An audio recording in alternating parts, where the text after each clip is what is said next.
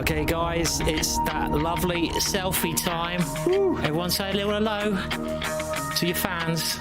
Simon, you gotta hurry up, we're about to go live. So I'll just hide here, Tanya, it'll be fine. Yeah, under the desk. Day 3 action is coming up. Welcome to the ChessKid Cup. Under 1 minute now for Hikaru, and wow, what a move. Alireza, look at him, he's biting his sweatshirt. He doesn't know what to do. 8 minutes and 59 seconds, beaten by 1 second. Could he have swapped queens there? Oh, Hikaru saw it immediately, and he's shocked. Oh. Magnus has had no struggles against Hikaru over the board. He should be happy. It's over. We have a winner. Magnus Carlsen takes it. He wins the Air Things Masters, the very first event. He's trading more. No. Blunder is nice. It's time to go. Oh my God, 2 seconds. Oh my God. Double checks. Oh, and we see a reaction. Magnus. Oh no! Hikaru Nakamura. It's over. Yeah, he wins. Hikaru Nakamura is the winner of the Chessable Masters. Fabiano Caruana resigns. What an Armageddon game by Hikaru. Heavy favorites on their last strike. 2 will be eliminated. A clash of generations and a big grudge match. All of that on the menu for today, and to break it all down in the studio, Grandmaster David Howell, FIDE Master James Canty, Let's go. and Grandmaster Daniel Naroditsky. We started with 8 players. We're down to 6. James, what impressed you the most? Definitely Nodirbek taking out Fabiano. Come on, the kid is very strong, rapid champion. And also Faruja taking out the big dog Hikaru. It was a day full of surprises. Hikaru's quick exit from the ChessKid Cup left us all shocked. But it feels like he never got started. David, what went wrong? Well, just everything went wrong for Hikaru. He wasn't spotting tactics. He wasn't as quick as he usually is, and he came up against players who were determined to take risks to beat him. It was a tough time, but in the end, those who won, they deserved it. 100%. In online chess, Hikaru Nakamura is the man to beat. And it was Alireza Firouzja who got the job done. Now, Alireza on day 1 was shaky. He went down to world number 171, Dmitry Kolarz, and then takes down world number 5, Hikaru Nakamura. Daniel, how do you explain that? You don't. You just don't explain it. That's just the way these tournaments work. Alireza was shaky on day 1. He was shaky at times on day 2 against Hikaru, but you really can't overstate the amount of confidence that you get from defeating Hikaru Nakamura, because it does only get easier from there. Although the way Nodirbek is playing, I don't know if that's true. Oh, wow. It was an action-packed day, and it had us on the edge of our seats. Take a look. This is chaos, and it's bullet chess now. No checks right now for black, unless you trade the queens. Then the knight's still in trouble, and black could easily lose that. Bishop c6, That he gives is the not knight a up. move. I guess he's not mated. I think this a bishop bluff? takes f4. He's bluffing just- here, Nakamura. Bishop takes f4. And he calls You the run. bluff. And you run. And you Oh, run. and you take it. Oh, you lose. We lose the bishop. Relax. Relax. That's it. Oh, man. And that's it. Hikaru Nakamura is out. Oof, poor Fabi here, just struggling to survive the next few moves. You mentioned fancy. He's even fancier. This guy's on another planet. Yeah. Yeah, look at this. A fork. You pretty much have to capture this white rook now. The black rook, the blockader, is eliminated, and So accurate. It's crazy. knight c6. It's on the board. He gives up his knight, and this is What a gonna be finish. crowned. He resigns, and Nodirbek Abdusattorov takes the lead in his match. Jordan's fighting for his life, and this one, the computer says is winning, yes, but that is irrelevant. If you put your king on the wrong square, it might just be a draw. Can he hide his king? Big question, decisive question here. 6 seconds for Jordan. I'm still predicting an Armageddon in this one. It's so hard to find a safe spot for the king, playing on seconds. Queen b5 check.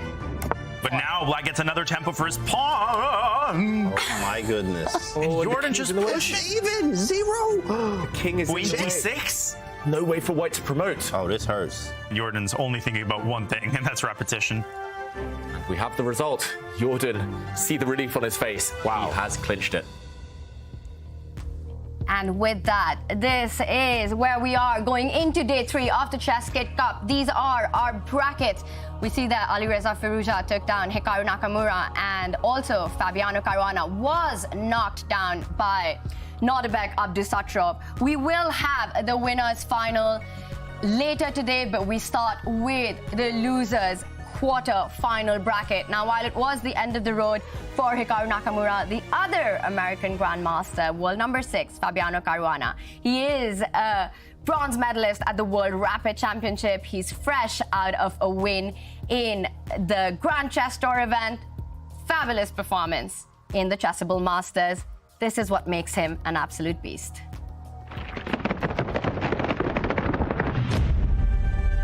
Fabiano Caruana famously had a 7 out of 7 start at the 2014 Singapore Cup. He also challenged Magnus Carlsen for the 2018 World Chess Championship title. How does a player get there, you might ask? For Fabiano Caruana, it is feared opening preparation. He is a theoretician like no other. In this 2016 game from the London Chess Classic, Fabiano Caruana demonstrated how deep his opening preparation can go. With the white piece against Hikaru Nakamura, Hikaru sacrifices a knight temporarily with knight takes g4. After Fabiano takes this knight on g4 with his bishop, Hikaru looks to win back the piece with e5, hitting the queen and the knight with his pawn. But Fabiano Caruana was a man on a mission. He says, you're not going to get your piece back. I'm going to sacrifice my queen on f6. And after the bishop took the queen, he puts his knight on d5. The queen slides back because under attack as the bishop at d8. And he plays knight f5, getting 2 pieces for the queen, but with a dominating positional advantage. He went out to win this nice game, and just a great demonstration of his excellent and deep opening preparation. A universal style of play, amazing preparation, and an absolute beast at calculation. Fabiano Caruana is still in the race at the ChessKid Cup. And Daniel, he's come a long way in speed chess since the 2018 World Championship. Absolutely. Historically, the narrative has always been, well, Fabiano, he needs that time, that classical chess, in order to show his true strength. And he has turned that narrative on its head in the last couple of years. He now performs regularly in the top 5 entitled Tuesdays, including yesterday when he was mad and he got second in Title Tuesday. He's fast. He can time scramble with the best of them. Fabiano Caruana has completely transformed his classical and blitz strength. Even though he lost to Nodirbek yesterday, he's still in this tournament, and it was a very, very close match. He still has a couple of things left to say, Tanya. And it is going to be a close match as he faces Alireza Firouzja in the losers bracket. Now, day 2 had big upsets in Division 1, but not just in Division 1. It was a big day for the underdogs in Division 2 as well. The second day of the ChessKid Cup brought even more twists and turns than the first. In Division 2, there were 2 incredible clean sweeps, both by underdogs. Raunak Sudwani won 3-0 against Kirill Aleksenko, who was rated nearly 60 points higher than him. And Yuan Nyok Trong Sun crushed his fellow countryman Lequang Liem with a 3-0 victory. In an anticipated matchup, Vladimir Fedoseev bested David Anton Guerrero to advance to the semifinals. Gregory Oparin also defeated a higher-rated opponent in his match against Pavel Elyanov to advance. This is not, okay. This is brutal. Good Lord. That unbelievable. Division 3's Alan Pichot continued to shine on day 2, marching past Sam Sevian and Vitaly Bernatsky to the winner's bracket final. Wow, that was exceptional defense from him. Pantala Harikrishna also had a phenomenal run to now face Pichot in that match. Grandmasters David Navarra and Alexander Donchenko desire redemption as they have fought their way forward since the first round of the losers bracket. Big names and big action. And keeping us updated on all of that is Grandmaster Simon Williams. Simon, before we get to that, we've got to address the pony in the room. How was the good night?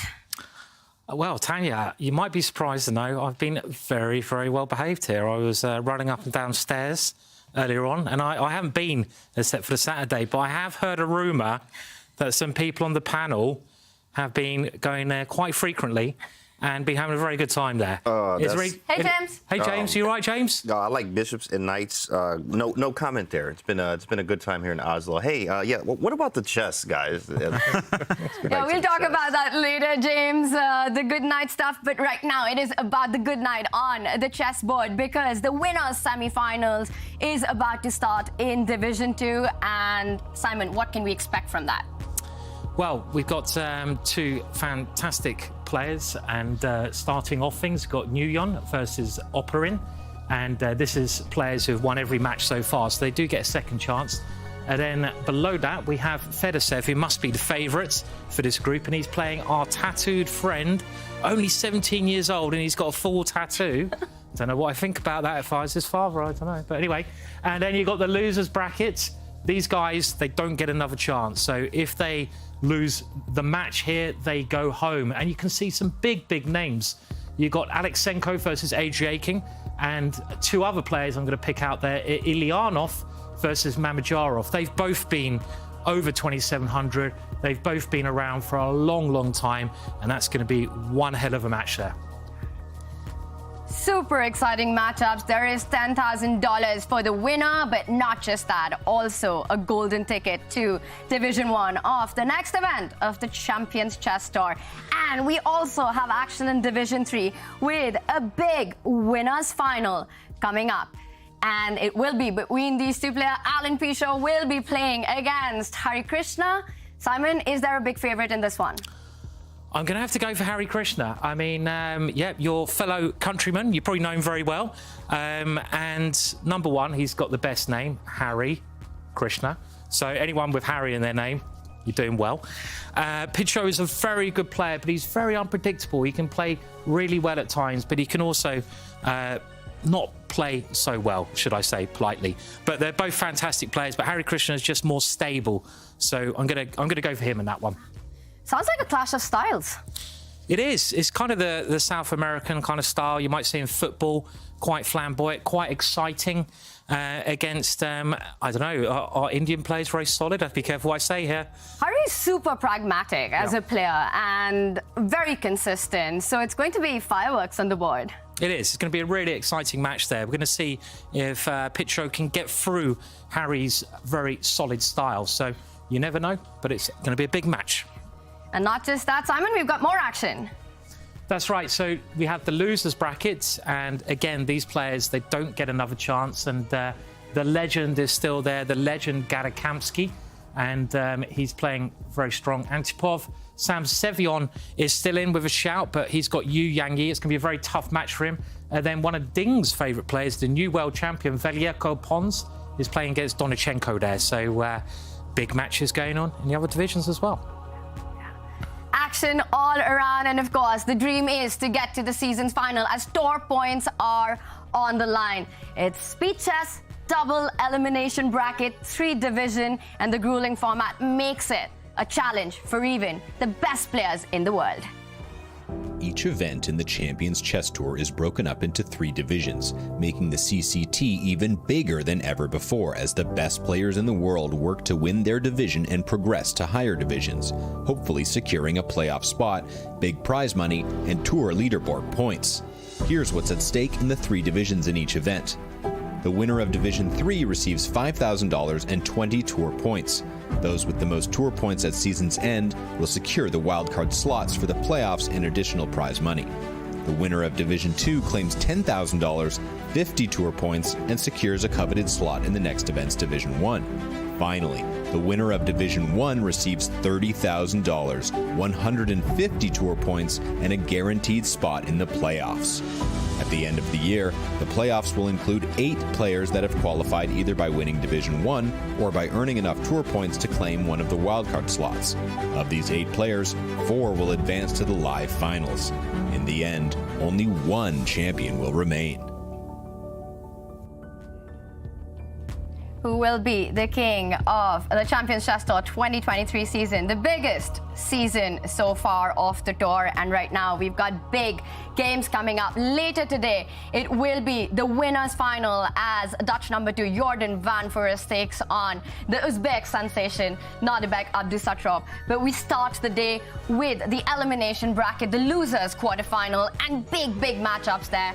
Fabiano Caruana against Alireza Firouzja. It's going to be our focus game, and we've also got another match with the German talent Dimitri Kolas taking on Jules Moussad. Daniel, is there a favorite in that one? Caruana, Unana, no, just kidding. Yeah. The Kollars-Moussard match is going to be a very close one, complete toss-up. Dimitri has played incredibly well. He was that close to forcing an Armageddon against Jordan. I'm going to give him the edge just because of his form, but it's a total toss-up. The other one, Tanya, is a complete toss-up as well, but you don't need me to say that.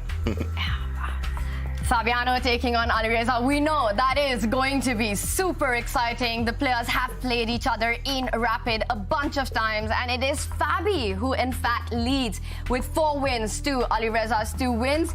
James, what do you think about their head-to-head history, and how will that impact today? Yeah, of course, the head-to-head is important, obviously, but that says nothing in these games here today. It's 4 games. You got to bring your best game today. Yeah, okay, you beat me before, but are you going to beat me today is the question, and that's what Firouzja is going to try to, beat Fabi today. So I think I'm going to give a slight edge to Firouzja, even though I love my man's fabulous Fabi, COE calculator himself, the human calculator, but I am going to take Firouzja.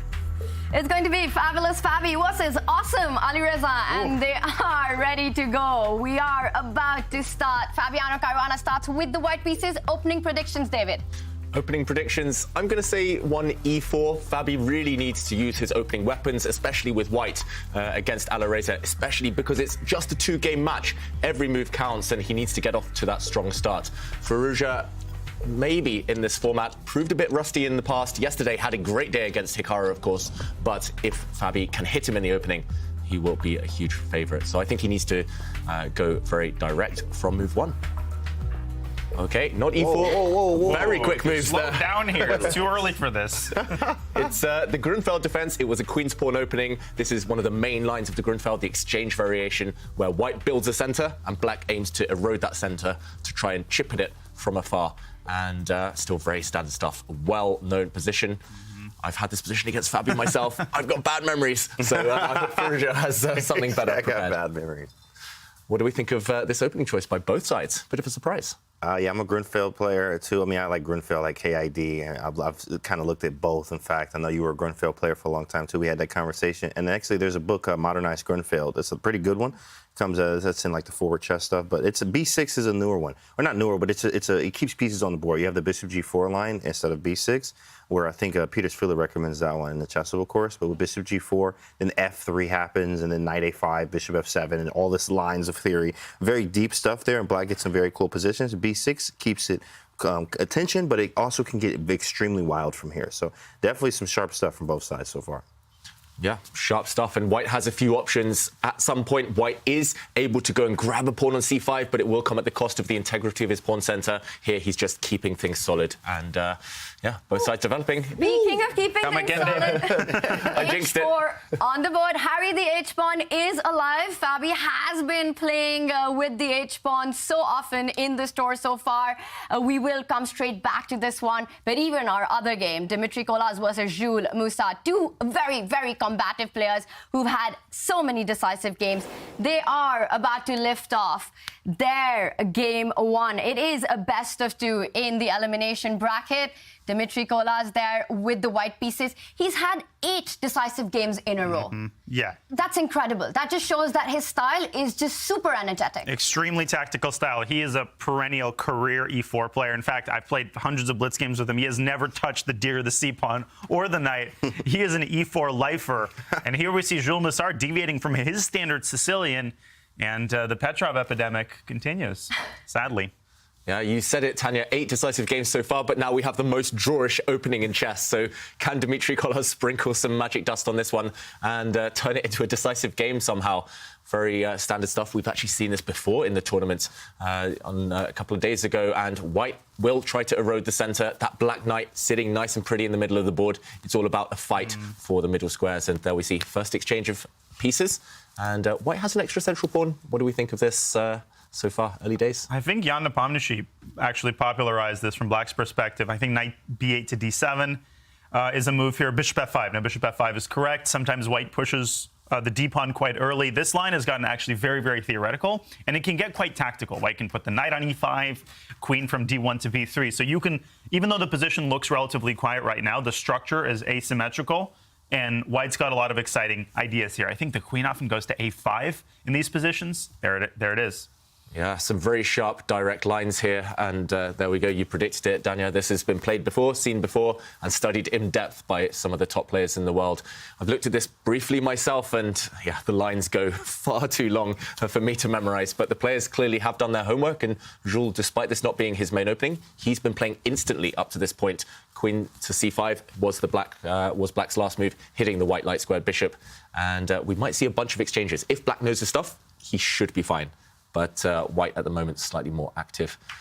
Wow, fast start to this one. I would not have predicted such a kind of, such a theoretical line. I thought Jules would maybe try to duck and dive and dodge Dimitri's opening preparation here.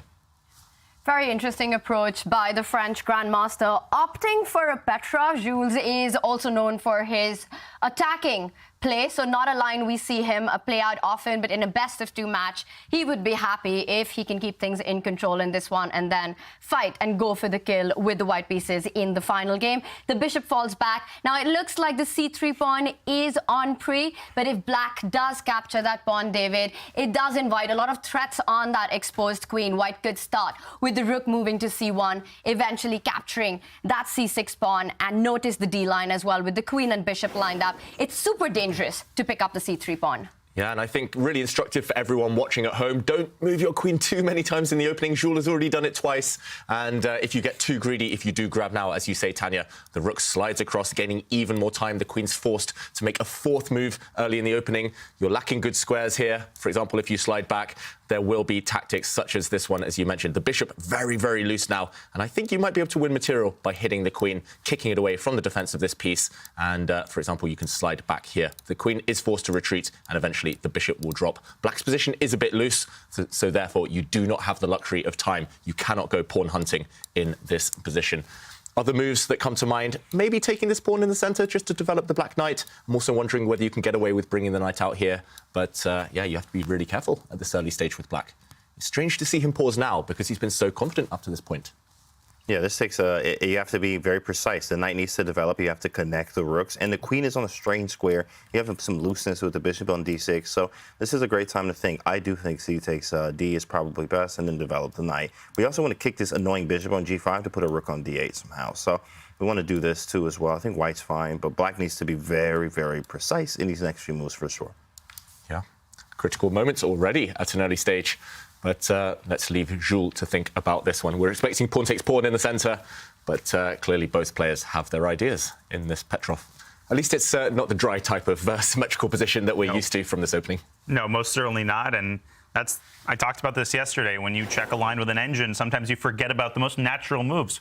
Oh, wait, I forgot to check bishop c4 to b3, the most obvious move in the position, because it might not be the top engine recommendation. And if Jules is caught unprepared here, it's going to get really scary. Tanya. And Daniel, we see a featured chat there by Foxuba saying the unbreakable Petrov. And it's true, some of these openings with black, like the Berlin, like the Petrov, they traditionally do have that repetition that you just hold. You play it, and it's a draw. But with modern chess and modern engines and these different ideas of the H-pawn, Harry the H-pawn advancing down the board, there are ways to fight these lines. And it's not the way it used to be anymore. They've still got poison. Oh, absolutely. And there's sort of a push and pull effect. On the one hand, there's a lot of grumbling. I can't play the Latvian gambit anymore, and I can't play the King's gambit anymore because all these openings have been refuted. But there's also the opposite side, which is that computers, particularly AlphaZero, Leela Chess, they've breathed a lot of new life, as you're saying, into openings that were considered very sterile beforehand. So it's not all bad. Lines with H4, more tactical lines within well-known openings have become more exciting. Yes, some gambits that were beloved by the players of the past can't really be played against grandmasters anymore. And that's exactly what we're seeing in this particular Petrov. Now, bishop e4 was the move of choice by Jules, and we see that Dmitry there is having a think. James, it sort of keeps the tension on the board. With that d5 pawn, c6 pawn, sort of crossing swords there. The D-line open, the bishop on e4, attacking that f3 knight. Notice how that defends the bishop on the king's side. There are so many tactical ideas brewing. I thought that was very creative, actually, with bishop e4, but creative also doesn't mean, it's the greatest, too, as well. The Eval Bar kind of reacted there, and I think it's maybe because of this bishop e3 move. Bishop e3 is just really annoying. Queen has to maybe, I think, go to a3. If that's the case here, maybe. obviously you have I was looking at bishop f3, and then you take on c5, they take on d1, you take on d6, and then you're hitting the rook. Like, takes, right? Takes, and then we're up a juicer, right? Classic right triangle. But here, it is bishop e3, and I think maybe queen a3, because if you move away, obviously d takes c, and then we are hitting the bishop on d6 in many cases. So it's really a weird move. I think bishop e3, it's a creative move, but bishop e3 is now on the board too as well. So Jules is going to have to respond accurately here. Yeah, and the big question is how narrow is the path to survival? You mentioned queen to a3, James. It does feel like a really clumsy square, a bit of an ugly square on the side of the board. The queen sidelined, not really doing anything. And I could imagine at some point an attack kind of appearing against the black king. And the queen is so far offside that she will never be able to participate in the defense. But yeah, you mentioned bishop takes knight as well, that whole complicated line. Even if white just takes back, beautiful bishop pair. I see long-term pressure on this square on f7. It feels like white has a big initiative. So is black in trouble already at this early stage? Just one move after his preparation ended. Yeah, well, that's why I don't play the Petrov, David. I mean, this is why. You get this type of position out of your preparation. What do you get when you're not in your preparation? Yeah, looking really dicey here in the early going. That's a really great point you make, Daniel, and I want to push a little bit on that for those who are watching, who are just getting started on chess, all the chess kids out there.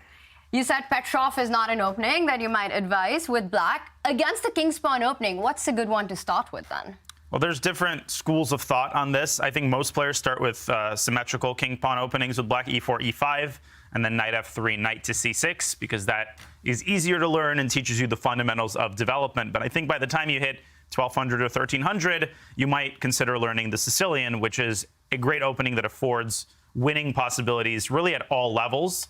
It is pretty theoretical, but it also gives you the edge in the sense that most players in the start of their chess journey don't study the Sicilian as intensely with white. So e4, e5 is good, Sicilian is good, but I wouldn't go into the Berlin or the Petrov just because the top guys played. I wouldn't choose my openings based on what Magnus plays. I choose my openings based on what your coach recommends or what seems to give you the most success.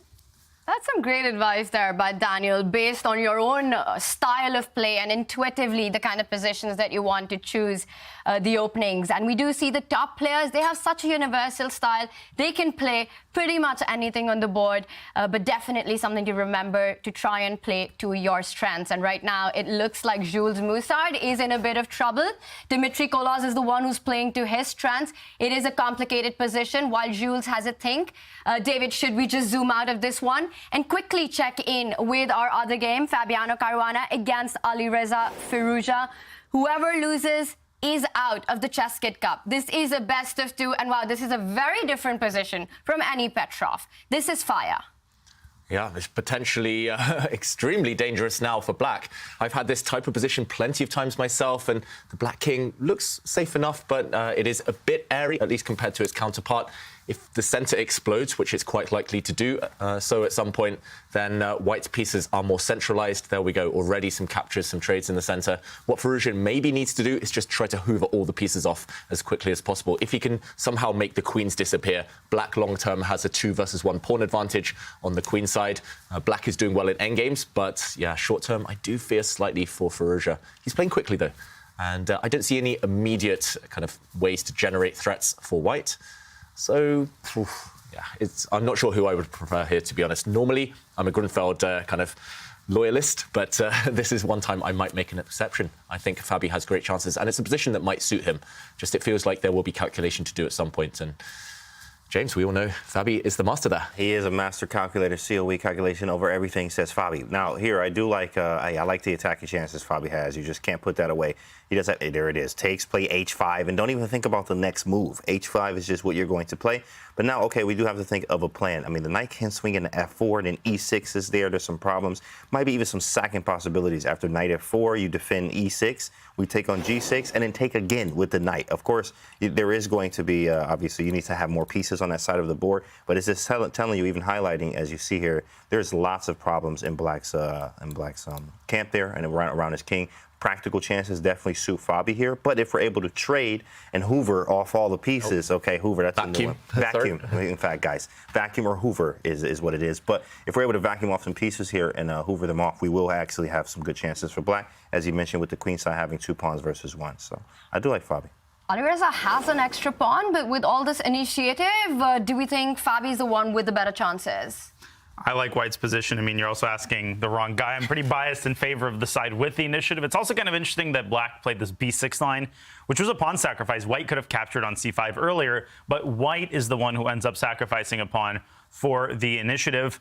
Again, there's no immediate big threats. It's not like white is trying to win the game in the next 3 moves. He's just trying to slow roll it on the king side, keep using the pawn as a battering ram, weaken the g6 pawn. Once the knight gets to f4, there's also ideas of knight takes g6, followed by e4, moving up to e5, with a discovery, particularly, I was going to say, with the queen on d6. So some exciting stuff brewing on the king side. But also, if white plays h takes g6, the h file opens, and you could very well get yourself checkmated on h2. Yeah, it's a really double-edged position. Anything could happen. A moment ago, we saw Fabi's air quality, and I worry for him in that regard because it wasn't looking great. But yeah, it's now Fabi's turn. 8 minutes. Should be plenty of time to at least generate some ideas here for white. I'm liking just jumping forward with the knight somewhere and hoping that the tactical opportunities kind of unveil themselves. But this could be decided, at least the course of the game, who has the upper hand over the next few moves. It feels critical already. Fabi a pawn down, as Daniel mentioned. And the longer that continues, the more you fear for white's chances if he cannot whip up an attack somehow. There we go. as predicted, the knight lands on f4. Dangerous threats in the air already. It's not a move anybody can resist playing. It literally plays itself. And g5 should be considered here by black. Pretty drastic move, and it weakens the f5 square quite severely. Maybe the knight will move right back to e2 and then reroute the other way to g3. Oh, that f5 square. So juicy, this f5 square.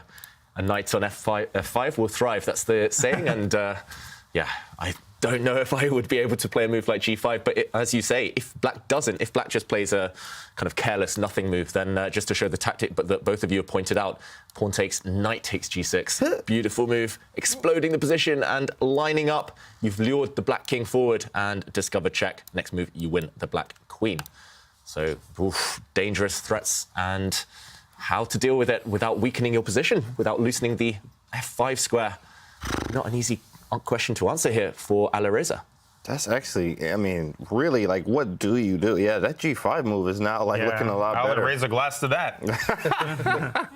Wow, Fabiano Caruana coming up with all the threats on Alireza's king here. He has to make sure, though, that the pieces remain on the board. Fabi is down a pawn currently, queen e5, and I think this is such a good human response in the position. You stop that idea that you were mentioning of the e-pawn advancing down the board. The bishop on d3 is still blocked, and now that sacrifice, we might think that there's an f-pawn that moves forward, but the queen will simply sidestep to the edge of the board on h5, and that would be completely safe for black. No more sacrifices for the moment. Fabi makes a quiet move, rook e1. So it's a long-term pressure down a pawn. Yeah, and that's how you have to that's how you have to play these positions. You have to resist the temptation to sacrifice something and try to justify the sacrifice immediately, and you're just kind of playing chess. I mean, the d4 pawn, that is black's extra pawn. It's just kind of sitting there. It's blockaded by the bishop for the time being. From a broader standpoint, Firouzja benefits the more heavy pieces are off the board. So I would be considering rook takes c1, followed by rook c8. But all white needs to attack black's king is a queen and maybe one minor piece. We've seen the queen and knight tandem, David, several times in this tournament, checkmating the king on their own. Yeah, you could certainly imagine the white queen ever landing on the 7th rank, checking the black king. Any check is basically going to be deadly. And you mentioned the idea there, Daniel, of just trying to get the rooks off the board, hoover them off the board. And I think it's about to happen. There we go. One set of rooks have departed. A second set now staring at each other. To take or not to take? That's the question. Well, if you sidestep with the rook to b1, then black's got this option of jumping in with the knight to c4, also hitting the queen, perhaps offering more trades in the position. So it's a big moment for Fabi. Also, I like the flexibility with Harry the h-pawn. He hasn't taken the decision to take on g6. And with everything that AlphaZero has shown us, there's always a threat of the h-pawn, in fact, not trading, but moving forward to h6 at the right moment. But right now, that's not the moment to think about it. He's got to decide whether he moves the rook or trades it. I would be a little afraid of moving it out simply because of knight c4. Yeah, knight c4, rook c3. But the question is, do you feel that keeping the rooks is more important than keeping all these squares protected? You could also take on c8, which seems counterproductive, but that bishop on c8 could be targeted, maybe with a move like queen d2 to c1, but I'm having a hard time making it work concretely because of queen c5, for example, and the c7 square. As David pointed out, you want to get your queen to the 7th rank, but all of the infiltration squares are defended. I'm actually loving the way that Alireza has defended in the last 5 to 7 moves. Yeah, just really calm, and he's doing what he wants to do long-term. He's getting the business done in terms of taking pieces off the board. He knows long-term black has the advantage, but short-term Fabi needs something, and he needs it now. I'm struggling to create anything here either for white. You need an avenue into the black position, but everything is blocked right now, and black has ways to close those doors as soon as you try to break through. So, yeah, I'm liking black suddenly. Yeah, you also need more pieces too as well, and it's good to understand ideas of every opening. Every opening has its idea, overall themes here, and then the Grunfeld in-games favor black most times. Of course, you have to see what kind of in-game you have. You might have the in-game with the white d-pawn that you have that's passed, where you have to really keep it under lock and key, as Aaron Nimzowitz says, right? So we're here, I mean, he's up a pawn, and I'm like, hey, I want to trade off, hoover off some more pieces, trade them, and when we reach an end game, I'm up this pawn. I also have the 2 versus 1 on the queen side, and we're going to try to, win this game in the end game. He plays knight d5, very creative move there. I actually saw this too as well, but maybe he has some attacking chances with like h6 and some other stuff. Wow. f4 maybe too. Yeah, this is relying on some tricks here to make things work, Fabi. He's got that idea that you mentioned, Tanya, of just pushing the h-pawn up one square, checking the black king. The black king then will be forced onto the back rank on some really vulnerable squares. And if black does get tempted to take the rooks off the board and then also eliminate the white knight in the center with his bishop, then black will be left with a sidelined piece. Black might be able to go 2 pawns up, but you will be playing down without your knight for the foreseeable future. Really interesting stuff. The evaluation bar not really approving, but I think a good practical try. He's at least going to confuse Alireza with this move. Scary move. I mean, James pointed out the prospect of h6 coming at the most inconvenient moment for black. So if you do take on c1 and then take twice on d5, that might be the moment for white to play h6. You're showing that on the board. And that is not to be trifled with, because after the king moves, you recapture the bishop. If the queen recaptures the pawn, you've suddenly opened up the pathway for the eval bar to go up and for the white queen to access c7. And I always say in the endgame, it's not the quantity of pawns you have, it's the quality. One passed pawn on a square like h6 can supersede even an army of passed pawns that are not as far advanced. Also, you can't even take on a2 because you lose the queen. But even if you didn't, white is already completely winning by this point. And a lot of it does have to do, David, as you pointed out, with the sideline knight on a5, just not participating in society to its fullest extent. Yeah, playing down a piece. Loved that last move, and we saw the eval bar didn't exactly approve of it, but from a practical standpoint, knight d5, asking a lot of questions. And also, let's point out that if black gets greedy with the other pawn, the h5 pawn, which, as we've been seeing with the lines, h6 coming in could be a danger. But this is also super dangerous, because now we see that black's queen is stuck on the king side, really difficult to come to defense on the queen side. And after a potential rook trade, rook takes c8, bishop takes c8, queen c1 or queen b4. I like queen c1 more. The queen hits the bishop, jumping on to c7, all these ideas. Queen f4 was the other move that comes to mind, but with queen f4, black's queen can step into the center of the board with queen e5, so that can be tricky. Black really needs to keep that queen on e5 as is to control the board, but needs to get rid of the h5 pawn, and he does it, spoiling the pawn structure, but captures it with the g pawn. Wow, so 2 pawns up now for black, but your king is looking really vulnerable. Lots of loose squares around it. If the white knight could somehow maneuver around now to that beautiful f5 post, it would definitely end in checkmate, but still no way to get there. The black queen covers any squares at the moment. This black queen is the glue holding things together. I just wonder whether kicking it away, pushing the pawn, feels risky. It feels like the black queen can still slide back and keep things under control. What else can white try? The urgency has increased, being down 2 pawns at the moment. Can we start with queen a3 and then f4? Queen a3 maybe, trying to sneak in from this angle a bit later, kicking the queen away. Makes a lot of sense. Yeah, I think it's up to Fabi. I'm struggling to see any immediate breakthrough, but he's only got 4 minutes left. Wow. He needs to find something, otherwise he'll crash to defeat with white. 2 pawns down on the clock as well. Fabi trying to find his initiative. It feels like black's pawn structure is absolutely terrible, but Fabi has to do something in the next couple of moves. He starts with the move knight f4, and David, I think it's centered around the idea that you mentioned. Knight comes back only to go forward. Always in the air, knight e2, knight g3, knight f5. Once that knight lands on f5, we live. Oh, there we go, Tanya. That was nice. Knight f5 and we live. That is correct, Chad. You get that knight to f5, it's going to get live, right? So, of course, I mean, we also maybe could attack this h5 pawn at some point with, like, g3 and queen d1. But, I mean, he really is trying to figure something out here right now. Black actually is for choice now. I have the 2 extra pawns here, and I have my extra pawns. And in 1975, I was up 2 pawns in the U.S. Championship, and I won every game. So it's very important to figure something out right now as Fabi. Thanks, Yasser. You're welcome. You're welcome. Thank you, Jen. Beautiful history lesson there. Meanwhile, Firouzja not panicking, just bishop c6. So he's closed the c line. He's not allowing the white queen to infiltrate anytime soon. Alarm bells ring for me somewhat because the black knight's still sidelined, but I think the idea as well might be to drop back the black bishop to the top of the board, to e8, to defend the h-pawn if necessary. We might see that now. Bishop e2. I mean, he's going for mate, right? He's going for knight takes h5. There's all caution to the wind. I don't care about a single one of my pawns. All I care about is optimizing the knight. But Firouzja says no can do. But bishop e8, a sign of respect, right? Firouzja didn't even really seriously investigate queen takes e4, bishop takes e4. Instead, playing it cautiously, But now his minor pieces are as passive as they've been in a while. Maybe time for Fabi to just make a slow move like bishop to f3 and secure the e4 pawn. Or maybe there's something more tactical like queen c8. Yeah, you've mentioned two really tempting options there. Fabi needs to weigh up whether he has the luxury of time because black's pieces are so poorly placed right now, the minor pieces especially.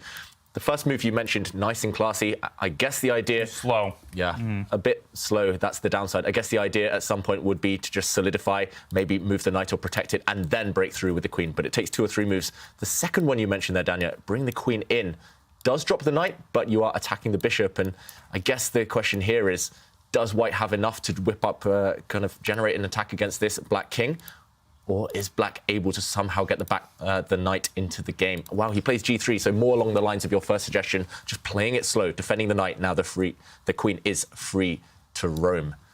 Oof, this one is heating up. I still think it could go either way, especially as the clocks tick down. It's so difficult. It's not a type of position where you can play on autopilot, where you can play naturally. You have to calculate, and you have to kind of guess at some moment what the best moves are, because you have so many choices on every turn. g3, so calm from Fabi. Yeah, this is, what does he do? What do we do here as a Firouzja after g3? Now, the knight is way over there on a5 looking crazy. Like, he's just there. You forget that you even, like, have that knight. What do you even do with it? Maybe there's something like... Bring it back? There's knight c6, right? Knight c6, yeah, maybe just bishop bring h5? it back, right? Knight c6, bishop h5. Oh, look at that, Tanya with the tactinos. Ooh-wee. Takes 95, though. Feels like exchanges help black, though. I would love for that type of thing to happen if I were Alireza. At least you might not win, but all risk will be removed. Bishop f7, slow move. I was going to propose queen c5, so I'm glad I kept my mouth shut throughout that discussion. It's so easy to miss this kind of stuff when you're playing in these formats as well. We've seen one-move blunders happen by the very best in the world. Mm-hmm. Yeah, these are two of the best players in the world, of course, so I'm hoping we don't see any blunders. I think the players have played an incredibly impressive game so far, but who will hold their nerve? Suddenly, Firouzja down on the clock for the first real time in the game. Less than 3 minutes for both players in a very critical position where it's so easy to go wrong. One move and you're completely lost. No comeback from there. Right now, it is the big question. Can Alireza bring his knight back into the game? And he does a great call there by you, James. He uses the b7 square. He wants to come to c5, block that queen out forever, making sure it never comes into c8, and also put pressure on the e4 pawn. I'm a big fan of this move, actually. I mean, there's a book, you can find it on Chessable, of course, you know, I know. But it is, you can also just buy it, hard copy, anywhere you can find a Grandmaster Preparation, the positional one. What's a book? In fact, book is something that you do and read to get better at chess. Daniel has read about 2 million of them. So we talked about this yesterday.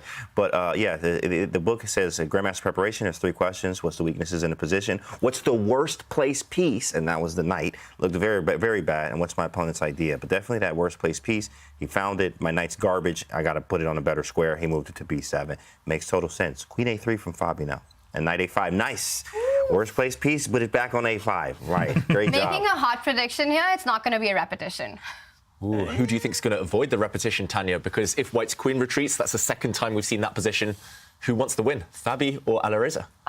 That's a tougher one to take. Wow, okay, Fabi does go with queen c1. Does Alireza feel that he has enough chances? He's up 2 pawns, knight b7, and I would be proven completely wrong here. And of course, nothing new there. But wow, knight b7, or will he try to go for the win in this one? This is the moment. This is where having access just to the evaluation bar tells everything, because the computer tells us black is better. We don't know how, but if Firouzja knew just that one detail, he would play on. He would keep the game going. But again, he's repeating. Yeah. And he plays on. He's going for it. And he's weakened the b6 pawn. That is a very brave decision. And it's infuriating because you know you're up 2 pawns, but it doesn't feel like that. It feels like white has the initiative. But look at Alireza just pushing his pawns forward. Again, the key is to keep white from accessing any of these key infiltration squares. c7 is covered. Now b6 is covered. You just push the pawn to b5. That bishop on e8, it's doing it all. It's holding h5 and it's holding b5. It is holding white's entire army at bay. And a big ChessKid moment there, because we saw Alireza repeat once. It might make the opponent feel that you are happy to bail out in a position, and then psychologically it becomes so much harder, David, when you refuse a repetition for the second time. Yeah, it's good classical chess wisdom. Every Russian schoolboy knows, or every Russian chess kid knows, that you should repeat twice, assert your dominance, and then play on. Show your opponent you're in control, that you don't want the draw. Psychologically, it's a big blow for them. And suddenly you see Fabi retreating his queen again. He's moved his queen several times in a row now without really bringing her to anywhere too dangerous. And yeah, it feels like Black's made huge progress. Those 2 pawns, watch out for them on A5 and B5. They are going to decide this game unless Fabi can work his magic. And that Black bishop, you mentioned it, Dania, just holding everything together, protecting its king. The King's best friend right now is that Black bishop. Yeah, he's just found the ideal setup. Queen C8 is tempting, but it's just met with either knight D6 or knight C5. And you haven't achieved anything at all. Bishop F7, very important move to cover the E6 square and limit the activity of White's knight. Fabi tries queen to C6, trying to win back the B5 pawn perhaps, and now Firouzja has to decide between knight D6 and knight C5. Tough decisions to make as this clock creeps down to 1 minute. Yeah, 1 minute. Whose position do you feel is easier to play in practical terms? You're the bullet king here, Dania. Well, I would take Black just because I'd feel that Black is much better. But in terms of whose position is easier to play, it actually might be White. And those two things can be true at the same time. Knight C5, I think that's best to prevent Queen C6 to D7, which would have been very unpleasant. That would have pinned the F7 bishop. Firouzja, so accurate thus far in the time scramble. Reminds me of his time scramble against Hikaru yesterday. Yeah, just to show that line you mentioned, this would have been a nasty pin. Suddenly this pawn would be under fire and Black would face a huge attack. Instead, he's given up his pride and joy, the B5 pawn. But look at this, counterplay now against the White king.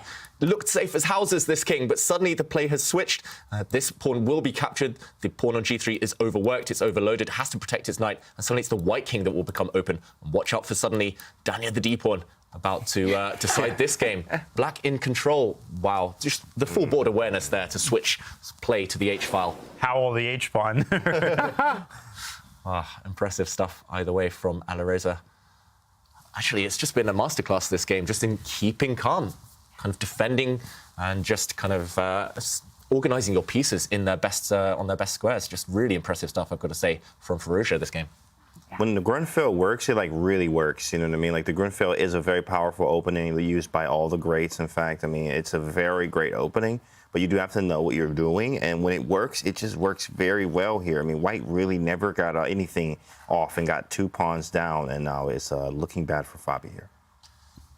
Looking very bad, desperately trying to get rid of the Black King's best defender, hoping that there might be some tricks, maybe some forks, some checks. Queen takes C5 and knight E6 at the bishop's gun. Man, I have messed up so many of these positions in bullet games. It's not over yet. Not over yet, but close. If Alireza is accurate over the next 3 or 4 moves, he should emerge with a decisive advantage, at least up 1 or 2 pawns.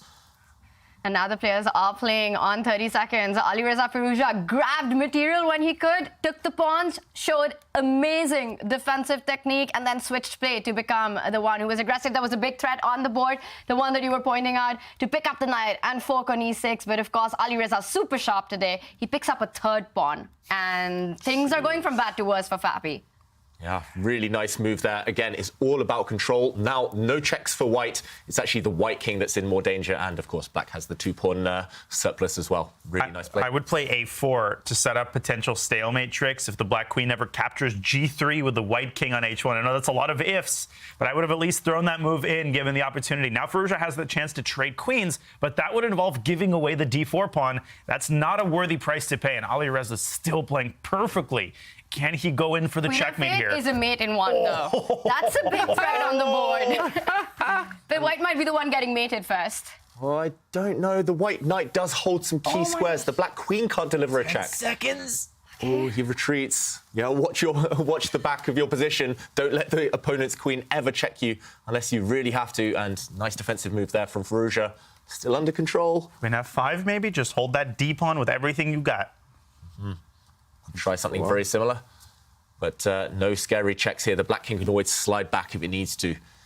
Black queen now eyeing up the White A pawn. He comes back to defend it. Daniel, it was really instructive to me that you're already thinking about resources like stalemate, because that's how desperate it could be for White. And the knight and the queen are pretty easy pieces to give away. I love that Fabi played this move. Sounds crazy, but so easy to forget about stalemate when you're on your last seconds. It's also easy to miss a fork. Fabi doing a heroic job, just like he did against Abdusattorov. Nodirbek kept his nerve. Can Alireza do the same? Wow, 7 seconds. It's not easy. He's up 2 pawns, but with all the checks coming in, a queen and knight combo, it can be so tricky to face. This is far from over, regardless of what the eval bar says. Throw it out of the window. Wow, queen b5. He's saying any knight endgame might be drawn or might have chances for white. There would have been mutual passed pawns there. Too complicated to calculate. So Firouzja says, no, I'm going to keep the queens on. Giving up the a5 pawn. Things are getting That was a blunder. Oh. Maybe the queen just comes in because there's no check with white, and he gives a check with the knight first, king g2. I think he's going to save this now, Fabi. Knights are terrible against these rook's pawns, A and H pawns. Knights are so bad at stopping them, they can only stop them from one side. So I think anytime the queens come off now... It's a 3-result game, David. White can win this. 1 second! Any blunder? Oh, no. This is slipping out of hand. This is completely slipping out of control for Alireza. He's like, oh, wait, oh, it's a check. It's a check. Knight g4 and knight f2. That's a mating net. Ooh, more checks. The white king is okay for now. Only move. Winning? Wow. What happened? He's blundered. The white king can now creep forward. Oh, my goodness. The black king might get checkmated. He's winning. Queen f8 is mating. Oh, my goodness. 2 seconds, 1 second. He has to make a move. He has no moves. Queen And f8. that's it. Queen f8. Queen f8. On the board. Unbelievable. What a turnaround. Fabiano Caruana takes the first win after being completely lost. This was a wild game, David. Yeah, and look at the reaction. Fabi laughing, I think, just out of relief more than anything, and heartbreak for Firouzja, who deserved more. Alireza Firouzja plays a brilliant game with the black pieces, but chess is brutal like that. And Fabi, being resilient and resourceful, kept targeting black's king. Daniel, insane chess. Listen, these top guys, they just don't die. You know, they die, they get up again. You kill them, they get up again. It was impeccable technique from Firouzja. He was up 2 pawns. He had all the squares covered, but you actually have to promote some of those pawns. And in trying to do that, he gave white's piece tandem another victory of an active queen and knight, the scariest 2-piece tandem in all of chess. What a turnaround win for Fabi. Just an amazing game of chess that was. We saw the eval bar. In this case, it was the evil bar, jumping up and down. So many hits and misses. David, you've got to take us through what happened. Yeah, and Fabi, he worked his magic. He actually pounced on a huge mistake from Alireza, and it was in this position, after a check, the white king sliding back, another check, that Alireza finally lost control, panicking with only 2 or 3 seconds left on his clock. Here, he gave a check from the wrong square. He checked on c2. If he had centralized his queen, he might well have won this game. Centralization, and this white king is in huge trouble. It would have been a full 360, and it would have been white likely getting checkmated. Instead, he checked from this square, perhaps forgetting that after the king moves, you're running out of checks with black. If you check from this square, the white king slides forward, and no more checks. It's actually the black king next move that will be doomed. The white queen will slide across, as we saw.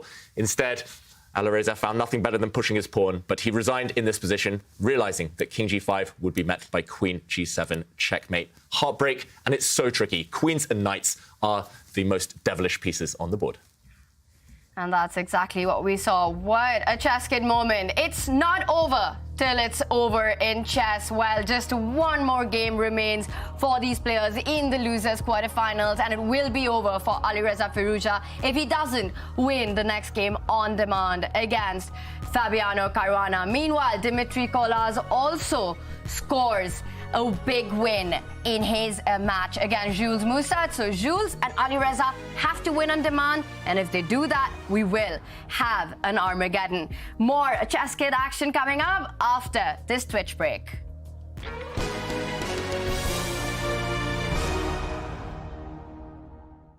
World number 4, Alireza Firouzja, just lost a dramatic game to Fabiano Caruana, and he is in the losers bracket, and that's because of one man here. That is Dmitry Kolas. He makes his debut in Division 1, had a big upset on day 1, and yes, he is world ranked 171, but there's no way that you can treat him as an underdog.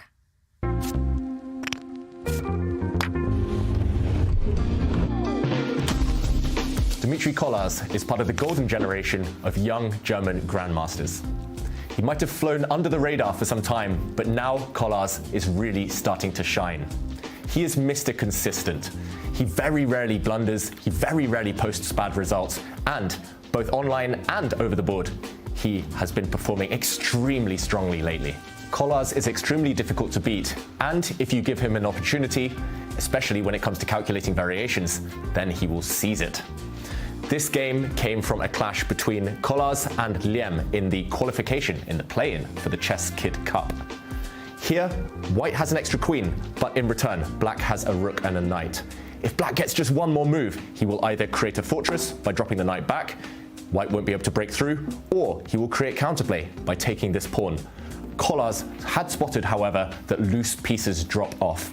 Here, he gave a check.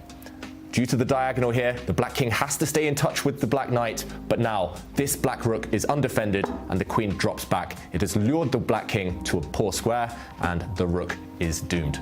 Kolarz took the rook and took the full point.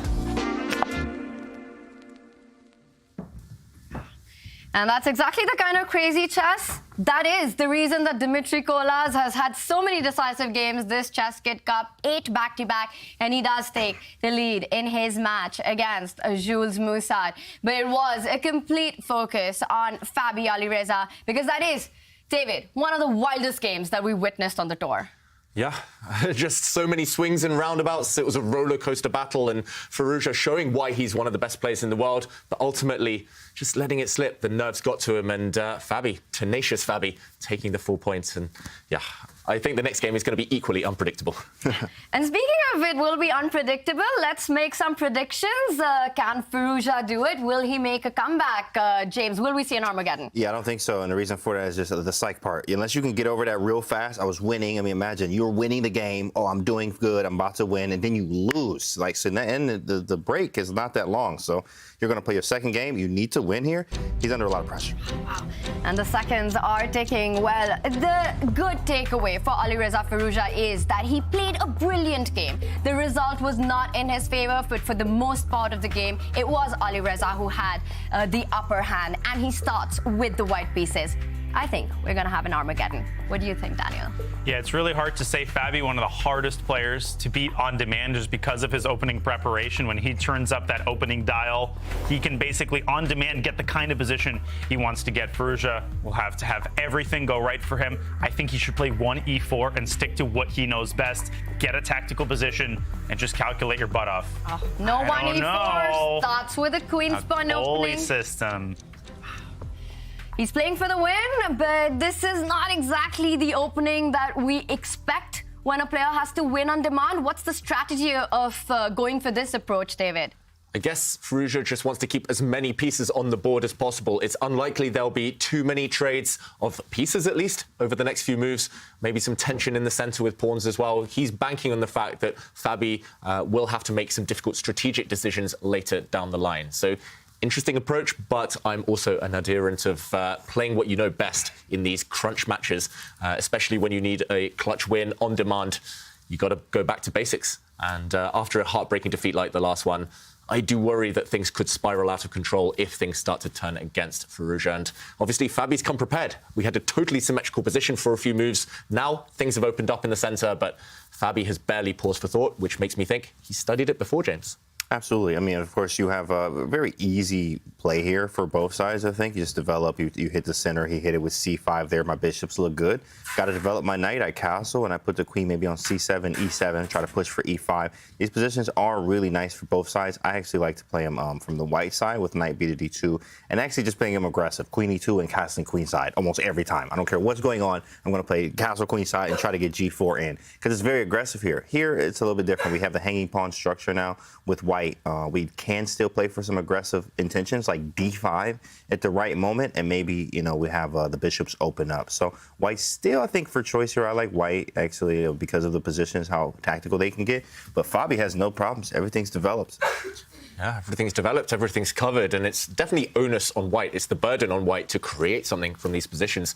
What's your experience like with these hanging pawns, Danya? I tried this opening a couple of times at the last U.S. Championship with mixed success. I don't love playing with hanging pawns. I feel like handling them is a little bit like investing in Bitcoin. It's like you wait and wait and wait. And when you push d5 or c5, it's always the wrong moment, and it's always at its peak, and you end up losing the pawns. Black's play is easier from a rapid play standpoint. You can see rook c8, queen c7, bishop from d6 can often tickle white's minor pieces from f4.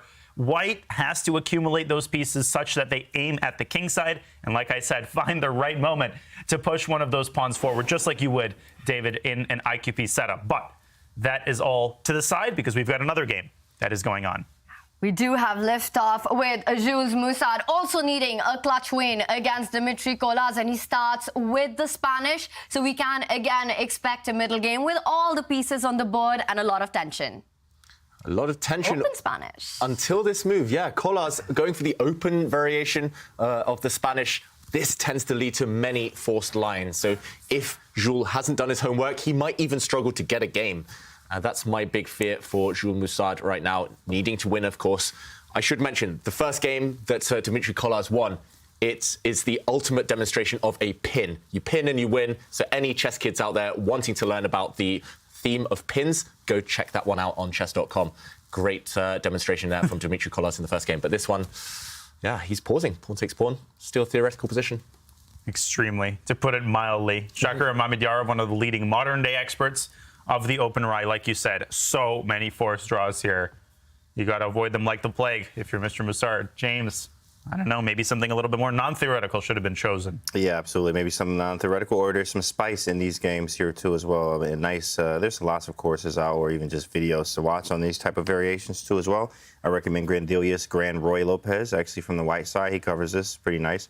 It's also strong. It's Nils Grandilius, but you play Bishop C2, right? You play Knight D2. It's very theoretical. There's also a piece sack line with like Knight F2, but the Bishop's not on C5 for there. So, I mean, yeah, I probably would have went somewhere non-theoretical, play something a little bit different, just like his style is. I mean, Jules is a very creative player here, but this is very theoretical. This is straight up. So, of course, the stuff is very straightforward. Bishop C2, Knight D2, try to get the knight off E4, and hope for the best. Yeah, and you can already tell by the kind of time usage so far that Jules, of course, he knows his stuff. He's studied this before, but he's a bit uncertain, maybe regretting his opening choices because Dimitri has played instantly up to this point, not surprised at all. Black is going to castle on the next move or two, and very healthy position, very decent position here.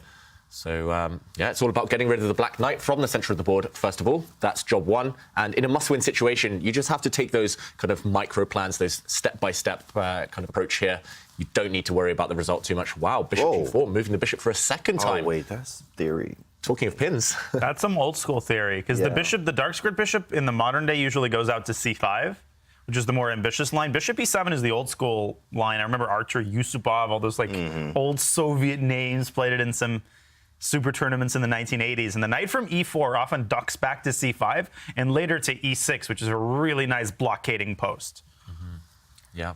Well, right now, there's a big threat on the board. The bishop from G4. David, you were saying about a masterclass with the pin. Well, this could be also one of them. There is a direct threat of picking up that E5 pawn. Knight E5 is coming up if white isn't careful. And it doesn't feel like it's the time that you want to trade on E4 either. So how do you fight against this threat? Do you start developing on your own with your own bishop? Bishop F4, is that a move? I would be a little scared about G5.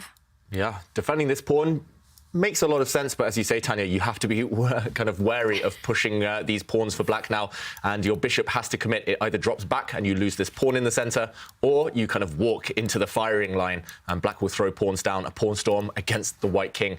I've only had this position once myself from my recollection in practice. And talking of old school, I think this was back in 2004, 2005 against Viktor Mikhailevsky. Another open Rui expert. He's written a book on it. Yeah, exactly. And I just remember, I don't know modern theory at all in this position, I've got to say, but I remember my preparation was to play this move. Woo! Queen E1, big fella. Wow, David, man, you swinging out here, big dog. But this is like Fritz 3 territory, where you're checking with engines that could calculate one move. And the idea is to get out of this pin, so this pawn is not hanging, and if the knight is captured, yes, you ruin your structure, but quite likely in a position like this one, you are able to push this pawn forward later on.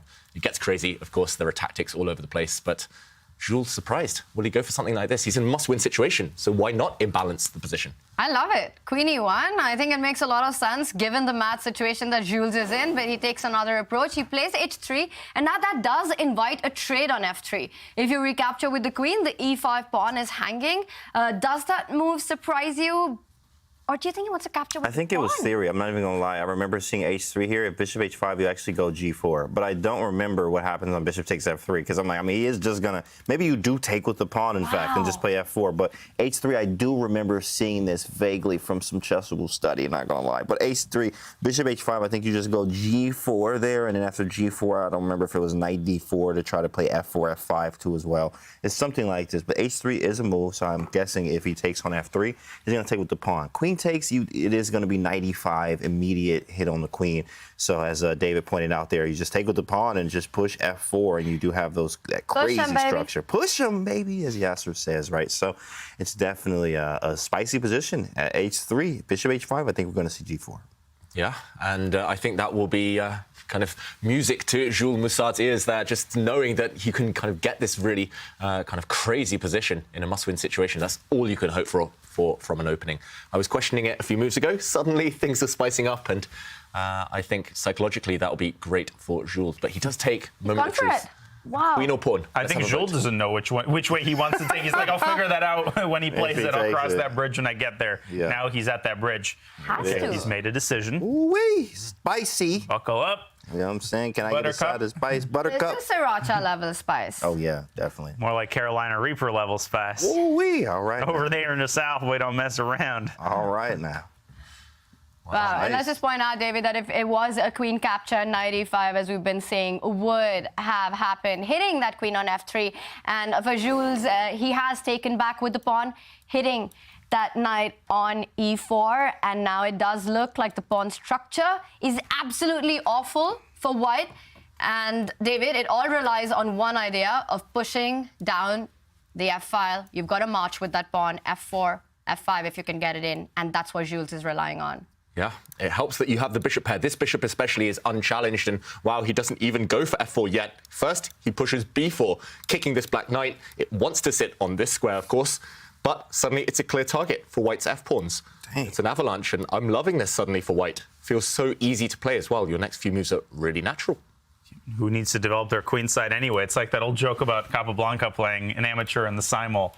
And the amateur plays an amazing game, but Capablanca wins. And after the game, Capablanca says, you played such a good game, but you didn't move your knights the entire game. What's up with that? He said, I just haven't gotten around to learning how they move yet. So apparently, the pawns are just going to decide the game. Wow, and Dmitry Kolar's already a critical moment for him. If we go back to the game position, maybe he's thinking of some crazier knight moves. I'm not sure where it wants to land up, to be honest, but it feels like going back to its most natural square could backfire for black. So let's let Dmitry deal with this dilemma. No, that's Big crazy. moment for Dmitry here. He has to take a decision. Knight e6, the most natural-looking move. That's where you want your knight, but it comes with its own set of troubles. And while Dmitry goes into a think in this critical moment, we will take this opportunity to jump back to the Alireza Firouzja Fabi game. Alireza, once again, he has to win, and we see with the white pieces, Harry the H-pawn has started its advance down the board. In the last game, it was Fabi who did it. Now it's Alireza, and he loses the pawn. Oh, man, I'm not going to lie. Okay, so look, the Kali with h4 is probably some of the most fun chess I've ever played. The first time I played the Kali, I actually played the knight f3, b3 kind of Kali, Nimzo Larsen, and I won against strong IM, like sacked. It was one of the greatest games ever for me. This was like very recently. So like that h4 pawn, and you got the bishops, all you do is king g2, rook h1, well, that's why he played queen h5. So he has to not trade, and then you have to try to figure out how to get this rook to the h file. Play d5, and you got yourself something. We're cooking with some hot grease here, right? It's definitely going to be something if we can open up the game and get a rook to the h file. Nice move from Fabi trying to trade the queen. So that h pawn push with these bishops and the Kali is really strong. Daniel, what do you think? Yeah, I'm just concerned about the prospect of e6, e5. Like if white's queen dips, if it dips forward to b7, it runs into rook c7. If you slide away to b3, black might strike first with e5. You might say, big deal, it just gives me a pass pawn with d5. But look at that c5 square, can be accessed both by the bishop and by the knight. But king g2, rook h1, I mean, you got to play that move, come hell or high water. Right. The question is white's play down the h file going to compensate for the pawn you've sacrificed and for the squares that you've given up? Definitely the kind of position you want to have. The problem is it's not enough to get a crazy position. You also have to not be losing in that crazy position. Right. Yeah, and you definitely can't allow the queens to disappear from the board. You are a pawn down. Despite the fact black has doubled pawns here, it will be relevant long term. And yeah, Yeah, I just don't see how White having the time here to get the queen out of the way, to get the king forward, and then bring a rook across. Maybe then you have some compensation, maybe not enough even there, but it feels like you don't have the time. He's played queen to d3, and maybe your idea is still on tap here, Danya, just playing e5. Maybe. Maybe, right? I have to calculate some variations, but I think it works. I think it works too. I paused there as well. The whole idea would be after pawn takes pawn, you can take... Actually, it's a knight. Either way, actually. Yeah. I can take. Yes, I can Either take way. this bishop as well. The idea, queen takes, and there's a nasty knight fork. King now. Right. Doomed. King f1, queen h3. Ooh, yikes. Checkmate. So e5 looks like it's a very strong move here for Fabi. Maybe he can just bring the knight to this square, but I am reluctant to give White the time to step forward with the king, for example, and to allow the rook slide. Crazy position. Okay, so what happens on e5, though? Like, e5, then what? Do you just go king g2 now? Maybe that's probably the time. The problem is you need 3 or 4 moves to deliver a checkmate there, and I'm not sure you'll get that time. Yeah, it's difficult. e5 is definitely a huge prospect here. You probably spend 4 or 5 moves lining up something on the h-file, and then black just plays like f5 and slides the king to f7 and no checkmate. Wow. Fabi needs just a draw to wrap up this match. He's up a pawn currently, fighting Alireza's initiative, but it will take a couple of moves for Alireza to build that attack, as we have been discussing. And Fabi plays it. He plays the most direct move. He finds it. We've been saying this. He is a calculation monster. He calculates all these tactics. e5, at first, it looked like the pieces lined up on the d file. It would not be possible. But turns out, Fabi's too strong. e5. D takes e5, you pick up with the knight, and there is an attack on White's king. Yeah, maybe c5. Yeah, I but thought that's about that. real Right, yes, dubious. that's right up our alley. But c5 is like, I mean, c5 takes and then... Black's Gucci. Yeah, either way. What's happening there? Let's jump in. You're both curious about this move, c5. What if we take on c5 twice then? And then take this way? With the bishop, queen takes d7, there's bishop takes f2. Right. But I don't know if that's that works. not enough, exactly. Oh, man, this is spicy, chat. This c5. might be some sort of perpetual, like king takes, queen h2, king f3, and maybe some quiet move, like f5. No, probably not. No, try again. That's a little too much. Maybe you just play a move like this one, and next move you either take here or you go for your plan of delivering checkmate. Look at this white king, so far out in the open. In the middle of the street. 2 pieces down, though. It's a big sacrifice and a big decision for Firouzja whether to allow a crazy variation like that one. It might be the type of thing he needs, though, just to kind of gamble, roll the dice and hope that it works out in White's favor. He's reaching out, he makes it, it's on the board. C5 played. Let's go! C5, and who's live? We live. Let's get it. Come on, David. C5. All right, Danya, we cooking. Well, Black's minor pieces are about to lose their life. That's right. Absolutely. C5. So you never want to fall back with the bishop, because then the c-pawn just advances down the board and the d-pawn joins the party as well. So you have to kind of capture on c5 with Black. Fabi doesn't have too many options here. Well, do you think he's calculated this? I think he is. He calculated that. Takes. Oh, man, that's so crazy. Takes. Logical. Takes, and then takes on f2 and like. Do you think he missed c5 though, or is he? Did he foresee this? Definitely bungled this. He totally bungled this. Completely bungled this. Missed c5. Just totally blundered c5. Totally blundered c5. Just totally blundered. Just totally bungled it. Wow. It's nice to have you back in the tournament, Hikaru. Right, it's great to be here, David. All right. It's great. That's excellent. Sounds just like him. C5, pawn takes, and yeah, this is a line. And now, okay, let's say he doesn't take it, then what do we do? Bishop back. But that's what we wanted. Then we play c6. Yeah, he has to take this. He has to take this, right? You can't allow that pawn on c6. Take, but then you have to go down that line. Bishop takes c5, take it on d7, takes on f2. Yeah, he's gonna spend some time here. Yeah, that variation we showed with White's king kind of leading from the front out in the open there. Okay, we saw the evaluation bar still roughly in the middle, but for these players, it's impossible to evaluate. They're just going to be guessing at that point, and it's just pure calculation. They have to dig deep. They have to go even 5-6 moves further than we did just to try to get to the truth of that. So it's understandable that Fabi's taking his time now. For Firouzja, his hand was kind of forced. He needed to make it crazy, so I think he made a good practical decision. He played c5 quite quickly because there was nothing else. Simply everything else was totally fine for Black at least. So I like the practical decision now. Fabi, I think he's going to burn 3 or 4 minutes over the next few moves, and then he's going to go for it, because what else? And look at Fabi's face. He's like, oh, I didn't want to allow that chaos, but I pretty much have to.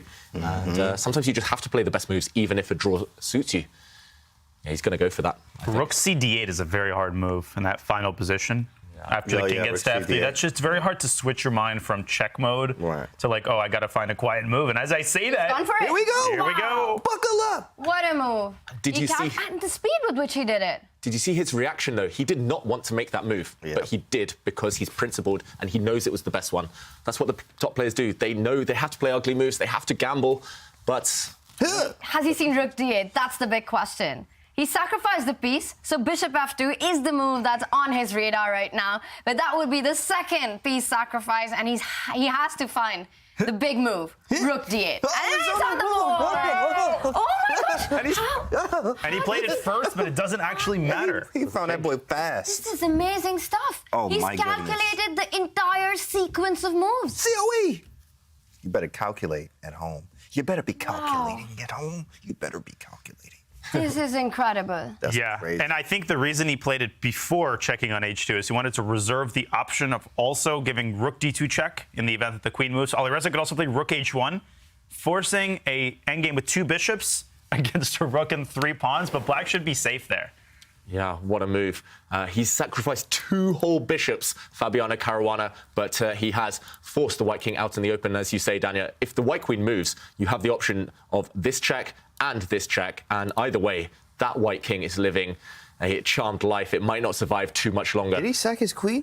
He did. He did. Wow. He gave the girl up. He just, wow. Let's go back. That's crazy. This is a wild game. Action replay. Queen takes rook. He decided no more checks, no tricks there, and he's brought his bishop forward. So let's do a count. It is queen for rook and 2 bishops, but black does have 3 extra pawns. Look at that pawn mass. These could decide the game if they start marching. The white Bobby king just needs a draw. He can just start checking as well. White's king is out in the open. Yeah, 1 check, though, can be blocked, and there is now a threat of trapping this queen. So suddenly, there is a defense. I don't know who I'd pick, to be honest. I would be flexible and play a move like rook e8 to d8 and set up more threats down the d file. Oh, did he play it? Or did you play On the board. He did. Looking good. He's got to defend that, but the rook on the second rank, rook c2, is a move that comes to mind, but it looks like Fabi is on the brink of wrapping up this match. But despite what the eval bar says, he still has to be a little precise. It's far from over right now. Give white a couple of moves, and if I'm trying to think of how can white actually create play here. Double up on the h-file, mate on h8. Yeah, the problem for white as well is there will never be shelter for the king. Right. There's nowhere that you will hide your king safely forever. So while your pieces try to generate something against the black king, black will always have countered play, counter checks. And I think that's maybe the big issue. Combining your pieces is also difficult here for Alireza. What a sequence that was. Yeah, that's a crazy sequence we just saw there, guys. And I mean, I think I would probably end up taking black at the end of the day here. White's king is just so hard to defend. You have to keep the pieces around it. And in a classical game, okay, it's completely different. You can think for 30, 40 minutes to figure out all the subtleties of the position here. But you don't have that kind of time, and it is difficult. You can also maybe lose by, moving a piece or keeping something undefended, and then you lose through a check. You lose one of the pieces, and the game's completely over here. White also needs to try to coordinate our own play. Like we're not even attacking the king. The king is so safe, so it's really difficult for white. But I think it's easier to play for black. Yeah. Have you guys ever had this material imbalance before? Queen for rook and 2 bishops? All the time. I had it this morning, actually. No, just kidding. Yeah, this morning. Yeah, because I remember one of my own experiences. I had this exact material balance, rook and 2 bishops for queen and pawns against Sebastian Feller at the 2010 Olympiad. He calculated a 15-move line. Oh, my goodness. Went into this, I thought, I have rook and 2 bishops. That adds up to 11. You only have a queen and pawn. That adds up to 10. I'm up a material, but my king was sketchy open. Feller, though. Yeah, I found out later that there was some shady stuff going on during that game. But yeah, it turns out that the white king was just too open in that one. And I'm having flashbacks here. White's king is too open. Same material imbalance, but the queen is so much more potent than the pieces right now. It is a lot to do with king safety in this position. And Alireza Firouzja not happy with what he's got on the board. Fabiano Caruana looking confident. This action is on, but we've also got action on in our other 2 division. And joining us is Simon Williams with the update. Simon, what's going on in Division 2? Yeah, hi there, guys. Well, we'll start with Division 3, actually, because we were mentioning this big match in the winners bracket between Harry Krishna and Picho from Argentina, and we were thinking that Harry was favourite there, but actually Harry blundered a piece in the first game in the opening, which you rarely see a 2,700 player doing. Alan Picho has gone through to the grand final of Division 3, and Harry's got to try to survive the losers bracket.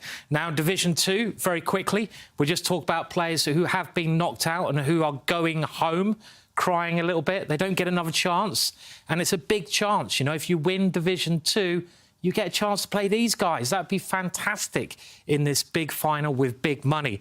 So players who lost, well, Mamajarov beat Ilyanov, so Mamajarov's still in with a chance. We had Liam Lee, he won against Georg Mayer. And then we had Lee Tron, he beat David Anton. So David Anton, a very strong player from Spain, and he was the favourite in that match, has also been knocked out. So a little bit of action there. And there's going to be some sad people around, but chess is pretty brutal like that. And, well, back to this one. This is looking very, very exciting. And someone's going to be... Who's going to be crying, guys, at the end of this game? Who do we think? Simon, that's the question we're trying to figure out. I want to ask you, did you see that incredible minor piece sacrifices that Fabi played out and the sequence of moves and how quickly he played it? I did. It always amazes me how strong these guys are. I mean, I'm sitting there with you guys in my ear to help me out there, but I'm like, what's going on here? And it's like, bang, bang, bang, and they're flying everywhere. So it was incredible, and you just sometimes forget just how good they are and how precise they play. It's another level. It's very easy watching at home or even in the other room with a computer. You know, we all do that, and just watching the evaluation bar go, yeah, anyone can do that. You know, just sack a piece. But actually, when you're sitting there, as I think David pointed out, without the evaluation bar, it's so hard to work out exactly what's happening. So, yeah. You know, it reminded me of this amazing game, you know, Swindle. Gelfand played this grandmaster from England. Forget his name, you know. It was Simon some last name, you know, typical last name. Great game, you know. It's just made me think of that game. Now, Danya. Thank you, Gary. I did ask you to do an impression before the show, and that was pretty amazing, but I've no idea what it was of. I know it was of Gelfand. No, it was Gary. That was Gary. Gary Sorry. Kasparov. Sorry. I should know that. I should know that.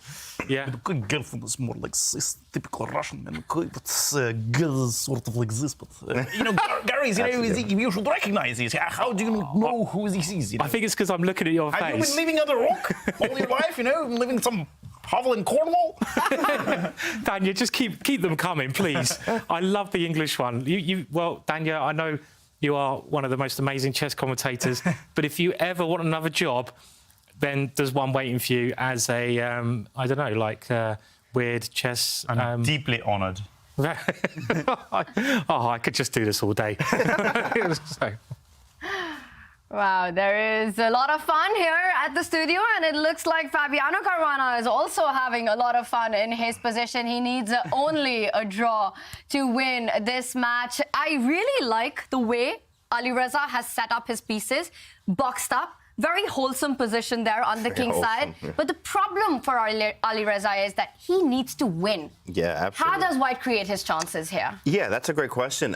There is none, in fact. I'm just kidding. No, but at the same time here, it's really tough. I mean, look at the pieces there. They're like, oh, it looks all great. Cool, but how do you win? You're like, I mean, well, we didn't get that far yet because it's very difficult here. But I can see one thing that can happen is if Black gets too ambitious. If you try to push all the pawns, the bishops could open up. Things could happen. But until then, I mean, really, it's just defense, which is fine. It's blimey, right? All right. Yeah. Bloody.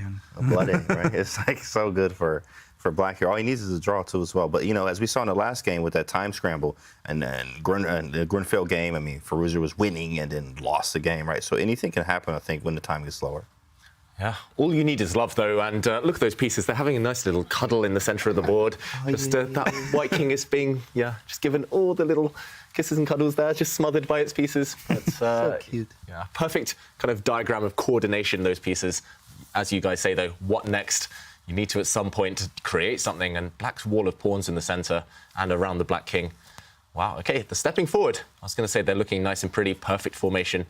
And now, I wonder two things. Firstly, can white get greedy and grab the a7 pawn? Secondly, weird pawn to grab. That would take some courage. Secondly, do you just blockade? Do you push a pawn forward and block the advance of black's g-pawn? What do we think? I think that's a big question that Alireza has to answer right now. Does he allow the g-pawn to march down the board and displace that bishop on f3, which is such a key defender for white's king? And he says he needs to go for the win. He picks up the material. G4 coming up, queen f5, putting pressure on white's king. This is getting risky for white. I mean, it's terrifying, but this is the luxury of being in Alireza's shoes. You know that you have to take on a7 because you're not going to get another chance to take that pawn. Your bishops just don't have any purchase in the center. The d5 square is so well covered. I think the a-pawn is white's only realistic chance of unbalancing the game, but Fabi is not messing around. That is a scary-looking move right there. Maybe bishop f3 can move up to e4. The king not getting cuddled any longer. The pieces are off to war. The rook could swing over to a3, and if the a2 pawn is eliminated, I just don't see Firouzja defeating the combined forces of black's queen and the pawn phalanx in the center. Yeah, I think that's the huge threat. Okay, bishop e4 on the board. We're expecting now rook to a3, double attack, hitting the rook and eliminating this pawn. Rook d1 in response to prepare bishop d5. Right. Clever stuff. So rook takes bishop now would walk into the pin. That's been one of the themes of the day, the pin, and this would win for white. So what instead? I saw the evaluation bar react here after rook d1. a3 happened. Ooh, wow. Rook d1. He's got to try it. You cannot retreat your bishop. H3? Yeah, it might be queen h3. It's so scary to allow rook d8, but maybe you've got king f7. Split it on the board. It's on the board. H3, the bar reacts. Maybe a check. Dang. Nowhere to run. Oh my goodness. And rook h1. Ooh-wee. Okay. I'm telling you, this is a tricky little move. Oh my gosh, Fabi's got to be super careful. Queen g4, not h3, queen g4. The bar approves. Fabi's all good right now. Yeah, nice move. And the big difference is that after a check, you can move your king because this one does nothing. Bishop e3, he blunders something here. Let's see what it is. A bishop on the board, one move. No. All right, we out, y'all. Have a good one. Time to reacts. Wow. Wow. What happened there? He to the house. Dang. One move blunder. He just dropped his bishop. He forgot to flick in a check. There were a lot of them, so it's understandable. Wow, and he just turns off his camera just like that. That is not just game over, but tournament over for Alireza Firouzja. He is out of the ChessKid Cup. We've still got action, and Jules Moussard, Jordan Van Foreest will be up next. Jules Moussard still has hopes alive. Can he make a comeback? Certainly looking possible. This one is a crazy position. If we do a quick count, it is level material, but a bit of an odd pawn structure. Black has doubled A pawns, which don't make a great impression, but white has doubled F pawns. And everything else being equal, I do slightly prefer white. And that's mainly because the black knight as well, not necessarily well placed. What about you guys? Who would you pick? Crazy position here. Yeah, roughly balanced after knight c6, bishop c3 now. Okay. I mean, yeah, I like white because we have the pass pawn in the center, too. I can put the knight on d5 at some point. Like, I feel like I just have more than you do. I also, at some point, may be able to grab these pawns. On the A file, that's going to be a while from now, though. Knight d5, I guess he wants knight e7 there. That's why he moved the bishop from e7. So you can, move the knight.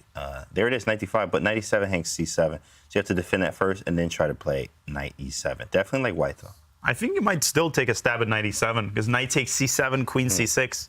I think your idea is really strong. Also, knight e7 has the benefit of opening the path for the c-pawn, and he's played it. There it is. He played that. Trying to solve his problems tactically. Wow. Given Jules time, less than 2 minutes, not a bad idea. Wow. Under 2 minutes in a must-win situation. Take. Queen a6. Logical. Right. Knight c7, queen c6, knight d5. Takes. Queen a6. And then, yeah, queen a6, queen f3. You looking crazy. What is that? Wow. That was a great move. Man, Dmitry is like a beast. Knight e7 anyway.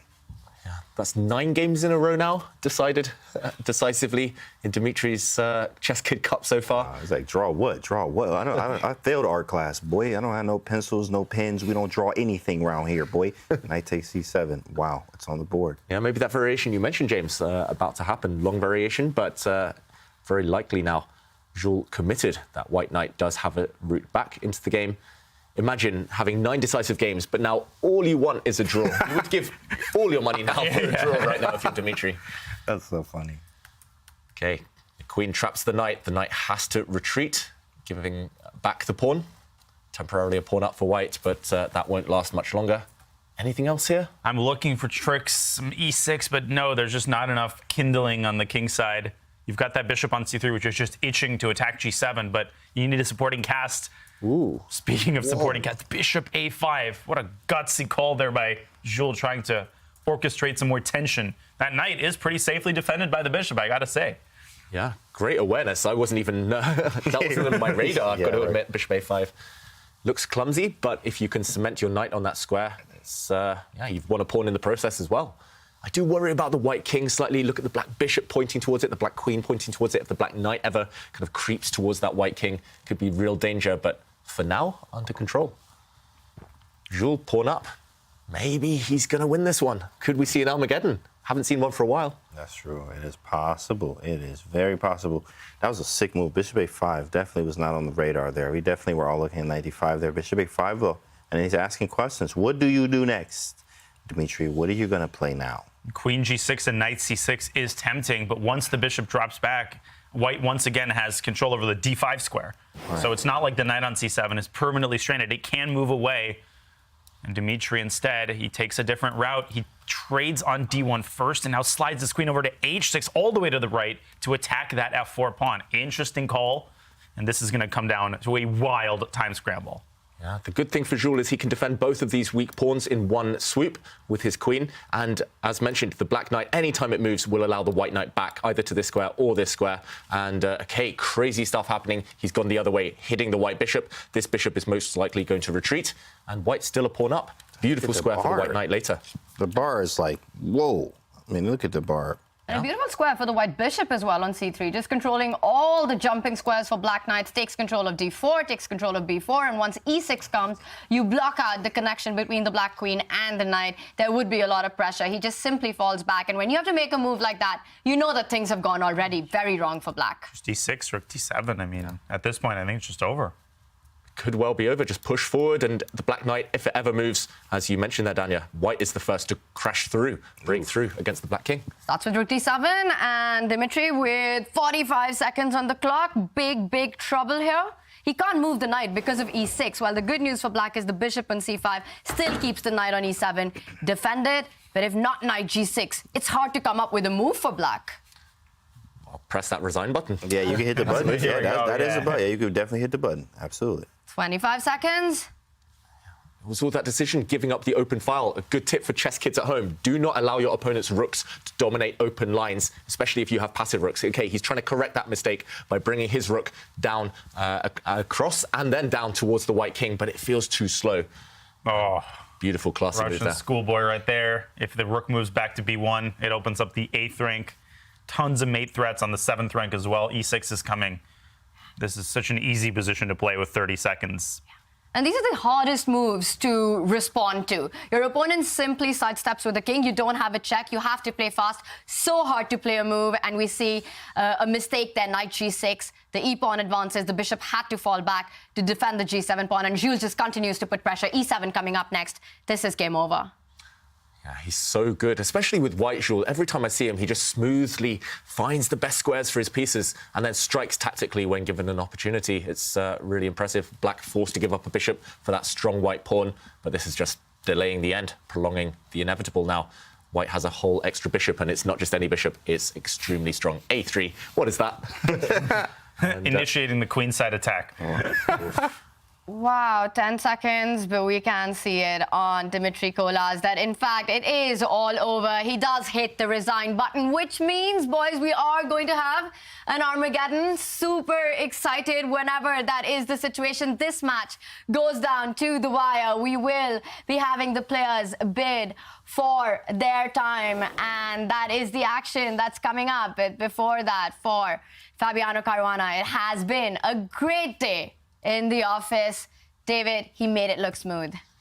Oh, Fabiano, yes, he did make it look smooth, and it was actually decided in the end by a heartbreaking blunder. Blink and you miss it. It happened so quickly, just an action replay of that final move. It was here, actually, after a really tricky idea, a really devilish kind of trap here from Firouzja. He brought his rook across, threatening bishop d5, threatening this pin along the diagonal. Fabi reacted really nicely with queen to g4, a double attack, hitting this pawn in conjunction with the rook. And remember that this bishop is attacked. Firouzja here, he simply forgot that one of his bishops was loose. He could have maybe flicked in a check first of all, or he could have tried a trick of his own, potentially bringing his bishop forward, trying to set up a mating attack to the black king. Instead, however, he blundered. After queen g4, he retreated his bishop, forgetting that this one is no longer protected by the rook. Queen takes bishop, and Fabiano progresses. A one-move blunder, but that was the result of so much pressure that was on the board. Some super GM-level tactics there sees Fabiano Caruana advance through to in the loser's bracket. It is the end of the road for Alireza Firouzja. Meanwhile, the other match does go down to the Armageddon, and of course, we'll have that action coming up really soon. But before that, we are being joined by the winner, Fabiano Caruana from Madrid. Fabi, hey, congratulations. Thanks, Tanya. It was a really fun match to watch. Wild chess. Did it feel as messy as it looked? Probably even more so. Yeah, the first game was a miracle. That's, I think, the only way to put it. I was 2 pawns down, and maybe on a very good day you draw that position with some luck, but winning it is almost unthinkable. And at the end, he had this queen e4 move, which was just completely winning. That would be game over. But of course, when it gets down to seconds, anything can happen. And yeah, I guess that he wasn't fully there today, because also the second game, this blunder at the end really shows that he wasn't seeing the board very clearly. Yeah. But Fabi, do you think that is all the pressure that kind of precedes all of it and the format of the situation? Because we do see these mate-in-ones and these one-move blunders by the very best in the world, which are really hard to explain. Well, I think Alireza's initial mate-in-one blunder was probably a mouse slip, although I'm not sure if we ever got confirmation on that. But yeah, these games are super tense, I have to say, and 2-game matches especially. I mean, 4-game matches, you have a bit of leeway, right? You don't feel as much pressure in the early games because you can always come back. But 2-game match, very often, that's just it. So like Hikaru, against Alireza, right? It was, as soon as you get into some pressure, then you already feel like you're going to get kicked out of the tournament. And yeah, when you're already in the loser's bracket, you might feel a bit of extra pressure because you don't even have that second lifeline. So it was a lot of tension. I have to say, the second game, right up until the end, until he blundered a piece, I was extremely nervous. Because even though the position is probably okay for me, and I felt like it should be okay and probably better a bit earlier, you can easily get a losing position from this. I mean, he has the sort of material balance where if he gets an attack, it could just be the end of the game. So I was really, really nervous, and it ended kind of prematurely to my great fortune. It was a very tense match, and Fabi, you go through. We've got a big Armageddon coming up in the other matchup with Jules Moussad and Dimitri Kolas. Going to ask you, do you have a preference of who you want to play tomorrow, and also a prediction about the Armageddon? I've never played Kolarz in anything besides like Blitz, like Title Tuesday we played, but I don't think I've ever played him. I might have played him in a Blitz tournament in Germany in 2019, now that I'm thinking about it. But we haven't played too many like really serious games. So he would be a new opponent for me. And Jewel, I'm actually quite friendly with him, but we haven't played too much as well. But we played one match in the RCC last year, the Rapid Championship. And it was a very, very fun match. He's extremely dangerous. Kolarz is a bit of a wild card for me. So maybe I would prefer Jewel a little bit because I know a bit more what I'm getting into. I have a bit more familiarity with him. But yeah, I'll watch the Armageddon now. That'll be very fun for sure. It's going to be a lot of fun. And thank you so much, Fabi, for joining us. All the best for tomorrow. Enjoy our day off. Thank you. Fabiano Caruana does wrap it up in 2 games, winning the first one and a draw in the second one. We've got big Armageddon action coming up. Don't go anywhere. We'll be right back after this Twitch break.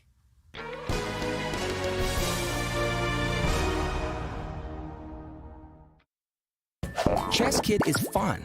Chess is great for the brain, but it's also fun to play. And ChessKid makes it easy to have fun.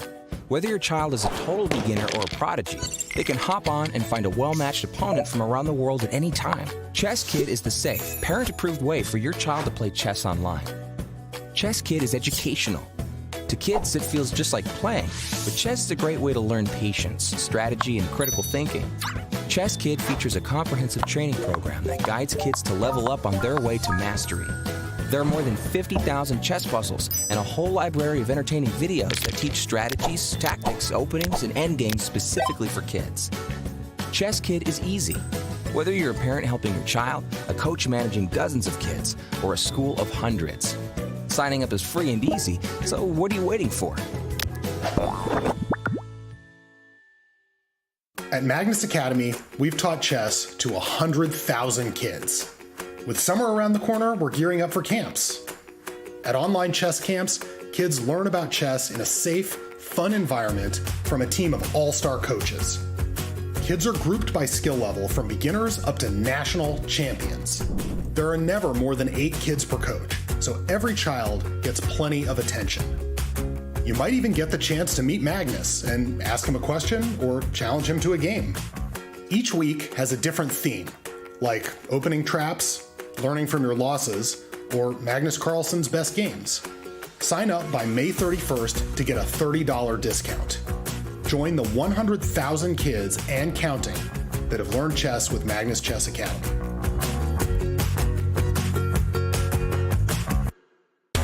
For over 75 years, we've witnessed moments that will last forever. Records and trophies, firsts and onlys, game-changing innovations. From the heroes we admire to the joy of watching them play. Our history defines us, inspires us, and pushes us into the future. Celebrating 75 years of changing the game. Puma, forever faster. We've been seeing amazing chess being played all around, fighting dynamic play by the best players in the world. And well, once upon a time, they too were chess kids. This is the ChessKid Cup, and just a couple of days ago, David did meet a very special chess kid, and it was in London, one of the biggest chess talents in England. And we will be later on showing the big story with Bodhana Sivanandan, who is truly someone to look out for.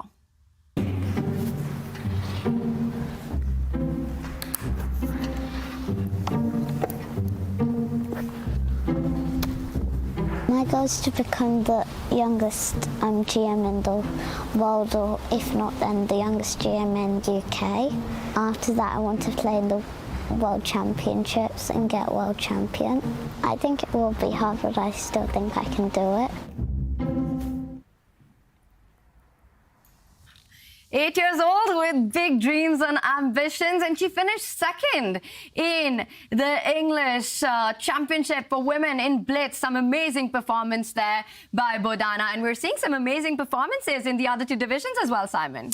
We are indeed, but before we go there, I do just want to mention I played that young girl. I went along to Harrow Chess Club in England, and I was playing against about 20 people. She was about this high, and I thought, yeah, you know, easy. You know, she'd blunder her queen after a couple of moves, and she smashed me, absolutely destroyed me. And I was like, who the hell is this player?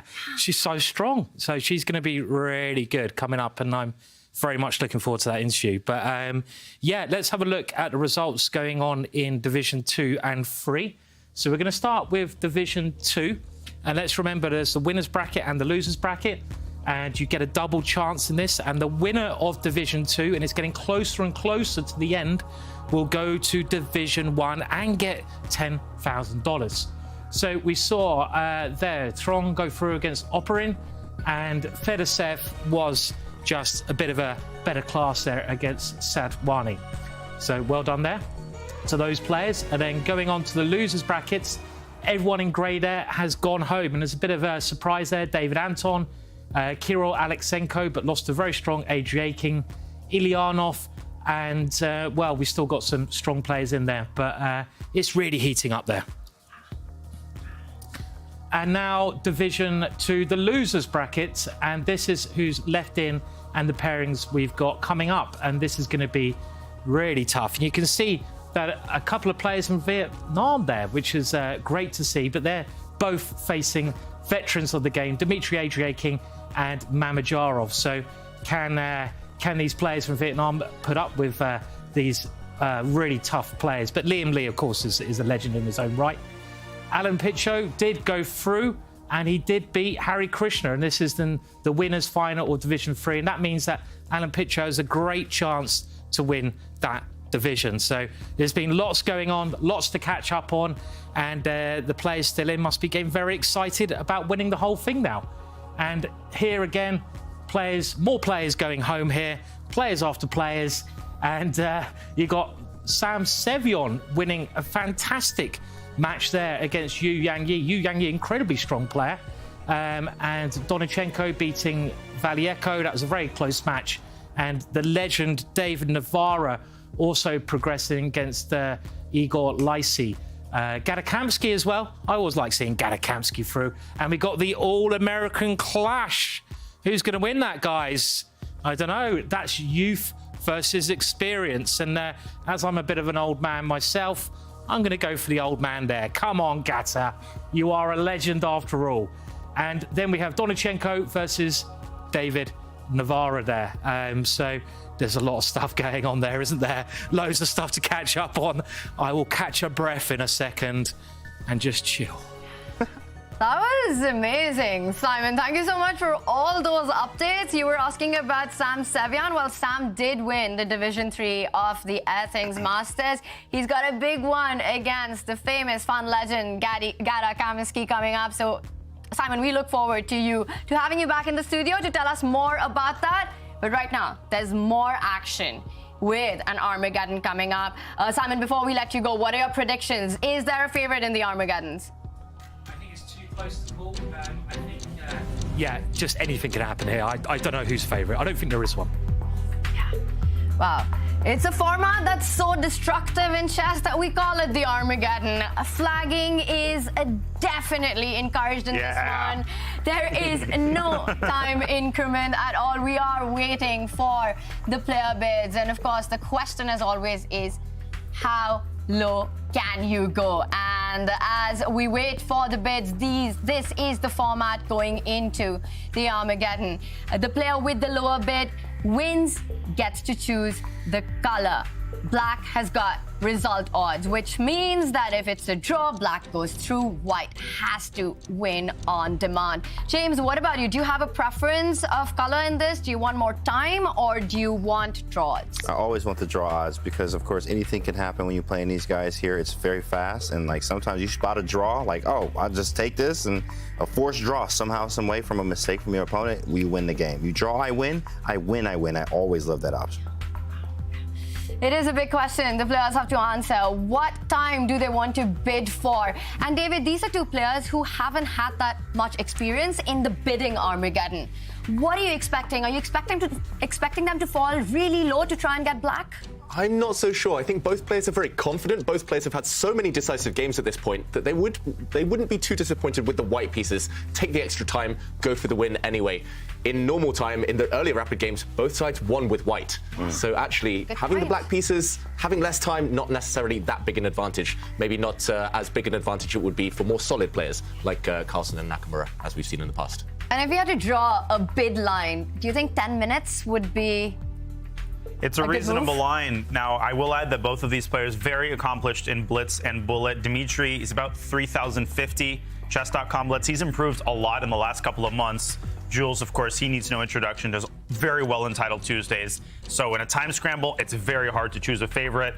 But both players, they're experienced enough that they're comfortable to go pretty low. But Dimitri has struggled with the black pieces overall in this tournament. So that factors into his consideration, I'm sure, as well, Tanya. Wow. And Daniel, we are getting news that the bids are ready. And let's reveal the bids as they are. Jules moves out with 10 minutes, 47 seconds. He loses the bid to Dmitry Kolas with 9 minutes, 29 seconds. Dmitry Kolas will play with the black pieces. Jules starts with 15 minutes, has the white pieces, but Jules has to win.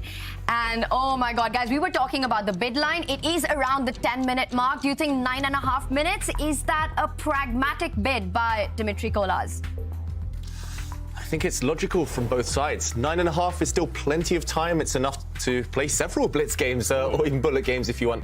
But of course, having less than 5 minutes or having, more than 5 minute disadvantage deficit compared to your opponent could be significant a bit later on. Colors choosing black, which is predictable. I think most players, they want the black pieces. But again, the opening, Tanya, it's going to be crucial. The first 10 moves, I really wonder what he's going to do. Ooh, and another open Royce. Same. We've seen Same this line. before. When? I don't remember. Was it today? Yesterday? 5 minutes ago?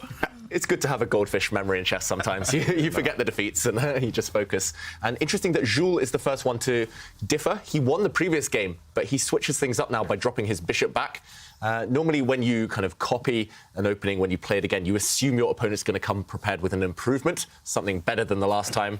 And yeah, the players barely had a break, but clearly Jules has studied this. And same position, but now there's no pin. Black's light square bishop cannot come to the g4 square because white has shuffled the pawn up to h3.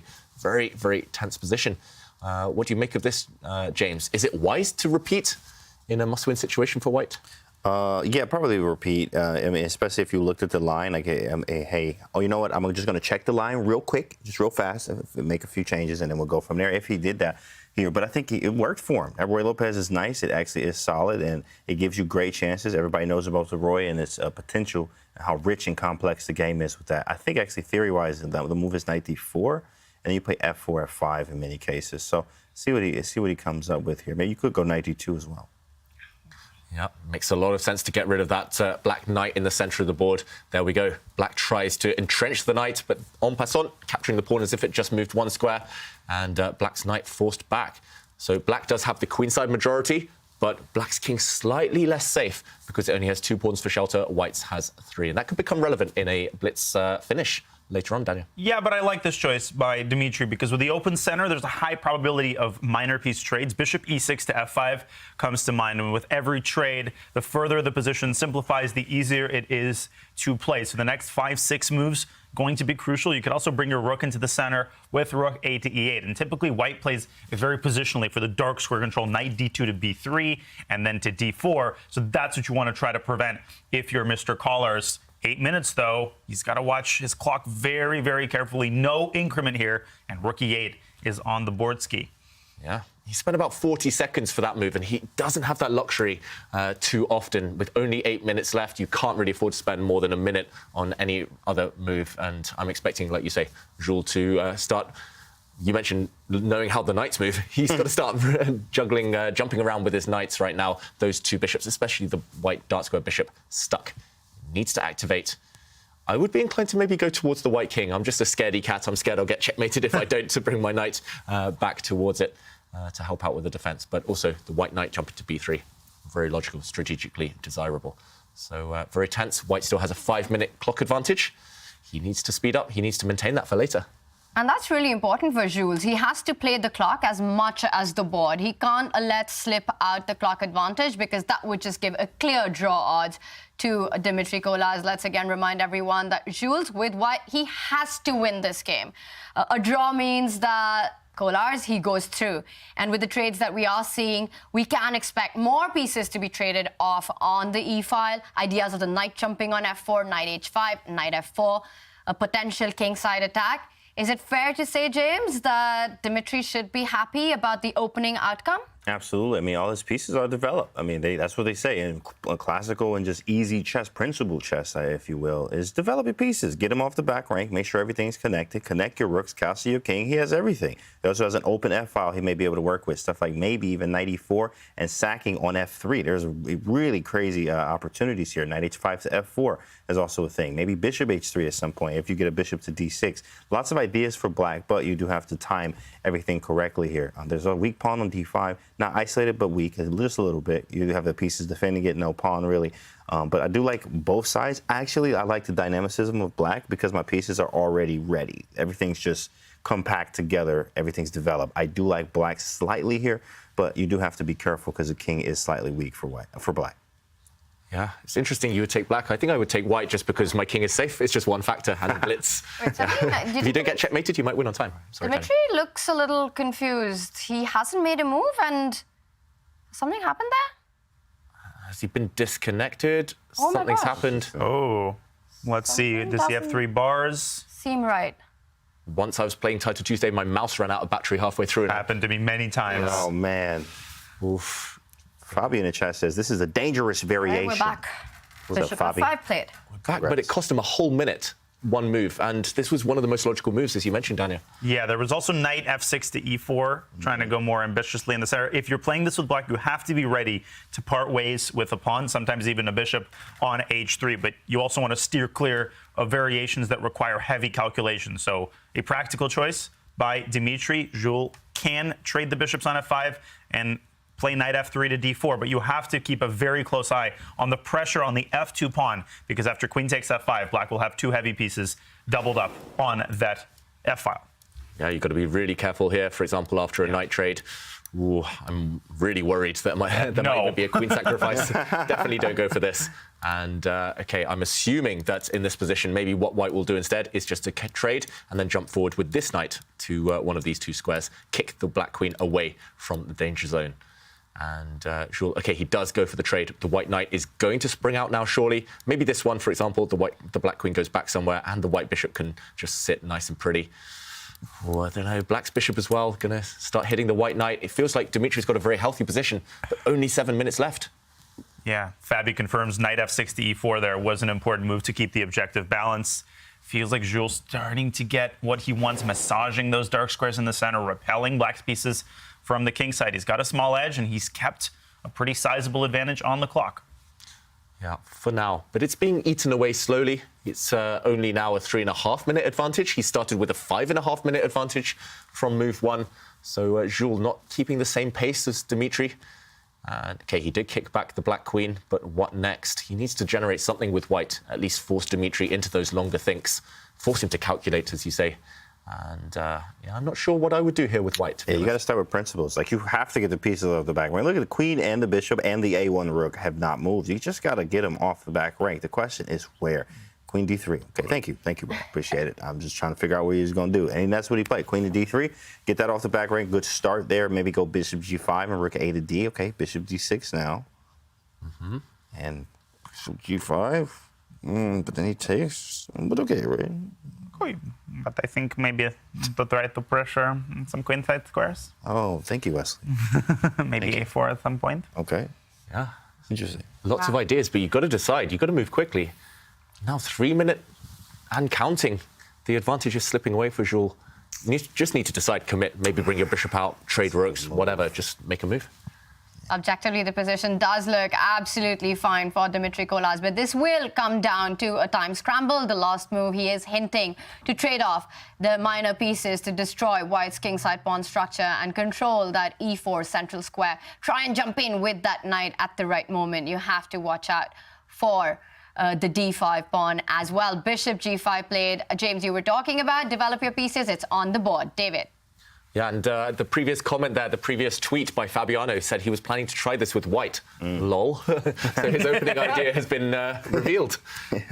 That's the problem at top-level chess. If someone else plays your idea before, then everyone becomes aware of it. And there we go. Fabi, tuning in. Shout out. Hey. And well done today. He did mention that he'll be following the Armageddon. All right, congrats, Fabi. Congrats, fabulous Fabi. COE, baby. We got to get some gear to you. You already know. Fabiano Caruana in the chat. Good to have you. After a really cool win against Alireza. Absolutely. No Armageddon was needed in that one, but let's get back to this. So the bishop and knights have been traded. The knight has jumped on e4. The good news is that white can't capture that knight on e4 because there's a rook on e8 that does defend it, even though the d5 pawn is pinned.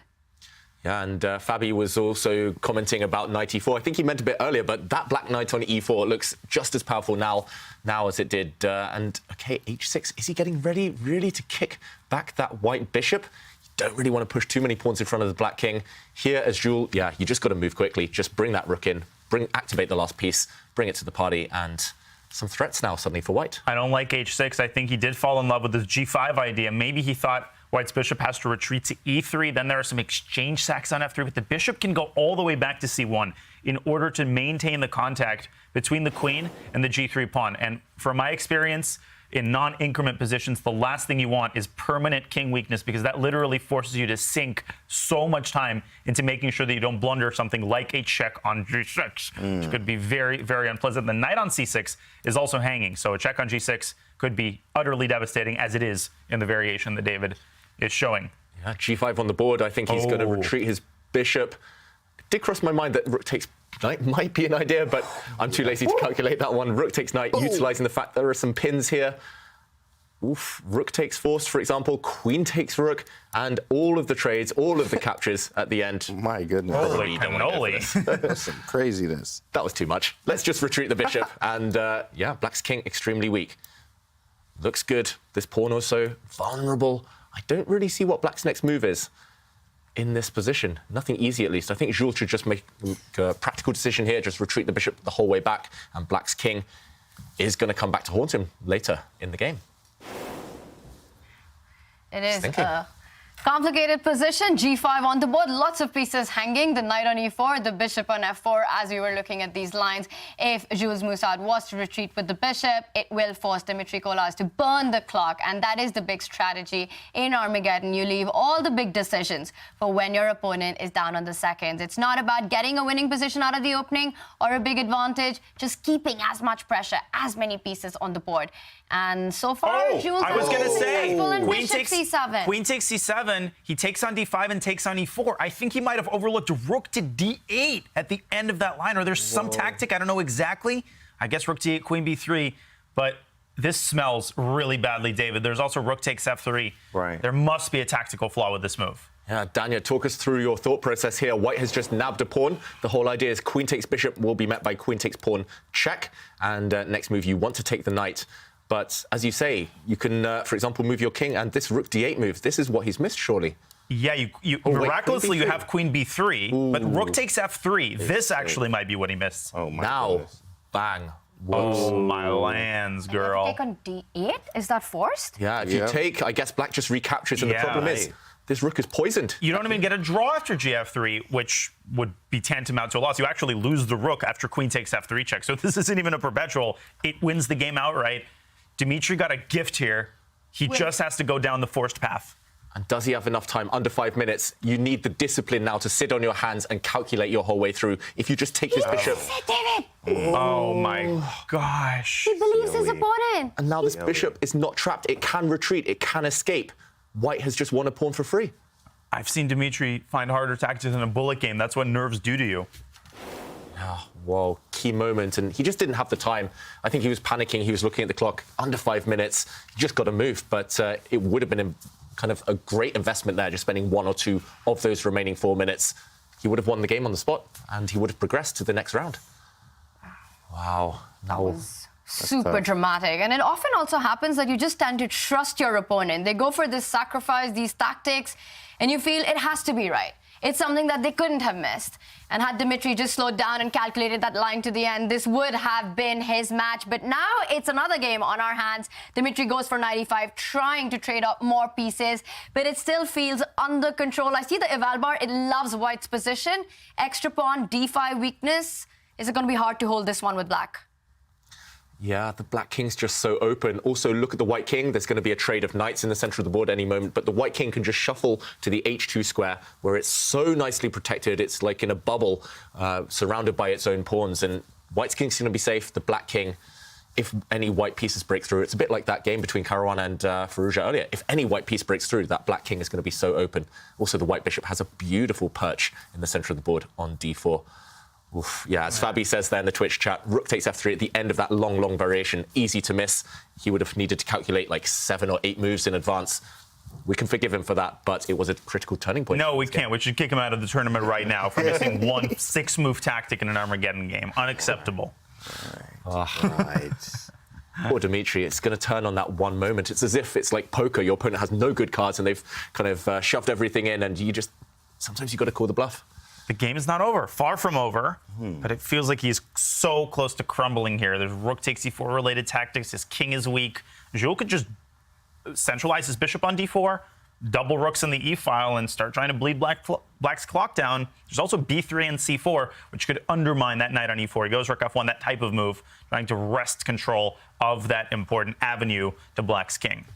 And a lot of the chess kids out there might be wondering which pieces should both sides be trying to exchange. What do we think here? What does white want to get off the board? Oh, well, okay, rook f5 actually happened. Yeah, Just keep the pawns on the board. Everything maybe. That's right. Yeah, of course. I mean, we're up a little bit, right? 3-6. So yeah, we got the pawn. I figured we just grab the pawn and go. Grab it, rook go. f5, queen d5, get into the end game. One pawn. Rook takes, queen takes d5. Rook takes, and queen e4. Whoa. What is his idea then? Yeah, I think he's just hoping that he can survive that endgame. The problem is with pawns on both sides of the board, the bishop will be superior to the knight if the queens are off. We've seen the queen and knight combo together, how dangerous they can be. So get the queens off just as soon as possible. Avoid any checkmating tricks. And I think Jules going to go for it. I might go g4 first. Is that possible? Flick in g4, hit the black queen. Makes a lot of sense as well. Because I don't like queen takes, and then knight g3. I mean, obviously, I'm still winning there. Yeah, g4, there we go. And then you snap it. Awesome. Oh, but that's a check, so you got to be careful here. Bishop and b6, thanks. It's check, buddy. Yep, retreat it. Nice square, nice outpost for that bishop now. The problem for black is if the queens and rooks disappear, then long-term black has weaknesses on the king side. Those black pawns on h6 and g5 are fixed on dark squares, easy targets for the white bishop, and the black king will be forced to stay around that area of the board to defend them. So even if the queens and rooks come off, no safety for black, no closer to the draw. It's not clear what you hope for here with if you're Dmitry Kolas. One good trump in black's position is that knight on e4. It's an active piece. It's something that cannot be challenged, and it controls a lot of squares, gives activity for white, gives activity for black. White just has to play around it. Another rook trade has been offered. You don't want to relinquish the control of the f-file, so it's hard to avoid it. Yep, queen to e6, just defending the black rook. The one thing I will say for Dmitry is look at the clock times. They've nearly leveled out now, only 30-second difference. So who's going to flag who later on? That might be a big question. It could well come down to a time scramble with 30 seconds left. This game's still far from being decided. Rook f3, he's saying, OK, we can trade, but it's on my terms. It's really, really tense. That's a nice move, just forcing the opponent to burn a bit of clock, deciding what to do with the tension. Yeah, sometimes I forget, actually, that there is no increment. You know, when you get to Armageddon, and sometimes, I mean, it's easy to forget that you have no increment. Like, you've been playing increment this whole time for forever, and now you have none. So you actually have to move a little faster. You got to calculate a little bit quicker here. Rook f3 was a nice move. Queen g6 now. Bishop f6 is a funny looking move, but I wouldn't play around with that kind of stuff. Actually, might have been not such bad. Rook f6 actually might have been good. Oh, that's sick. To force the rook trade. Yeah, rook takes. In any case, he's just kind of maintaining the tension here. Ooh. Of course, white has to be very careful not to allow some sort of perpetual, right? When the knight moves away, queen e1 check, you have to keep an eye on that. He repeats once. I actually think rook f6 is not to be trifled with, but again, keeping the tension. Don't repeat whatever you do. Maybe now's the time just to take that rook on f7 and replace the rook on f3 with a queen. Yeah, I think he's going to go for it. He's messed around enough. He's seen enough ghosts, enough forks, and just get the queens off. There we go. Very logical stuff from Jules. And this knight on e4 that we've been talking about, white wanting to trade on his terms. If black does capture that queen, the g-pawn gets undoubled. Not only that, takes control of the e4 square. So queen f3 would not be an ideal trade in this position for black. How does he maintain this tension? Does he simply sidestep with the queen to e6? Yeah, white's queen is coming forward as well, though. Exactly. I don't know. It's really hard to keep things together for Dmitry here. He just needs to move. I actually think his best bet is on the clock. OK, he's trying to force the trade again on his terms. Not going to cut it. He had to play queen e6 because queen f5 there actually failed tactically. Black could have picked up the f-pawn. Now I just cannot see him saving this. 30 seconds down, David. So important, that pawn on h6 being a long-term weakness. White maybe has to open a second front on the queen side. I think he's going to make it happen, though. Yeah. Bishops versus knights, pawns on both sides of the board. You know which one you pick every time. It is the bishop, the long-range piece. The black knight can hop about short range. No matter where it goes, though, it can never gobble up any of those white pawns. And the white king is coming. Easy access. As soon as the white bishop kind of moves out the way, the white king, you can see it darting towards that side of the board. And, yeah, hard to plug all those holes, hard to keep everything covered. Where's he dancing? OK, he's going back to cover the entry square on d4. So he's going to sit on this square with the black knight and hope he has a fortress. But this is the flimsiest fortress I've ever seen. It's not going to stay intact for too long. 2 minutes against 3 minutes. What do we think? Enough time for white? Not at all. Oh, for white, yes, absolutely. For black, no. This is very easy in game here. I mean, just up a pawn, clean. We push when we need to. At the right moment. Wait a second. I don't know about a3 though. That created an unnecessary target. I would have gone g3, h4, h5, and really fixed that weak pawn in h6, and then at the right moment pushed c4 and opened up a second front. Whatever you do, don't give away all 3 of your queenside pawns, and don't go c4 now because that blunders a fork on e5. Yeah, a3, you're right. Just really unnecessary to commit to that move. Why not just move around for 15 moves first and then push pawns and put pawns on light squares, opposite color as your bishop? That's what you should be doing in these endgames. Well, right now what he should be doing is making a move because it's come down to about 2 minutes on the clock. And the good news for Dimitri is that he's got a knight. Knights can be super tricky when it comes to these Armageddons. First, a black gets the king to the center to defend that d5 pawn, looking for a way to jump around the board with that knight. I'm expecting a maneuver. Starts with knight a5. You can't push that b pawn. The knight would jump into c4. Things are not easy, regardless of what the eval bar says right now. It is going to be about who flags who. He get his king to the center. That could be problematic as, okay, wait, knight a4 and the eval bar went crazy. d4 forces the king back to f7. I thought Dimitri should have started with king e5. Yep. If he had gotten his king to e4, white would have been making backward progress. Correct. What happened there? Dimitri reacted again. He leaned back as if something's happened. Has his mouse frozen? Has he been disconnected? Oh, shoot. Oh, he's frozen. Yeah. Something's happened. Oh, and his clock's running down. His clock is not frozen. There's definitely a problem with the internet there.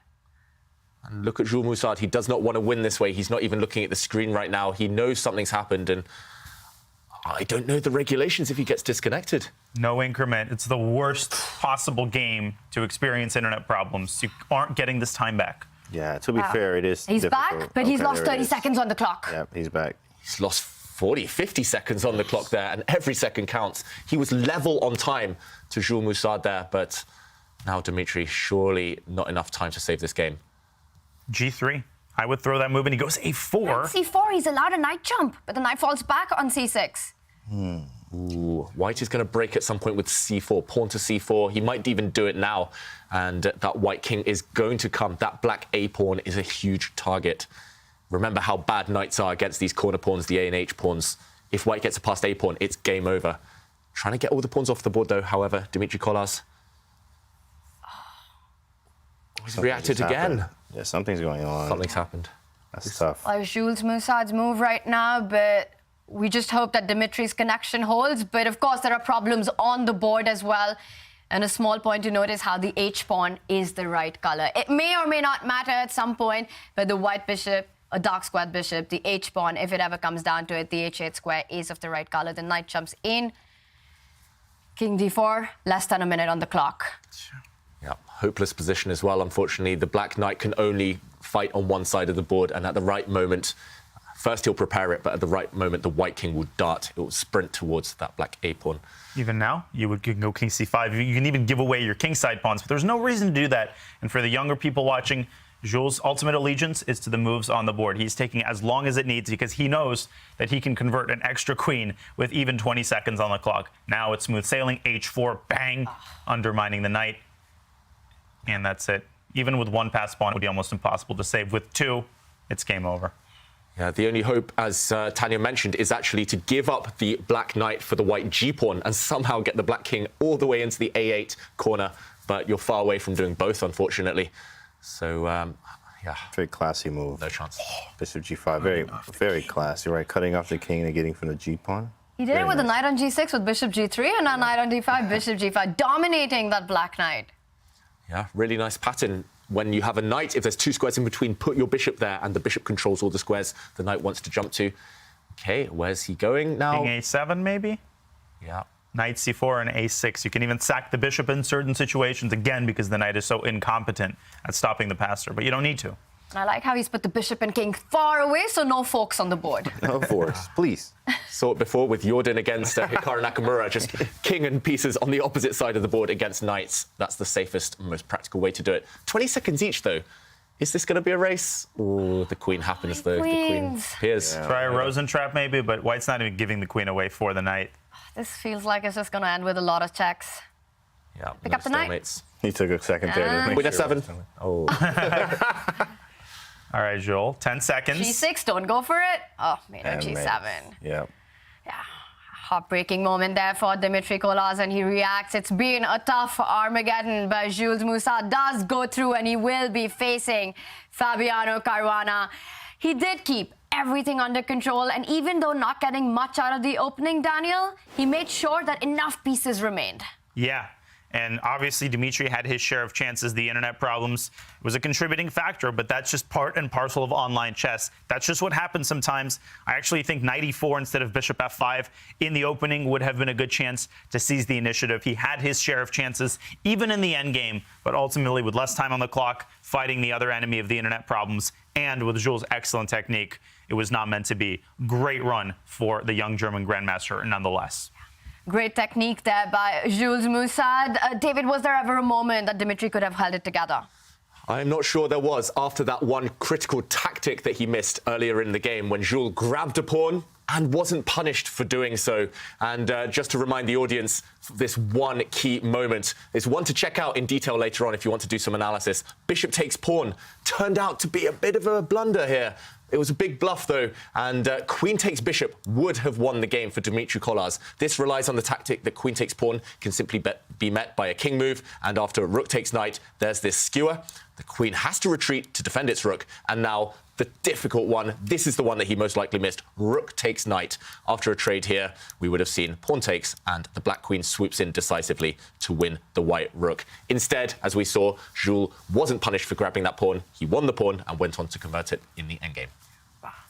As Fabi mentioned, the rook f3, that was the difficult move to find. The things would have been very, very different had Dmitry Kolas been able to spot that incredible tactic.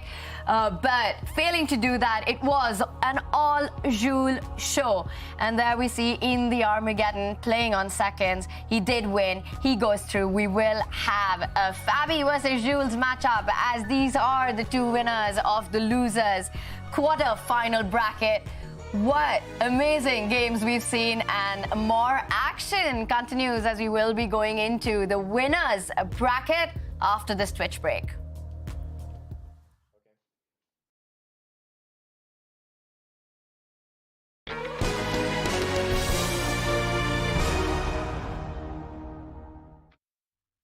ChessKid is fun. Chess is great for the brain, but it's also fun to play. And ChessKid makes it easy to have fun.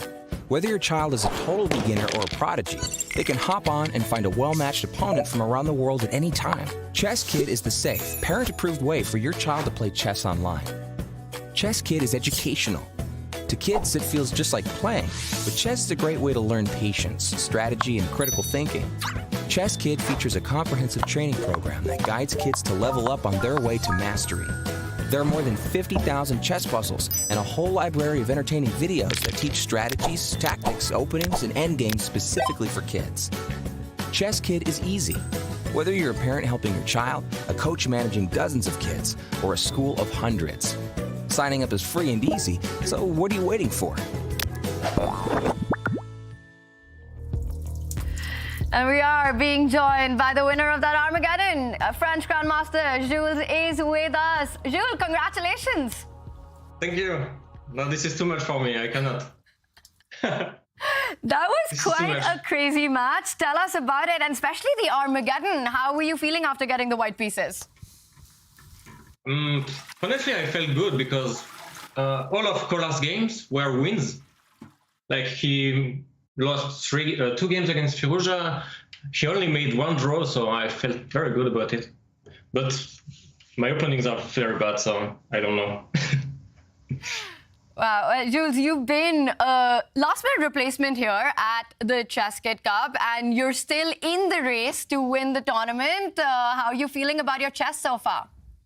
Yeah, my chess not very good because, like, I'm getting lucky, I feel. Like, even this Armageddon, I think that my bishop c7 was a bluff, kind of. But I think he had some internet issues and he lost focus at some point. So I'm feeling very lucky to be still here fighting. Did you, after playing bishop c7, while the game was going on, did you see what was not working with? You did see that, the rook f3 idea. No, but no. First, I thought that he has to block with rook f7, and then he cannot take on f3 with the rook because he's pinned. But then I thought, what if king moves to g7, I guess, and then he can take on f3, and I don't know. It's a mess. I'm not sure. I have no idea. I have no idea what's happening. I mean, it's my first event like this online, and I'm feeling so much pressure. I cannot think like I usually think, and I don't know. It's weird feeling, but I'm happy to be here, of course.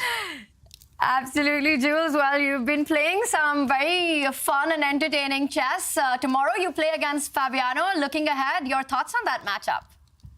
No, but I have to take revenge from my country friend Alireza, because he lost to Kolas, and I took revenge for him. So now it's my turn to do the same with Fabi, I hope. So you're looking at it as a bit of a grudge match there. Yes. Awesome, Jules. We wish you all the best for that big fight, and we'll see you tomorrow. Thank you. See you. Bye. Jules Musad wins his match against Kolar's Dimitri after an absolutely wild Armageddon. And the action, of course, continues. We will be having the winners bracket. But before that, we have a very special surprise. He's earned 3 Emmy nominations for his amazing role in The Office. The very brilliant actor, producer, Rainn Wilson is joining us to talk to us about a very special project. Welcome, Rainn. Hello, thanks for having me. This is fantastic. I love being on chess television. This is fabulous. We're so excited as well to have you here with us because we've heard about your love and passion for the game. But before we talk about that, Rainn, I have to say, I'm from India. I've been reading all about the incredible work that your organization, Lady Haiti, has been doing to empower girls and women in very difficult communities. I really want you to tell our audience about the amazing organization. Great. I'm happy to. So my wife and I, along with a bunch of friends in Haiti, in the Caribbean, have organized a nonprofit that is an educational initiative. And we work with about 900 girls in about 10 locations. It's called Lide Haiti. And we do arts education and literacy. We have scholarships. We have tutoring. We have health care for the girls. These are girls in very remote rural areas of Haiti that otherwise wouldn't get an education. And we're really excited to be partnering with chess.com for a special fundraising event centered around chess. Yeah, absolutely. It's so inspiring to see the work, and the fundraising event that you're talking about, it's happening on the 2nd of June. Tell us a little bit about that. Well, Maurice Ashley is going to join, the grandmaster. We've got some Haitian chess masters that are going to join. It's all about raising money for our arts and literacy programs for these girls, and chess.com is starting out the fundraising with a $10,000 gift and 400 chess sets. And we want to figure out how we'll get the chess sets to the girls, but figure out how to teach them chess out there. We haven't quite spotted a chess teacher in the areas where we work, but it's going to be really exciting. It's going to be several hours of chess playing and banter and fun, all for a great cause on twitch.tv/chess. That sounds like a lot of fun. And Rainn, I want to ask you, do you believe that chess can be a big tool in this dream of empowering girls and women who are in very difficult challenges? Yes, I think chess greatly expands how you use your brain, how you use your mind. It opens up possibilities. It gives a person confidence. And I think it would be really exciting for our girls to learn chess and to have that as part of their curriculum. And you love playing as well. You played in PogChamps 3. How's your chess journey going? Well, My chess goes up and down. When I work on it, I get better. Of course, like anything else, it's just like working out in the gym.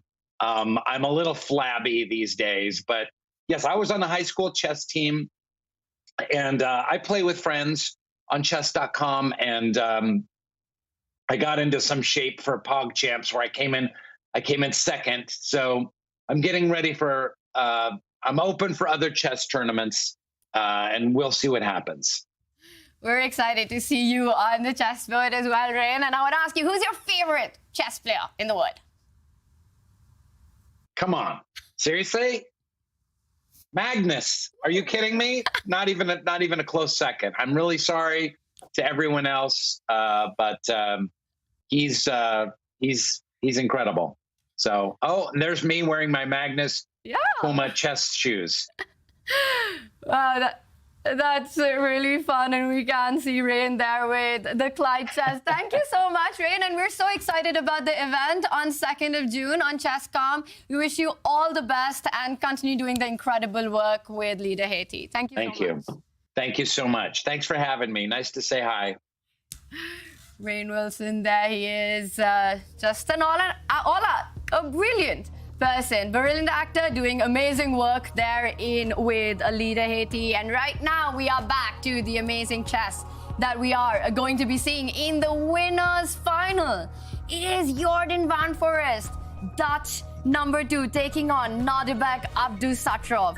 Now, Jordan van Foreest did win the Tata Steel Masters in 2021. He has been on fire in this ChessKid Cup. Nodirbek Abdusattorov. He's 18 years old. He's an absolute phenom. He has won the Olympic gold, the youngest ever world rapid champion, so many feathers in his cap. And there could have been one more feather in his cap, and that would have been the Tata Steel Masters in 2023 if it wasn't for Jordan van Foreest, who beat him in the very last round. Daniel, is this a grudge match for Nodirbek? 150, 200%. There is nothing better than a head-to-head match to quell the desire for revenge. Abdusattorov is in great form to begin with. He's in the chess mindset, being in Stavanger, getting ready for Norway chess. He always has his hands over his head from the start of the game to the end. If he plays like he did yesterday against Fabiano, I worry for Jordan. Wow, there we see Nodirbek with his pose, the chess pose that we've been seeing him all along. Absolutely focused, ready to go. This is the big winners final. Jordan van Foreest starts with the white pieces. David, are we expecting some fun opening by Jordan? Yeah, I think we're at least hoping for some fun openings from Jordan, and he might need something a bit magical to beat Abdusattorov. Jordan's been great so far. We should mention he beat Hikaru Nakamura in their match, for example, and... Oh, my goodness. Whoa. No? Oh, yeah, this is the other game. I think I've seen them before. Wow. Okay, some tech issues here. I mean, it was a great game, don't get me wrong. Deserves an action replay. Absolutely. This was the game between Alireza and Fabiano Caruana, but... now we are at the game between Jordan van Foreest and Abdusattorov. It's the Queen's Gambit declined. And Carlsbad pawn structure. What do we think of this so far? Oh, completely boring. But at the same time, it is classical chess. I mean, you said Queen's Gambit decline is the World Championships opening, right? So it's definitely structures you need to know. The Carlsbad, very easy to play, right? Bishop f5. Black. I think Abdusattorov, great choice. I mean, going with Queen's Gambit decline against somebody as creative as Jordan is, I think it's already pretty equal so far, Dan. Yeah, this line is kind of like the Berlin endgame of 1d4 openings. It's been popular for well over a decade. I know Vladimir Kramnik liked this from the black side. Of course, black has the bishop pair, but in return, he's got, a completely ruined kingside structure. I think the latest consensus that white is a smidge better, but black is just so solid. If he knows the defensive plans here, David, I think he'll co-sign this. A lot of these games end in pretty uneventful draws. Yes, fully agreed. I've looked at this for both colours myself. I've never been brave enough to play it with the black pieces, just because I'm a sucker for nice, harmonious pawn structures, and I hate black's doubled F pawns. But as you say, if you know the setups, depending on what white does, if you know how to react, then often you are completely fine. The one problem piece for black, actually, it does turn out to be that light squared bishop, the black bishop on g6, because often it does get trapped behind your own pawns. And, OK, Abdusattorov bringing his bishop out, creating a pin, just saying, OK, I don't need to commit yet. Your white knight on the edge of the board looks nice and pretty. It's on an outpost technically, but you don't have any threats yet. So very flexible play by Black. And I think this is good strategy against Jordan, who often wants those attacking positions, wants that dynamism. And here, it's very slow, very strategic. And Abdusattorov, he's one of a kind. He knows how to handle those types of positions despite his young age. Absolutely, very slow, and the pawn structures are always the ideas. In fact, the skeleton of the pawn structure, or the skeleton of the game, they tell you what the plans and ideas should be. Obviously, we want to have a minority attack, so I like this move bishop b4, which kind of deters the minority attack that you see in the Carlsbad structure. He plays a3 and allows bishop takes c3. I actually thought rook c1 was the move there, but he allows the open file that you can't really use yet. Rook b1 is not a move, unfortunately, now. Knight b6 to c4, something could happen there. Usually they say that the square in front of the pawn is the most important. So I like the knight h4 idea from Jordan here, as it controls the f5 square. So we want to maybe put a piece there. b5 from Abdusattorov was really nice. He took it really fast. Is this like prep or something? Like, it must really be fast. Kids these days, they don't care about pawn structure. They don't care about bishop pairs. They just want to play dynamic chess, get open lines for their pieces. I'm scared for white, actually, suddenly. If Jordan isn't prepared, suddenly one of the black rooks might enter the b file and just crash into the white position. And, OK, rook takes pawn. Also, that a-pawn, I mean, a5 here is totally possible, followed by knight b6 and a4. I mean, that pawn's going to be up your grill before you even blink. Wow, you're right. Yeah, this isn't that good. White's neglected development as well, so it might be a queenless position, kind of mixed between a middle game and an end game here, but the queens are off. But watch out for that white king. If that black rook on h8 ever swings across and gets down, then you might regret not having castled, or at least having developed a bit earlier in the game. With all these ideas, the bishop on g6 controlling that b1 square, the a-pawn marching down the board, it might be time for white to start considering trading that knight for the bishop, develop your own bishop, and get your rook to b1 before black captures. All the open files are on the board. That a-pawn can be super dangerous. There's still stuff to play for Abdusattorov here. Yeah, just the speed with which they're going. It normally takes me like 3 hours to get to move 17, let alone 3 minutes. But king d7, it shows that both players must have studied this before. And I would slightly prefer white, even if you're forced to make the really kind of undesirable decision to play knight takes bishop at some point. Black's bishop doesn't necessarily prove to be a good piece long term, but it is peering down at b1, as you say. Sometimes you have to make a move that you're reluctant to make, like this one. But the bishop for knight, I prefer white. But black has everything covered. Black has a nice structure now after recapturing this knight. Which way would we take? F or H pawn? I'm definitely taking with the F. I just want to, have a better structure. Like you said, you like the sucker for the structure, huh? You like the structure's there. So take with the F pawn. Can't take with the H, obviously, but I definitely like taking with the F pawn. I like the decision from Jordan, taking this bishop, and now we can put the bishop maybe on d3. Beforehand, if we want to win bishop b3, we take, and maybe the c4 square is just black's for the taking, right? So after takes, we have bishop d3, maybe slide the rook over from h to b1. He took it this way. Wow, that's very, very crafty, actually. Opens a file. Yeah, I guess we're always taught capture towards the centre, but yeah, there I was really unsure, actually. Maybe it's based on concrete kind of principles there, because capturing the other way looked nice and healthy too. Now white has the potential to create a passed H pawn of his own. I think that's the downside, James, that you were mentioning. And even if black plays f5, white could eventually play f3 and g4 and really reinforce that idea. So perhaps Nodirbek underestimated the power of h4. Of course, white could also bring the bishop out to d3, and the other reason you wanted to take on g6 is to give your rook the b1 square. So the rook could come to b1 at some point and harass the knight on b6. I think the likeliest outcome is a draw, but I'm with you, David. I think white has a pull here. Yeah, it at least looks easier to play and maybe lower risk for white. If it goes wrong for black, it's going to be disaster. Either white will crash through on this side of the board, or, yeah, potentially this pawn could drop off, or maybe a rook could end up on the 7th rank. If it goes wrong for white, however, it feels like you should still be relatively safe. So the margin's slightly higher for Abdusattorov at this early stage.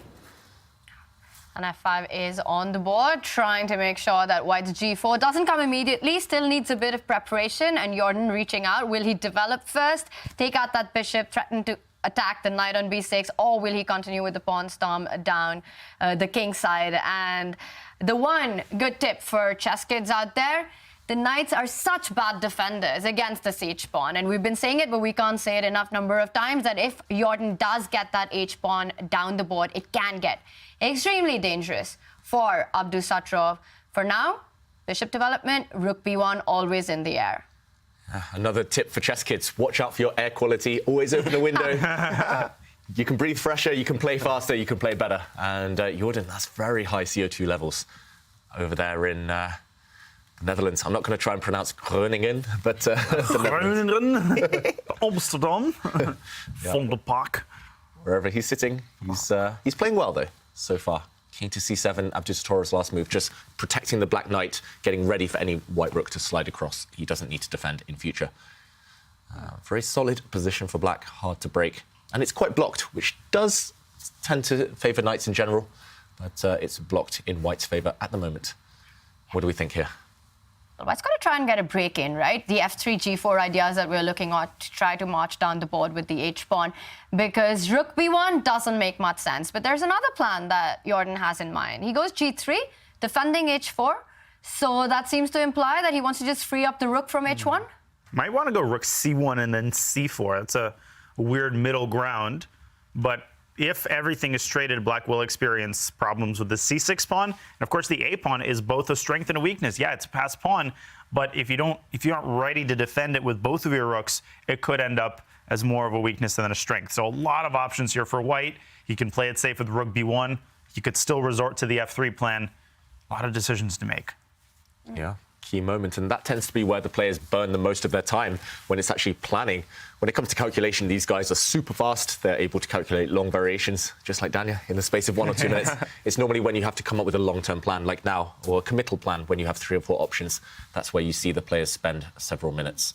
And this is also such an instructive moment for chess kids, because whenever we're playing these imbalanced positions, bishop versus knight, there's always a question of where to place your pawns. And we see here, Nodirbek Abdusattorov has placed all his pawns on the same color as his opponent's bishop, as Jordan's bishop. Now, it might seem that these can become targets, but the upside of that is that you really take away the activity from your opponent's bishop. So in this case, it's not a weakness. It's a way to take away more squares, more activity, and really tie down that white bishop. Yeah. Yeah, bishop's already tied down right now. You can't move many places. I mean, I thought rook a5, I actually saw this idea. Rook a3, and then obviously our idea is to double the rooks. Or rook b1, okay, that's a move too as well. But definitely doubling the rooks and maybe something like bishop to c2 at some point to put pressure on a4, but you can't. Knight c4 is now even a fork there, which maybe rook a2 might have been a move. Just to be able to free up the bishop a little bit to move it here. I think it will probably just end in the draw here. It definitely is... like slower for both sides, hard to make pawn breaks for literally both sides here. Black may have some action with this pawn and maybe a c5 break at some point, but even then I don't ever have to touch the c pawn being white here. So, I mean, it's very, very level. It's super equal here, to be honest. Can white dream of putting that rook on b4 and start marching with the king on the king side, king e2, king f3, just step by step, trying to walk away not only from the fork that James mentioned, but also to keep the king more active? It's a very nice plan, actually, Tanya. Try to get the king to g5, actually. But, I mean, maybe we play f6 somewhere near, but then that makes a weakness. I could play h5 and then takes and take on f5 with the king. Very strong. Yeah, really like it. Black has to do something. Black can't just sit on the position. Just to put that one that you mentioned there, James, on the board. Yes, you can block off the white king's entry, but h5 will break through. Or maybe there's something even better, but suddenly the pawns might start dropping, or they will be weak long term. Can Black do anything active? He has played rook a8 on his last move. Will rook b4? b4, there it is. Okay, I mean, c5 is possible, but it's just a one-move threat. I mean, white doesn't even have to take on c5. The rook could move away. Then you've created another weakness, long-term weakness on d5. That bishop on d3, such a nice defensive piece because it completely keeps that knight at bay. I think that white still has the preferable side of what is probably an equal position objectively. But Nodirbek, he has to figure things out because Tanya's plan, that is not to be trifled with. c5 on the board, Tanya. Okay, wow. and he did take on c5. That is surprising, I'm not gonna lie. Okay. Wow, now white has a weakness for the first time in the game. Is the idea maybe to drop the bishop back at some point and start coming forward with the king? Just inspired by your idea there, Tanya. Wow, yeah. Quick decision there by Jordan to change the pawn structure the way he did, but we saw the eval bar, it remains where it is. Rook c5 definitely gives more play to black, and king e2 played. So he might be headed in the direction that we were talking about. King's side is weak. It's been abandoned by all the black pieces. Time to march down the board. King is a piece in the endgame. ChessKid advice. King is a very important piece, maybe the most important piece in the endgame. If you have a passive king that doesn't contribute, you're basically playing a piece down after all. So what can black do? White's plan is pretty clear now. I think Abdusattorov has been made aware of that by the last move. White wants to go for the king march. How does black react? A bit tied up. And you know what's funny? If we would have taken with the other Abdusattorov, if we would have taken with the F pawn and undoubled the pawns, then it'd be harder for my king to get in there. I could just play F6 maybe, or even F5 in some cases. But I mean, now with this pawn flanks that we have with F5, G6, and F7 here, it's much easier for me to try to break this down. And if you move one of them, then the other become weak. So this is a great plan. Tanya pointed out, moving a king just over here on that side of the board, right? And go crazy. King F3, King F4, King G5. And the good thing is, with that plan, it's so easy for White to make the next couple of moves. And in these formats, to have that flexibility, to be able to play fast, to just have a plan, to not think about concrete moves is such a luxury. Black plays King C6, King F3 is possible? Definitely possible. What's his plan? Maybe knight c4 and then knight e5 check, trying to liquidate. I mean, it's a drawing operation, try to liquidate and take the c3 pawn. But when you have to defend using specific tactics like that, things get really, really flimsy because this depends on a lot of moving parts being in place. But I do think that might be his idea. Knight c4 was a move that White took the sting out of by shifting the king from d2 to e2. Yeah, we're struggling to come up with anything productive other than King F3. And just to show that line you mentioned there, Danya, Knight C4 could be potentially extremely important. Black can't sit and wait any longer for the White King to come in. So Knight C4 hits the rook. If we now capture this pawn, then after a couple of trades, there's two moves here. I guess Knight E5 check. I was tempted by this one, but there is a way for the White Rook to escape. So a Knight check forces the White King to be honest, forces it back, and Rook takes pawn. And everything's just being hoovered off the board.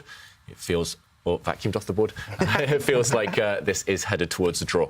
So, okay, Jordan didn't go for this yet. He dropped his bishop back, forcing the black rook back where it came from to defend this pawn. And now the question again is, can you king march? He did. He answers it, David. Yeah. Yes, you can. And how do you stop this with black? That's the next question. More difficult question. That was a very great move. I think bishop c2 was a very nice subtlety there, going there first to stop the idea that Daniel pointed out with knight to c4, right? So bishop c2 first ties you to the pawn. Now that you're tied, all the pieces are tied to the a pawn. Then we move the king over here, and of course it's what is this, principle of two weaknesses is what they call it. So you have a weak king side over here with the pawns, and you also have a weak pawn on a4. Two weaknesses, sometimes you can't defend both of them at the same time. It's difficult to be able to do that. So I think White definitely has a nice plan here. Wow, yeah. And even though the Valbar says it's equal, is it overstating it if I said that Nodirbek Abdusattorov should be worried a little bit here? I would be. I don't know about you guys. I'd be terrified just playing Jordan in general. But yeah, especially this position, it feels like everything we're looking at, it's black trying to force a draw somehow. And that's the worst type of scenario. You're just playing for two results. Okay, King C5. Talking of king walks, king marches. Whoa. What does that change? What is he doing? I don't even know. What is this move? Daniel, do you have any idea? I'm just trying to find a follow-up because the problem is you can never move your knight because a4 falls. Right. Your king is tied down defending the knight. If you move one of the rooks away, you can do that because bishop takes a4 might not work tactically. What is the point of that? Like after king f4, yeah, you could play like even rook c8, but White's just going to continue with king g5 or even h5, which is a possibility once the king reaches f4. Jordan is wondering the same thing. Maybe rook b5, maybe? Yeah, rook b5 was not possible on the last turn, and now it is. And this is really deep stuff. Genius stuff. These players are so good. We have to show that. Black is tied up here, as James highlighted. This pawn is tying down Black's army. You want to maybe trade a set of rooks, for example, after king f3, but suddenly bishop takes would walk into a pin, and after a bunch of trades, Black would be down a pawn. So instead, you move your king forward, and now we're expecting the idea of rook to b5, because now bishop takes pawn is not possible. This is no longer a pin, so Black can simply jump out of the way, and actually Black is... maybe not this last move. Maybe you just retreat, and Black is winning a piece due to the pin. Still complicated, I've got to say. Still very sharp position, but looks good for Abdusattorov. So we're expecting this move, rook b5, any second now. That's a really unpleasant move because rook d4 runs into rook b2. Exactly. And if a pair of rooks gets off the board, then you could set that a pawn in motion once again by finally getting to that a3 rook. So things are about to get very, very tactical. It's on the board. Great call there, guys. Rook b5. Amazing find by Nodirbek Abdusattorov. Just moving that king up. Absolute tactical sharpness, even in the endgame, is required. And now the big question. You don't want to trade the rook on b5. After the king jumps in, the knight coming on to c4, the a-pawn can become an absolute nightmare. If not, sidestepping, rook d4. Are we expecting this to become a fight about rook d4, rook b2? But that doesn't look very pleasant for white at all. Exactly. Might have to take on b5. Exactly. That's a sick idea. Rook b5 is very sick. You might have to take, play bishop d3, a knight c4, and then maybe move the king, take on c4, and then try to play with the tempo. The problem is after we have all of this happen, like for instance, rook b5, king takes, bishop check, knight king c5, or whatever. Like even we block with the knight on c4, king g5. Our idea is eventually we are going to take, maybe on, but maybe we don't. Yeah, after king c5, you have to take the knight. And problem is black's king can go around through d3, c2 to b2, and then the rook on a3 would actually be trapped if it doesn't move. If it does move, you allow the a-pawn to move forward. So it seems like black emerges on top in most of these pawn races. Of course, white could start gobbling up the kingside pawns and ultimately sack the rook, as is very customary. But black's not going to cooperate. Rook a7. Are we talking about Nodirbek potentially being the one to push for a win in this endgame? Yeah, I mean, that rook b5 move was so sick. I mean, really it is, because it makes you it forces you to do something. You allow rook b2, or you take it and you allow something to come to c4 at some point, which is very strong. We have moves. Beautiful idea. James, you're totally right. Rook b5, the trade happened, and white had to do something. Couldn't just stay, and trying to create play on the other side of the board, h5. Now, you don't want to take that pawn, right, David, and give up the f5 pawn. That looks like a bad idea. Disagree completely. I would take this one off in a second.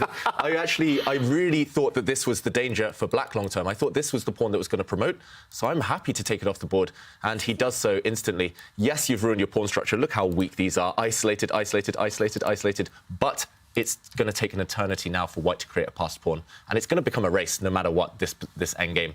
So yeah, black has an ugly pawn structure, but might be ahead in the race. You guys highlighted kicking away this rook next move, and still very sharp, of course. Computer says level, but that doesn't tell the story at all. No. This is an endgame for all three results, and draw is probably the least likely. As David, you were pointing out, black cannot allow the h-pawn to march down the board. An unpleasant choice to make. But now it's all about timing. He's got to start jumping with that knight. Knight c4, is there something that he doesn't like about that? The problem is, even if white plays rook a2 and black plays a3, every step that the pawn takes is like a Herculean labor. Then try getting that rook off of a2. That's another 3 or 4 tempi. Eventually, white's 2 moves away from creating a passer, king f6, and king takes f7, and then white's going to have to burn a bunch of moves, shoving that f-pawn down the board. So it's not like a race between a Ferrari and a Lamborghini. It's more like, you know, a Ford and a Reliant Robin or something like that. And a little snail just there. Yeah, exactly. Wow. 5. Guys, here, white or black, who would you pick? Both have their own trumps. It's a tough call. James? I'll probably go with black. This pawn is very strong here. It's very, very strong. a4. I mean, my king is very active. Yes, white's king is active too, but you can't actually use my pawns yet, which you need to try to get a passed pawn here, like we saw in the Jordan game where he played Kolars and got that passed pawn, played g5, ran the h-pawn down, created his chances, right? Against passed pawn, against passed pawn. This one is no passed pawn yet for white. And the moves that we were talking about are on the board. Knight c4 played, bishop d3. Would you agree with James that black's the one who's got the chances here? It appears so. Now, I'm very curious if Nodirbek plays king c5 and unpins the knight. Jordan's procrastinated by 1 move, but then he has to decide, is he taking that knight off the board? My intuition says no, because of the path that black's king can take to b2. I think he's going to drop his rook back to a2. It feels to me that black has the upper hand here. It also occurs to me, Tanya, that after rook a2, a3, black's rook is tied down to the pawn, and forget everything. He's taken on c4. Whoa, king d3, king c2, king b2 traps the rook on a3. See what he has in mind here. Yeah, this is tough. This is... Looks so scary. Why is the eval bar still equal is my big question here. It just makes no sense. Might be king e5. Oh, e4? Must be e4, but we need a helping hand from the computer here. How narrow is the path for white to survival? Is there any one move to save this game? Yes. e4. E4 or you're dead for Jordan. And he just reacted there. Has he missed something? Because e4 is automatic. The whole idea is to try and bring the white king back to prevent the black king from coming round towards the white rook. That is difficult. Here you get there by process of elimination. Finds it. He does. Classy move, star move. He had to foresee this several moves ago, I think, e4. Whoa, and the race continues. But Black's king can't get in. That's the Wow, problem. what a moment. It was the only move that Jordan van Foreest had to keep the balance, and he found it, e4, to stop the Black king from marching down on over to the queen side. And the problem now is, if you go with king d3, the white central pawn is just too fast. You capture d5 and you march down the board yourself, which means that white's king comes back to the defense just in time. Just in time. What a game. His middle name now at this point. Jordan just in time. This was, really by the skin of his teeth saving this game. But, yeah, it looks like he might have built a fortress. That white king blocking out the whole black army once it retreats to e4. Is it completely crazy to think about ideas like d4, sacrifice the pawn, and then get your king onto the other side and start running after white's rook? Jeez, Tanya, that's a sick move. d4 is kind of annoying. Takes and then king b4. Okay, and now we do have the passed d pawn. I think we'll be able to sack the rook at some point. I mean, and if let's say I win both the pawns. Did the Valbar not react to that? It didn't react. Yeah, wow, it's a move. Oh my goodness. It's a move. If you go this way, goodness. it does reacts. react. Yeah, these pawns, I guess, will just be too strong. Correct. But you can take this pawn, maybe. You can take on d4, and oh my God, it's a race. I don't want to calculate this. You can run back with the king. You could also make an argument for cutting off the white king. That. I have no idea what's happening. We have to count like 15, 20 moves in advance to king versus king, the final position here. But this is the type of thing that's going on in Abdusattorov's mind. The option, I mean, this is the ambitious one, as you say, Tanya. The option, I guess, is taking here. And the problem is now the king cannot creep in. You're a bit stuck, and he goes for this. So the white king forced back. That's true. The white rook stuck. Still take black here every day of the week. But how do you make progress? No passed pawns on this side of the board, at least. You need a second avenue of attack. F5 has been played, taking more squares away from white. White's king is stuck, guarding black's king from coming down to d3. It just looks like everything in white's camp is so passive, but can black make improvements here? Maybe f4, try to undermine the g-pawn and create another passer. So instructive how white's rook and pawn are holding black's entire army at bay. And he's just played it. Wow. F4, Nodirbek still trying to win, pulling out all the stops. That's what he does. Gosh, but Jordan says, I wasn't born yesterday. I ain't touching that pawn. I'm going to keep that h-pawn at bay as well. Now, does black drive the pawn to f3 and try to switch his attention, maybe even give the a-pawn eventually up for the f-pawn? I think yes, probably it's still going to be a draw, though. Jordan retreats the rook. This is scary. The pawn is pushing. Is the idea to bring the rook across, try to kick back the black king? And I think you're just in time, because now, after a2, you can check, and the black king has to go back. Sick. And suddenly, you're just in time with a king slide to stop the pawn. Jordan just in time, Van Foreest. Just in time. Done it again. And he's holding this one. Ooh, rook h1. How does black draw this again? I'm about to say, wait a second. Right, this is that's a huge threat, right? Does black have to move the rook preemptively to like a8 or something? Or maybe to d5? e5, maybe? Yeah, e5 or d5. You've got to keep that h-pawn guarded. Got to move the black rook. That's, yeah, that's for sure. Yeah. Wow, and Nodirbek is down to less than 3 minutes on the clock. So Jordan up on the clock, but it's been amazing to watch the kind of pressure that Nodirbek move by move has built. The a-pawn down to a3, f-pawn down to f3, everything on the third rank, James. Momentum might have shifted now, though. I think we are winning a pawn here somehow. I mean, after you move the rook anywhere, I check first, and then you have to go back. I take, and then I go rook back, and then I'm just in time to go king b2. Just in time. JVF, JIT. Just in time today. That's insane. Whoa. Yeah, I think you need to shift your rook. There we go. Right. Shift. So check, and then you bring your king to b3. Is that the idea? And black's going to seek counterplay against the white f2 pawn. I think, still black grabbing a pawn here. Should be holding here. King b3, you have a2. Actually, very important to lure the king to the second rank. That's cute. Because if you play rook e2 immediately, no, that's also probably possible. White can't do everything at once, right? You can only take one pawn at a time. h5 will fall with check, but then white's going to have to choose between eliminating the a pawn and defending the f2 pawn. And you can't let that a3 pawn reach a2 if that square is defended. Yeah, really nice touch just to show this one. If king b3, the pawn does drop down to a2, and if you do take it, check. And everything is just going to get still some work to do here for white, by the way. I would be very scared to play this. The bar's dropping. b3 on the board. It's not about the number, it's about the quality. Yep. Ooh, a2. You've got to play it. And if this pawn might decide the game. F for Van Foreest. Run, Forest, run. Run, Forest, run. Yeah, starting a forest fire here. Van Forest fire with Rookie 2 or A2. A2 is too flashy not to play, though. Yeah, too tempting. 2 minutes, though, for Abdusattorov. And he's choosing which pawn to go for, which pawn to push. Yeah, this was a hard in game. This is like Dvoretsky page 574. I mean, literally, and then there's 3 chapters on this in game. Yeah, that's crazy. But you studied all of those, though, James. Yeah, of course. No, there's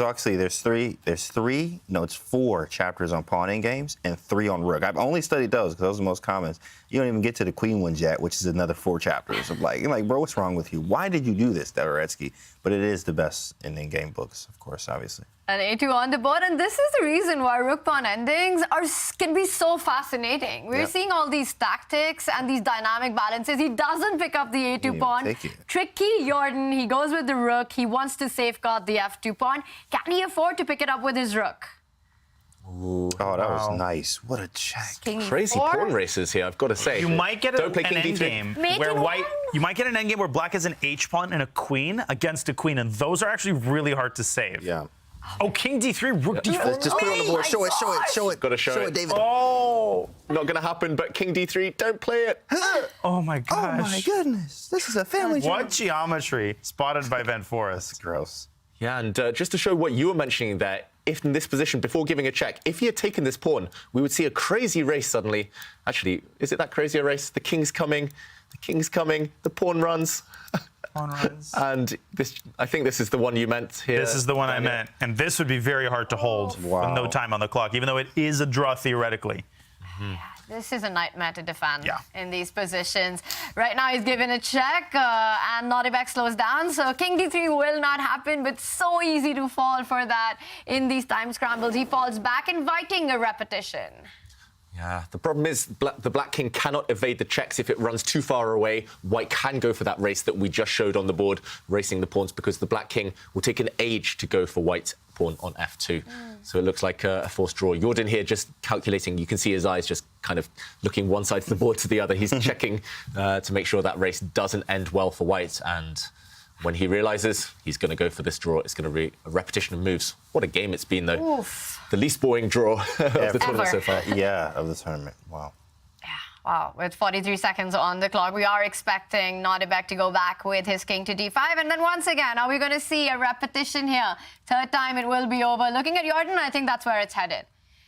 And there it is, King d5. It does end in a 3-4 repetition. The first game ends in a draw, a peaceful result, but an absolutely crazy game, Daniel. What a game. And Nodirbek with an interesting opening choice, going for that early endgame, demonstrating fluent knowledge of all the ideas, creating that fast A-pawn. We felt that black was in control. Then at some point, we felt that maybe white's taking over the initiative on the other side of the board. Both players grappling for the initiative, showing us how interesting these unbalanced endgames can be, and a very justified result, in my opinion. This is a match between two players in excellent form, Tanya. Super interesting endgame. David, what were the big ChessKid moments? The big ChessKid moments, it was all about Jordan, just-in-time Jordan as we're calling him now. It was a really difficult position for him, but he showed his incredible form by finding a series of only moves to save the game. Here, black's knight is threatening to kick away the rook. It is attacking the rook. If the rook moves, black would win. The pawn would run down, and white is playing without this piece. Instead, he spotted he had to capture this knight, and the beautiful move here, he had to step forward, because now, after a trade, the white king is just in time to block off the entry of black's king. A really well-played draw by both sides. So it's just all about being just in time. That is what speed chess is about. And we are seeing a fantastic matchup. And game one has set the tone for all the action that's coming up. Let's bring up our scoreline going into game two. The players will fight it out in a best of 4. The first game has ended in a draw. The action is just started. We will be right back.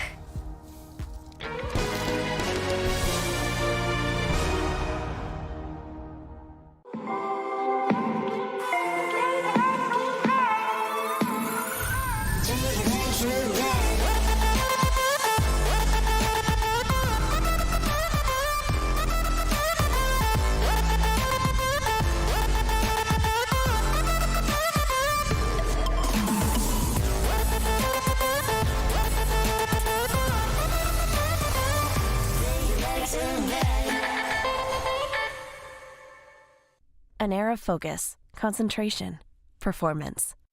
Airthings puts you in control of air pollutants that cloud your work from home space, shifting your state with every breath. Find your air of clarity now. For over 75 years, we've witnessed moments that will last forever. Records and trophies, first and onlys, game-changing innovations. From the heroes we admire to the joy of watching them play. Our history defines us, inspires us, and pushes us into the future. Celebrating 75 years of changing the game. Puma, forever faster. It's forever faster, and one such fast kid is Bogdana Seivanandan, and we're so excited to show her story to all of you. She has big dreams, big ambitions to become the world champion one day. Take a look. We're here for a special event. Bogdana is going to give a clock signal against 6 of Harrow Chess Club's finest. I'm going to try to win all the games.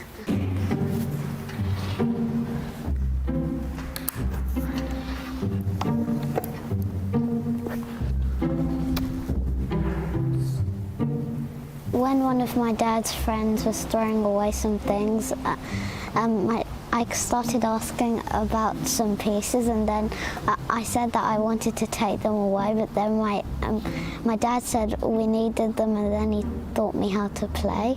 I liked that I could win games and more trophies, and also I could go to more countries and make more friends. These 2 I got at my first international tournament in Serbia. There's another 3 somewhere here which I got in Greece, but I'm not sure where they are because there's so many of them. I quite liked this one because straight after I got it, I started trying to break it off because this part kind of breaks off it. Knight f6. Good. Bishop takes h6. Yes. Queen g3. Nice. Check. And checkmate. Well done. You spotted the queen sacrifice immediately. Did it just come to your mind? Yeah. I'm impressed. You're getting them all. I thought that would be tough, but no. My dad doesn't really want to play against me now. I think he doesn't want to get beaten. We haven't played for a long time, so I think I would beat him though. So well played. You played a good game. My goal is to become the youngest GM in the world, or if not then the youngest GM in the UK. After that I want to play in the World Championships and get World Champion. I think it will be hard, but I still think I can do it. The final score was Bogdana 5 points, Harrow Chess Club 1 point. I have 2 twin sisters. Whenever I try to teach them, they just run away. I started when I was 5.5, and I keep shouting at them saying, you don't even play chess yet. That was amazing to watch, and they were just the way she was solving those puzzles. Oh my God, so quick. Yeah, actually, I gave Bogdana a few puzzles that I've shown to grandmasters, and it took her seconds. It took some of the grandmasters several minutes. So, yeah, extremely quick tactically, extremely impressive. Most of all, she's really mature. Her family as well. Shout out to the whole family there, her twin sisters, the parents. They're so lovely. She's got the perfect support network, and she's going to go far. I'm excited for England having her on our team in future. And that's so important to have that support system at that age. David, what would be your advice to all the chess kids out there, being young, being ambitious? What's the path to improvement? Yeah, for the chess kids out there, just play as much as you can, but also dedicate some time to analysing, maybe with your friends, a coach, a parent. And for the chess parents out there, just support your kids. If they're enjoying it, loving it, especially if it comes from within, then, yeah, try and bring them to as many tournaments as possible. You might unearth a star. And Simon mentioned that Bogdana actually defeated him in one of the games. Yeah, I shouldn't say this, but I played a few Blitz games with her, and she was close to defeating me too. So she's a very impressive player. Wow, chess kids across the world are impressing us with their performance. And of course, the big platform for learning chess. It's fun to play, it's educational, and the safest place for the kids to play chess. That is the ChessKid website. And ChessKid and Magnus Academy are working on making chess accessible and empowering for kids. But we're wondering if schools should play a role in this too. What do you think, chat? Should chess be taught in schools? What are the pros and cons? You've got to drop your thoughts in chat. This is also the weekly referendum question for our Discord community. If you like debating stuff like this, you should check out the ChessCom Discord server using the command Discord in chat.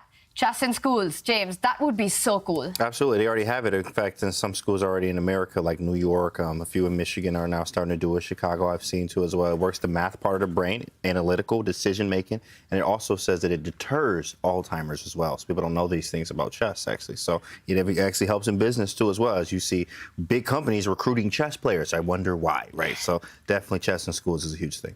Wow. Absolutely, and it helps all across, and that's why we say that chess is art, science, and sport. And while the ChessKid action is on, we, of course, also had an art competition, a drawing competition that leading up to the ChessKid Cup. And it was, the big question was, who could draw the best portrait of chess players from across the world, of the Division 1 players? And we got some really, really fun and cool entries. We will be announcing the winners later, but take a look at some of the art that the Chess Kids came up with.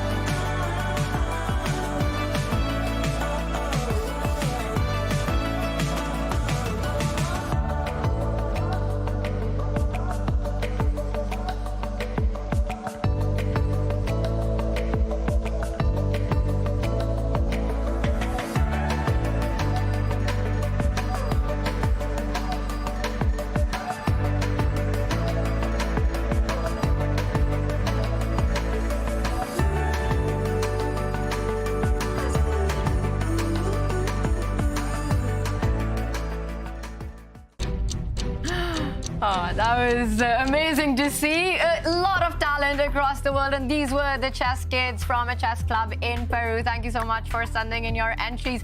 Lots of Hikarus there. Yeah, lots of Hikarus, lots of Fabianos. Some drawings better than the others, but yeah, either way, thank you so much, everyone, for sending in those pictures. We loved it. Loved it. And there was also one of Nodirbek Abdusattorov. Right now, he will take on Jordan van Foreest in their second game clash. We saw a long marathon fight, a rook-pawn ending, but a fascinating one in game one. It's going to be a fighting match. What are the chances of this going down to the wire, to the Armageddon? The chances are pretty high, but Nodirbek with the white pieces has been a buzzsaw against every opening. He has shown a tendency to play d4, and this is music to my ears. A King's Indian at last. Let's go, Danya. Let's go, King's Indian. Let's go. We got one finally, bro. At last. How you feel, baby? How you feel? Took a couple days, you know but you know, it's about What do you love so much about the King's Indian? Just the fact that it's unbelievably dynamic, and no matter what white plays, you're going to get an unbalanced position. You're going to get winning chances. It's also, you know, it's like a pair of jeans that you've worn for 15 years. It just feels so comfortable. It fits well. It's all I've ever played. And I'm a little bit disappointed because Jordan is playing it Benoni style with c5, but this is the way that modern players often treat the King's Indian. And bishop to d7, you don't see that move every day. Looks very awkward, but he might be preparing a Benko Gambit style idea with b7, b5. Wow, David, are you surprised with this bishop d7 idea? Yeah, if it wasn't Jordan van Foreest, I would say that's a mouse slip. The Black Knight normally wants to use this square as a kind of launch pad. It does feel a bit clumsy. I guess the Black Knight on b8 that's undeveloped will want to use the edge of the board before kind of re-centralizing later. I should mention, a few years ago when Alpha Zero first became a thing, I was lucky enough to play a couple of games against it, and we played the King's Indian. It used this line with bishop e2, bishop e3 against us. So this is Alpha Zero approved, this setup for white. And it did exactly the same. It jumped forward back with its knight, and it had this setup. Of course, we got crushed. I was playing as part of a team. But yeah, it's an interesting setup, interesting choice opening for both sides. And that pose by Nodirbek is 100% Alpha Zero approved. It is so much focus that we're seeing from Nodirbek, and he's playing fantastic chess, as is Jordan van Foreest. Bishop d7, another unique opening idea. We asked him yesterday, that Jordan, how do you do it? How do you come up with all these different offbeat openings? And as David, you mentioned, an old idea, but Jordan is prepared with this, and it has thrown Nodirbek a little off balance. It reminds me a little bit of what Magnus said, anti-young player chess. Yeah. Anti-young player, so that's hilarious there. Yeah, this King's Indian here is definitely strange, as we mentioned, Diane. I mean, I'm used to actually seeing the e5 version and knight a6, knight c5 with a5, right, instead of doing it this way. So we're going to see it this Benoni style here, see how it works. I'm definitely interested to see what he has up his sleeve, and maybe we can use it later to win our own King's Indian games at home there. So I'm learning. Pretty cool, yeah. Bishop d7 take, and maybe obviously the b5 option, right? Yeah, if c takes d5, very common tactical, semi-tactical idea with b5, because the e4 pawn hangs in a lot of lines. So you do see more positionally minded players often recapture with the e-pawn and maintain the symmetry of the pawn structure, but also discourage b5. The exchange sack on e3 is not unheard of in these types of lines because it gives black dark square control in the center. The engine actually doesn't hate it either. So this actually might be Jordan's idea. Very consistent with what he's been displaying thus far in this tournament, the level of creativity and gumption that he's shown. Yeah, and which way... If we were white, I know you guys are biased towards the black side. King's Indian. Yeah, don't ask me what I would do with the white side of the King's Indian. White's already lost. Exactly. Which way? Left or right? C-pawn or E-pawn to capture? I would want to capture this way, but as you guys say, this is a bit scary. Can white consider this? Pawn to B5. We're all hesitating here in the studio because it gets tactical. 0-1. It gets sharp. The idea is the B5 pawn can be captured, but suddenly the white center does fall. The black knight now can take because the white knight has been deflected away. And this gets sharp. This gets crazy. I don't want to calculate this too much. I think I would be inclined to take with the e-pawn, but obviously Nodirbek far more ambitious than I am and potentially scared of this sacrifice on e3. I would be amazed to see if Jordan actually does go for this rook e3 sacrifice. I completely agree with you, Daniel, that it's consistent with his style of play, these unique ideas. But rook e3, fe3, I say an exchange, give it to me, I'm happy, prove your compensation. Yeah, but once you put the queen on e7, that domination over the e5 square, and eventually the bishop on d7 could slide away, knight could take its place. But that's a moot point now, because Nodirbek has chosen the more combative path. We are going down one of these lines where the center will liquidate and we will get a wild ensuing position. Yeah, a wild ensuing position that could be very good for black if he can activate, if Jordan can get his pieces to active squares. But long term, I do fear for black, partly because the d6 pawn is a huge target. And okay, knight takes e4. White center has collapsed, so small gain here for black, you would think strategically. But does white have anything in mind? Is he going to trade this knight in the center? Is he going to just post up his other knight, the white knight on d2? Is he going to post it on a nice, beautiful outpost on c4? Questions, James? I don't know. I already like black. I mean, well, okay, we King's Indian. Like, I mean, whatever the position was, we was going like black. But here, I mean, the bishop is so strong on b2. You have to worry about that, right? We also have, I mean, knight a6 to c7. Get rid of that. We do have to worry about d6. Maybe we kick the knight away with a6. We also maybe play f5, bishop e5 at some point. We do like black, obviously, because this bishop, it reminds you almost as a Catalan in reverse with this bishop, how strong it is.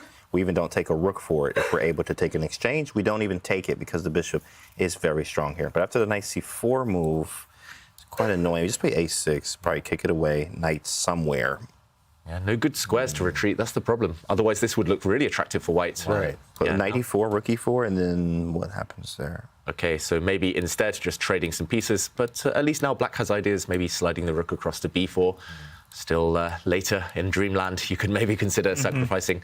But yeah, meanwhile, this piece, most important piece here, MVP, most valuable piece right now. He goes for black. Well, the silver lining to the line you showed with the knight on a3 is that it does keep the knight on c4 nicely protected. So I do actually think Nodirbek is going to play knight a3. I don't see anything tactical here, and a knight c3 sacks a pawn could be considered to get black's knight off of e4. So I could see a case being made for that. He's at least going to think about it, but I don't think knight a3 is the end of the world either. But a very interesting decision here from Nodirbek. Yeah, retreating to c3 towards the center, sacrificing the pawn, maybe the most ambitious, but I'm not sure whether the position... Whoa. Okay, wow, he goes for it. Why did I question his ambition here? Whoa. He's going to get the b file as well. He could post a rook on b1, and that rook could infiltrate to b6 or b7. So this is actually starting to appeal to me, because the knight on b8, right, that's going to have a really hard time developing, because you're going to cut the contact between the queen and the d6 pawn after the e4 knight disappears. Yeah, just to show its disappearance, we're predicting knight takes, knight, pawn takes, and black might as well suffer for something. Might as well be a bit greedy here, take this pawn. As James mentioned, actually, sometimes you don't even want to take this rook, because then black's dart squares would become weak around the king. And yeah, I guess white will dodge, however. And yeah, it's this position. Is this knight just as terrible as it looks, or is there a way out? If you ever move, then this pawn will drop and your whole position will start to fall apart. So if you're stuck with black, then maybe this is a bit of a problem. Knight takes knight. We're headed in this direction, and watch out for this pawn becoming a huge target in the near future. The rook entering as well to b6 or b7. I'm talking myself into loving this for white, Daniel. Well, that's why you don't play c5 in the King's Indian, right? That's why you play it traditionally with e5. That's right. The more I look at this, the more I'm just impressed with Nodirbek's feel for such a wide variety of different positions. This is reminiscent of Magnus. Doesn't matter what you throw at him, King's Indian, c5, e5, he just seems to immediately sense the most annoying, the most practically difficult path. Knight c3 is one of those moves that's really easy to gloss over, but so many of us would just play knight a3 automatically. Why sack a pawn? He feels how hard it is for black to deploy the rest of his queen side. Yeah, you mentioned it reminds you of Magnus. Is he the new Magnus? Is he a future world champion? Just the way he's playing right now, just so impressive. Well, he's already a world champion now through Rapid, of course, right? Very, very strong player here. And that was very impressive there. As Danya mentioned, the c5 line. Here it is more Benoni-like, and of course, in a Benoni, you want to get b4, b5 in and use the b file, but that's usually when you have a knight already off the back rank on b8. But here, that is the problem here. That's very, very strong from Nodirbek, I think, with this knight c3 pawn sacrifice, saying your pieces are gross. Mine are all developed. Yeah, I'll give you the little pawn, but I have space with d5. You can't really move yet. He might have to go something like a5, just try to get the knight off to a6, or maybe queen e7 to maybe move the knight to b7, and eventually have something there. But white has a lot of initiative over this pawn. Engine doesn't even, like, it's equal. It's like, oh yeah, I can take the pawn, it's equal, right? You up a pawn, but it's equal, you know something's wrong with the position, right? Yeah, that's why I advise just chess kids at home, try to stay away from just following computer evaluations. It's so deceptive. This is like the least equal position ever. Maybe if both sides are playing perfectly, no mistakes, it will be a draw, but I mean, anything can happen here. In practical terms, black has huge, huge problems to solve. I have a crazy idea to play queen h4. I thought the same. And meet knight takes d6 with rook takes e3. And that actually might be a perpetual there. With bishop e5, g3, bishop takes g3. It's a kind of a classic pattern. I'm just throwing stuff out there. So much easier to sacrifice other people's pieces. Right. But you're forking the knight and the checkmate threat, forcing white to play g3, which forces black to take, which forces white to take, which forces black to take, which forces white to play king h1. And of course, this is how the game will end, without any question, obviously. Now watch Jordan actually do that. It's a very, Jordan kind of solution here to solve things tactically. Queen h4, really That's a creative. really good point, because if you take knight d6, the first thing that comes to mind is why not bishop e5 directly? And David, the problem with that would be that white has got this move g3. And it hits the queen, defends the mate, and now you're losing the rook on e8. So rook e3 is super precise. Yeah, and he didn't kind of, well, he stopped halfway on the path to At least H4. he didn't put it on G5. True.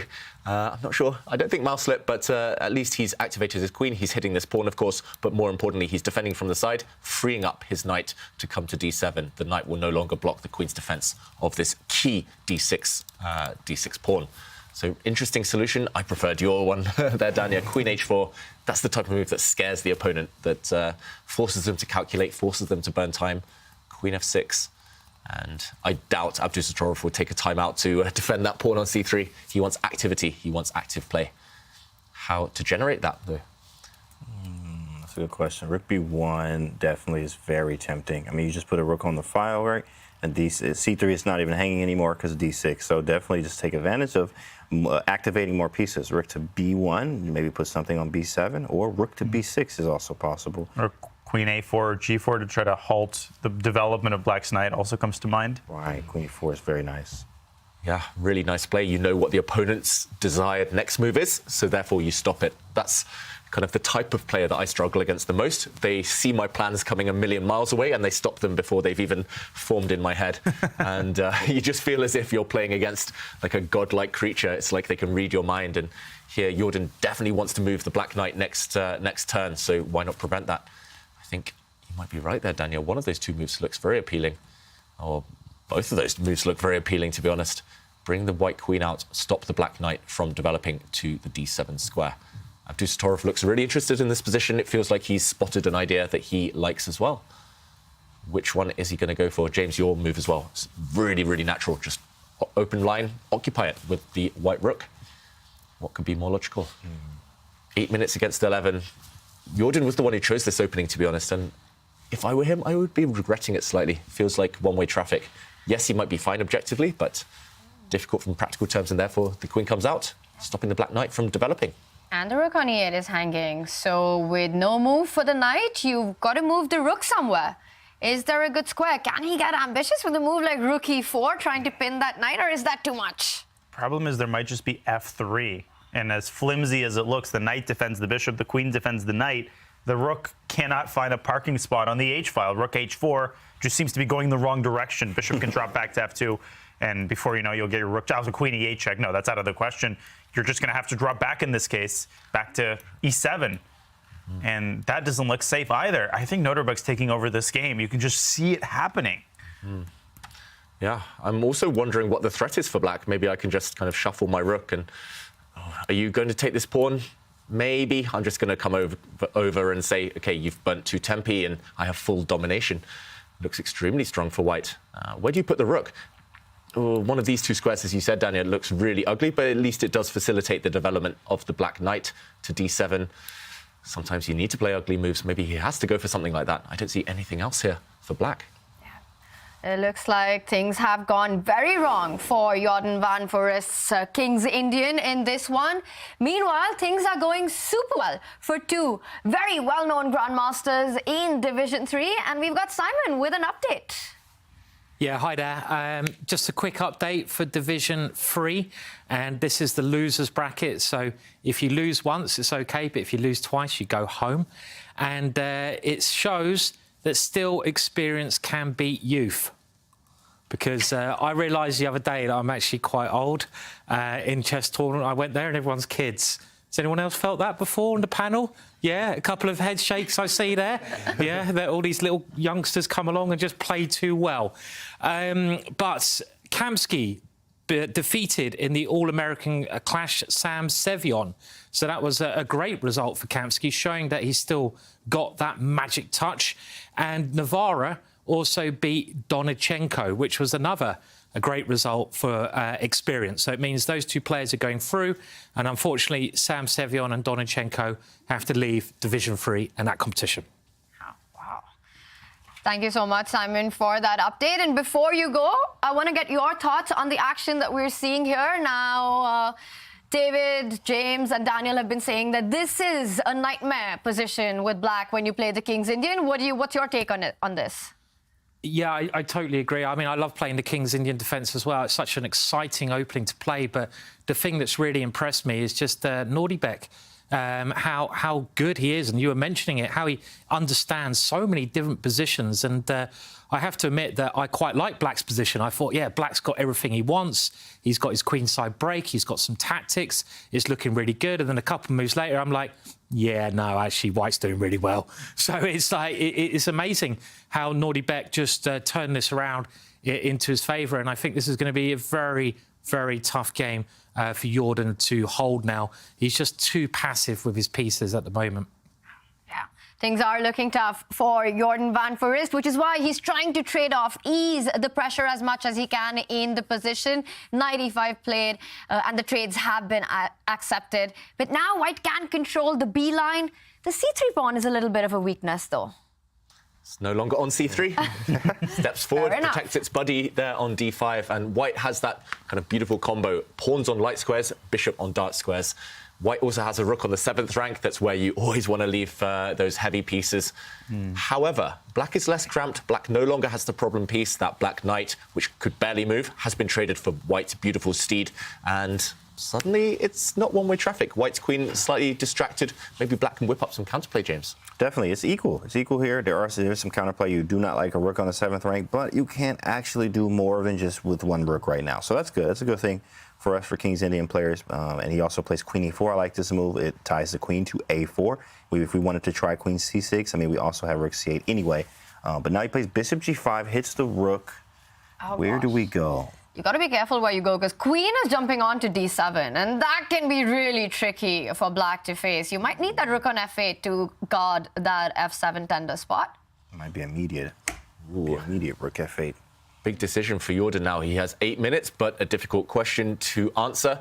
And just to show your idea there, Tanya, the rook is hit. If you move it, you might want the open file. Then queen to d7 could be disastrous. Calamity on the 7th rank. Instead, he does try to eliminate the very powerful white rook on the 7th rank, 7th heaven here.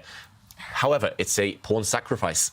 I was wondering whether you could play queen takes a6 here. But I love it. We got to show that, David. Queen takes pawn, deflecting this black rook. The problem is maybe you don't need to take the white queen, and then I might regret my decision. But here, rook takes, the bishop drops back. And I thought I was checkmating here along the 8th rank because black is pinned, tied up, but the black queen can swoop to the defense. Maybe this one isn't quite winning for White. Instead, the other way to accept the pawn sacrifice would be rook takes rook, and then now queen takes. But you have to be really careful of counterplay. First, Black can deal with back rank problems, I guess, push the pawn, gain some time against the bishop. And suddenly, I'm worried about rook b1 coming.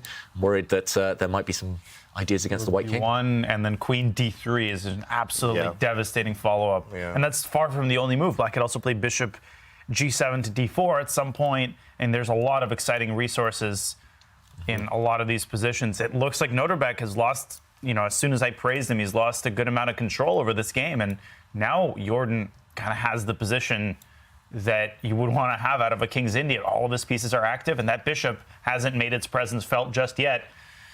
This is getting dicey and spicy now. That's what we like in a King's Indian, right? That's every game we want, a spicy and dicey game here. KID 4 lifers there. Rook b8, and yeah, we're feeling great. It's the ChessKid Cup, the Chess King's Indian Defense Cup. That's right. Oh, my goodness. Oh man. Give them a raise. Give them a raise, guys. Had to point it out once you put the pun in there. The next Netflix comedy special with GM Howell. Coming out tonight. Some really niche wordplay. But rook b8, though, what a nice move from Jordan. It shows you do not need to be materialistic in chess. I would have been hesitant to play this move. I'm like, OK, I'm dropping a pawn. But you get counterplay, you get activity, and especially in rapid and blitz chess, you scare the opponent, and that could be key on the path to victory. Look at the time. Yeah. Huge time. 4 minutes against 8. Would that decide the game, do you think, maybe long term? Still plenty of action left while the queens remain on the board. It's definitely going to decide some decision-making very quickly when of course, obviously, when you get lower on time, then sometimes you make bad decisions. We've seen it in many matches. We've seen it time and time again. It happens all the time, even to the best. You get lower on time, you panic a little bit, and you make some inaccuracies, which sometimes lead to blunders here. So this is a huge time edge for Jordan, and he has some counterplay, something you're looking for in a KID. It does look pretty good for him now. Jordan van Foreest with double the amount of time on the clock, and we've been talking about this being potentially a good position for White, but wow, Queen A6 on the board. David, great call by you. We were looking at a different idea for Black, Bishop D4. That is a very Jordan-esque move. Yeah, and another key tip for everyone at home, think on your opponent's time. Jordan, he was aware, he spotted this trick, this nasty tactic, and he replied instantly. 3 minutes now against 8. White is a bit tied up. White's king a target. Danya, you spotted something. Sick tactic. After rook takes b8, queen takes d6. First of all, black has bishop takes f2 check. Now, I saw this a while ago. You can't take the bishop either way. I think you get mated.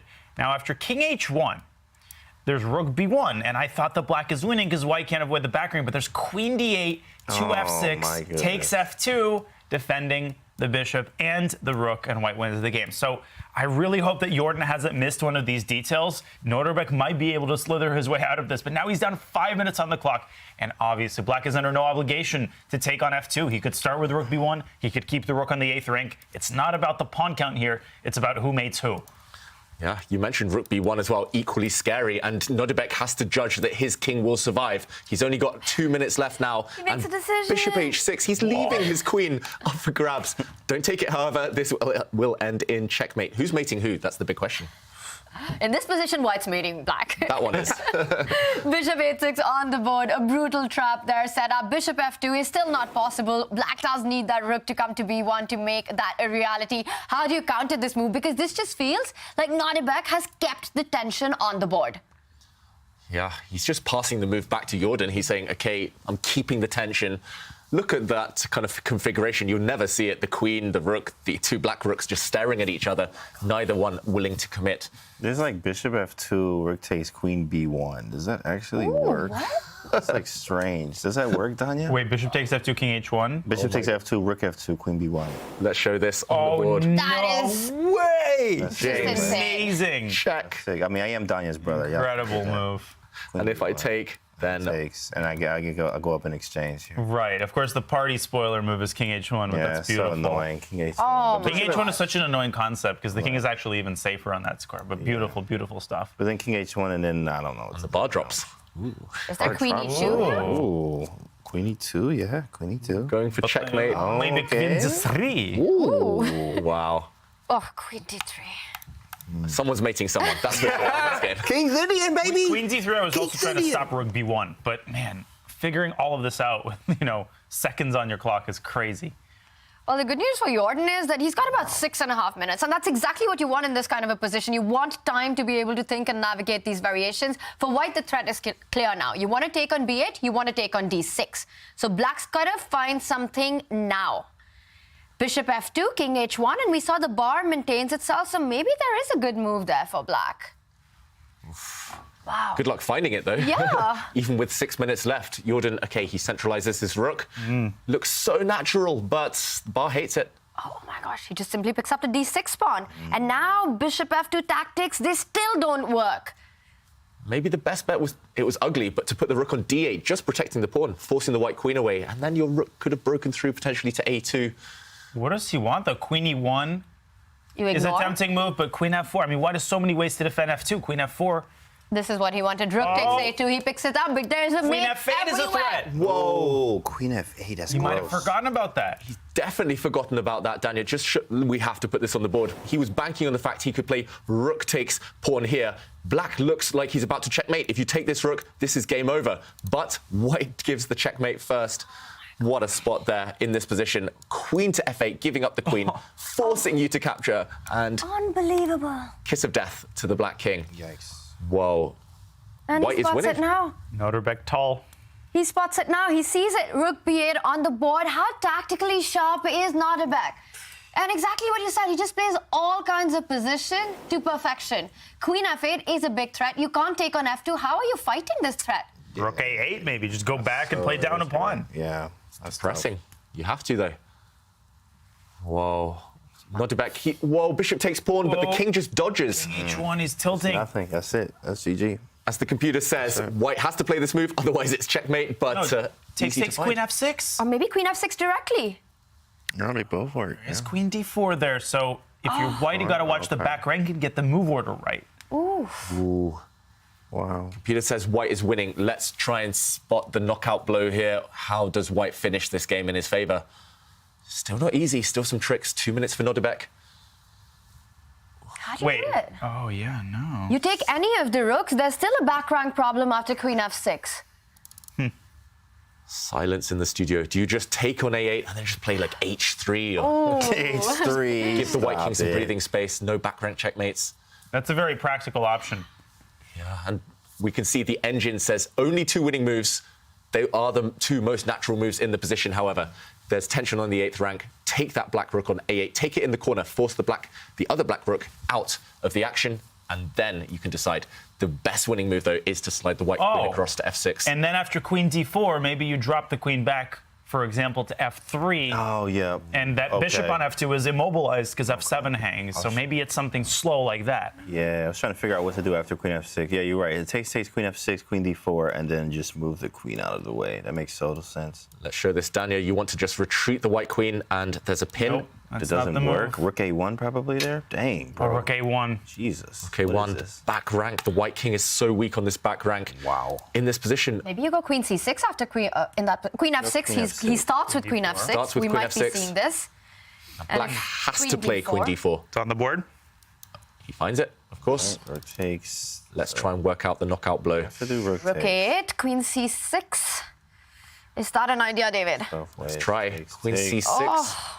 Hitting the rook. You cannot move now because of a nasty checkmate. He's taken the other rook and gone queen f3. Beautiful, because now rook e1 has to be played. Right. But then you take and go queen e2 with a fork on e8 and the bishop. No! Attack and checkmate. Actually, checkmate's unstoppable here. Whoa, beautiful geometry here from Abdusattorov. And now he's threatening rook takes f2. That's the critical thing, because rook e1 is met with rook f1. It's over. Nerves of steel. Oh, wait, that was unnecessary. Why did he take the bishop? Very unnecessary. What is he doing? He did all the hard work, and all he had to do was pick up the bishop. Let's get a replay on that. That just happened so fast. Was there something we were missing? It's exactly what happened there. So that was what. Let's just show it. If we back up 2 moves, f5 was played by black. This pawn was under fire, but just rook takes bishop. There's no back rank checkmate because you can retreat. Queen a1 and king g1. I think he just missed it. That's crazy. Crazy miss. Whoa. And now he's down to a minute on the clock. Well, suddenly. And Jordan's back. This pawn could drop. So many surprises in this game. Suddenly, it's a coin toss. 50 seconds against 4.5 minutes. Who are you picking here? Well, after that problem, I'm actually taking black now. I mean, at first, it was just, it was brilliant from Nodirbek. Brilliant. Just everything. Like, wow, unstoppable. But now he's about to have 30 seconds here in a position that he was winning. I mean, now this pawn is weak on d6. Yeah, what just happened there? He could have just picked up the piece in one move. I think he just completely forgot that the rook comes back after the back rank mate. It's a blind spot. Yeah, definitely. 20 seconds now. Oh, Gotta my make goodness. A move. Do you remember that bluff with Jules Moussard as well? He basically blundered a piece. The opponent didn't take it and it turned. This could be another situation. Queen e6. He's going to pick up that d7 pawn. Nodirbek's going to try to defend it, but takes. Black's a pawn up. Takes. But then bishop c7 is Bishop coming c7 in. is a huge threat. Still a 3-result game.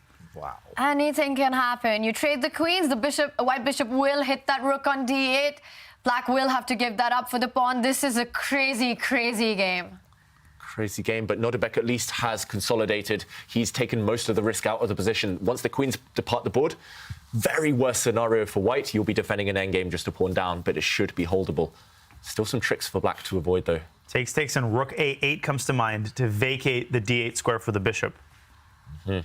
Maybe you have to take on c5 then. It's anyone's endgame. Queen d5 played, and Jordan van Foreest, about 4 minutes on the clock, 27 seconds for Nodirbek. It could have been a very different game had Nodirbek just picked up that piece, and he did everything to perfection up to that point. One thing we can hope for is that he's completely forgotten about that, because if that plays on his mind, it's so difficult to come back. Maybe he's still not aware. Maybe he doesn't realize he was winning. I don't think he did, otherwise he would have paused. He seemed to pre-move d6 instead of taking the free piece. So I don't think he's aware. He's just playing in the moment. He's staying in the zone. Which is great. Yeah, he's defending really well, but still down a pawn. King f7. He was. And rook c8 meets with rook a1 check and rook d1. Otherwise, black would have been losing. Nodirbek with rook c7. Sneaky. You could put a bishop on d8, but you run the risk of losing that bishop to a skewer on g5. Still a lot of minefields to avoid. I would put a rook on d8. Fabi in the chat says, Jordan with the hypnosis. Jordan with the hypnosis, guys. Rook d8 on the board, king e6 coming up to pick up that d7 pawn. So Nodirbek has got one move to try and defend it. The problem is, if the rooks come off the board, even if black wins that central pawn, it's quite an easy draw. So I don't think we'll see a winner, despite all these twists and turns. Wow, bishop d2, he's getting ready to meet any king move. If the black king enters e6, for example, the white rook will drop back with a check. Any king move will be answered with a check. Maybe black doesn't even win the d-pawn. Okay, first kicking away the white rook. It's there now. How are you defending? He will win that pawn, but he's probably not going to win the game. 3 versus 2, not enough on the same side of the board. It doesn't help either that black's h-pawn promotes on a light square. His bishop is a dark square. They don't match. This one is headed towards a draw. Now you can't even create a pass pawn without more trades. Just don't trade the bishops, and that's it. Keep moving the bishops, keep that king on g2. I think both players know it, but what a game this has been. Another one that ends peacefully, but an absolutely wild ride. Yeah. Bishop f4. I don't think Abdusattorov should go and check this game with a computer. He'll be kicking himself for that missed opportunity. Wizardry followed by, the cookie was there. All he had to do was eat it. Nice chocolate chip bishop on f2, and he didn't take it. If these are the first 2 games of this match, what will the last 2 games look like? Wow. And we have a result. It is a draw after all of that action. What a game, and these two are really at it, and it just looks like amazing chess that we're witnessing from 2 of the most talented chess players on the planet. And the second game also ends in a draw. Another roller coaster of a game, absolutely up and down. Anything could have happened in that King's Indian, David. Yeah, anything could have happened, and eventually it fizzled out after both players played equally inspiring chess.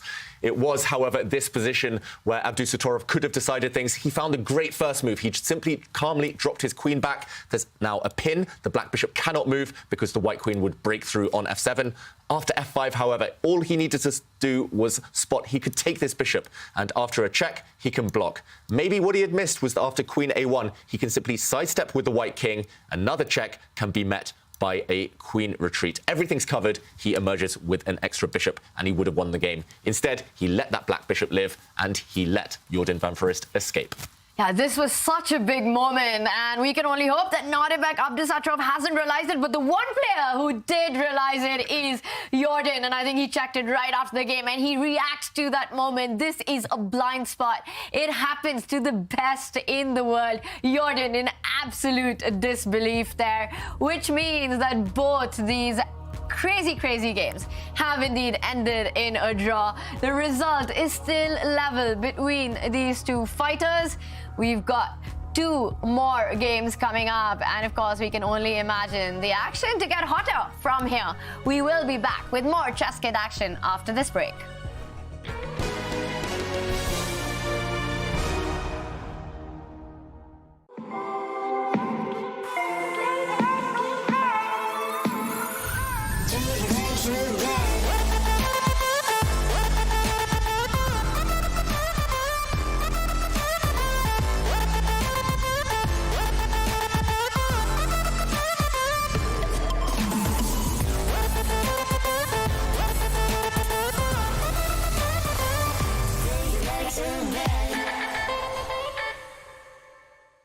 An air of focus, concentration, performance.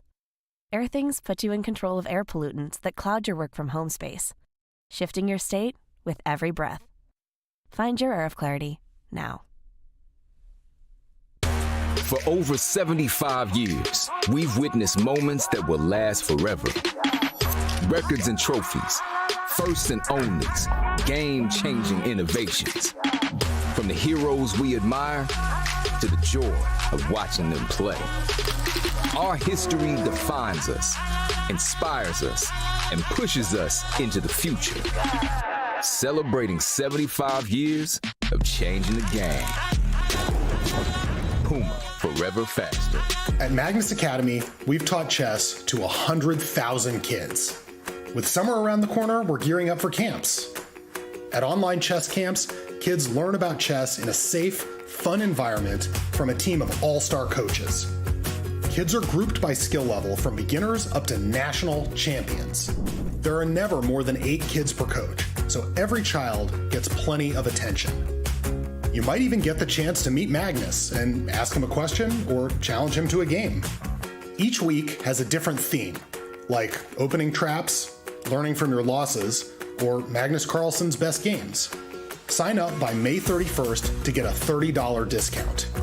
Join the 100,000 kids and counting that have learned chess with Magnus Chess Academy.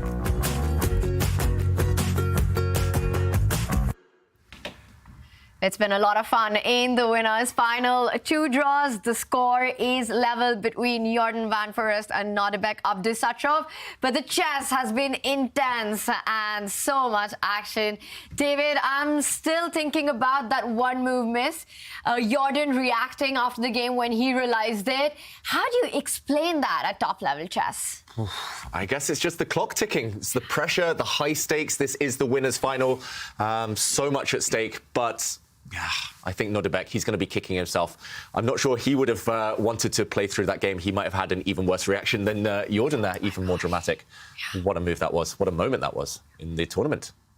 And there we saw Jordan in absolute disbelief. And then he laughs and he says, what? He can't believe it himself, what he missed. It wasn't just him, but Nodirbek Abdusattorov.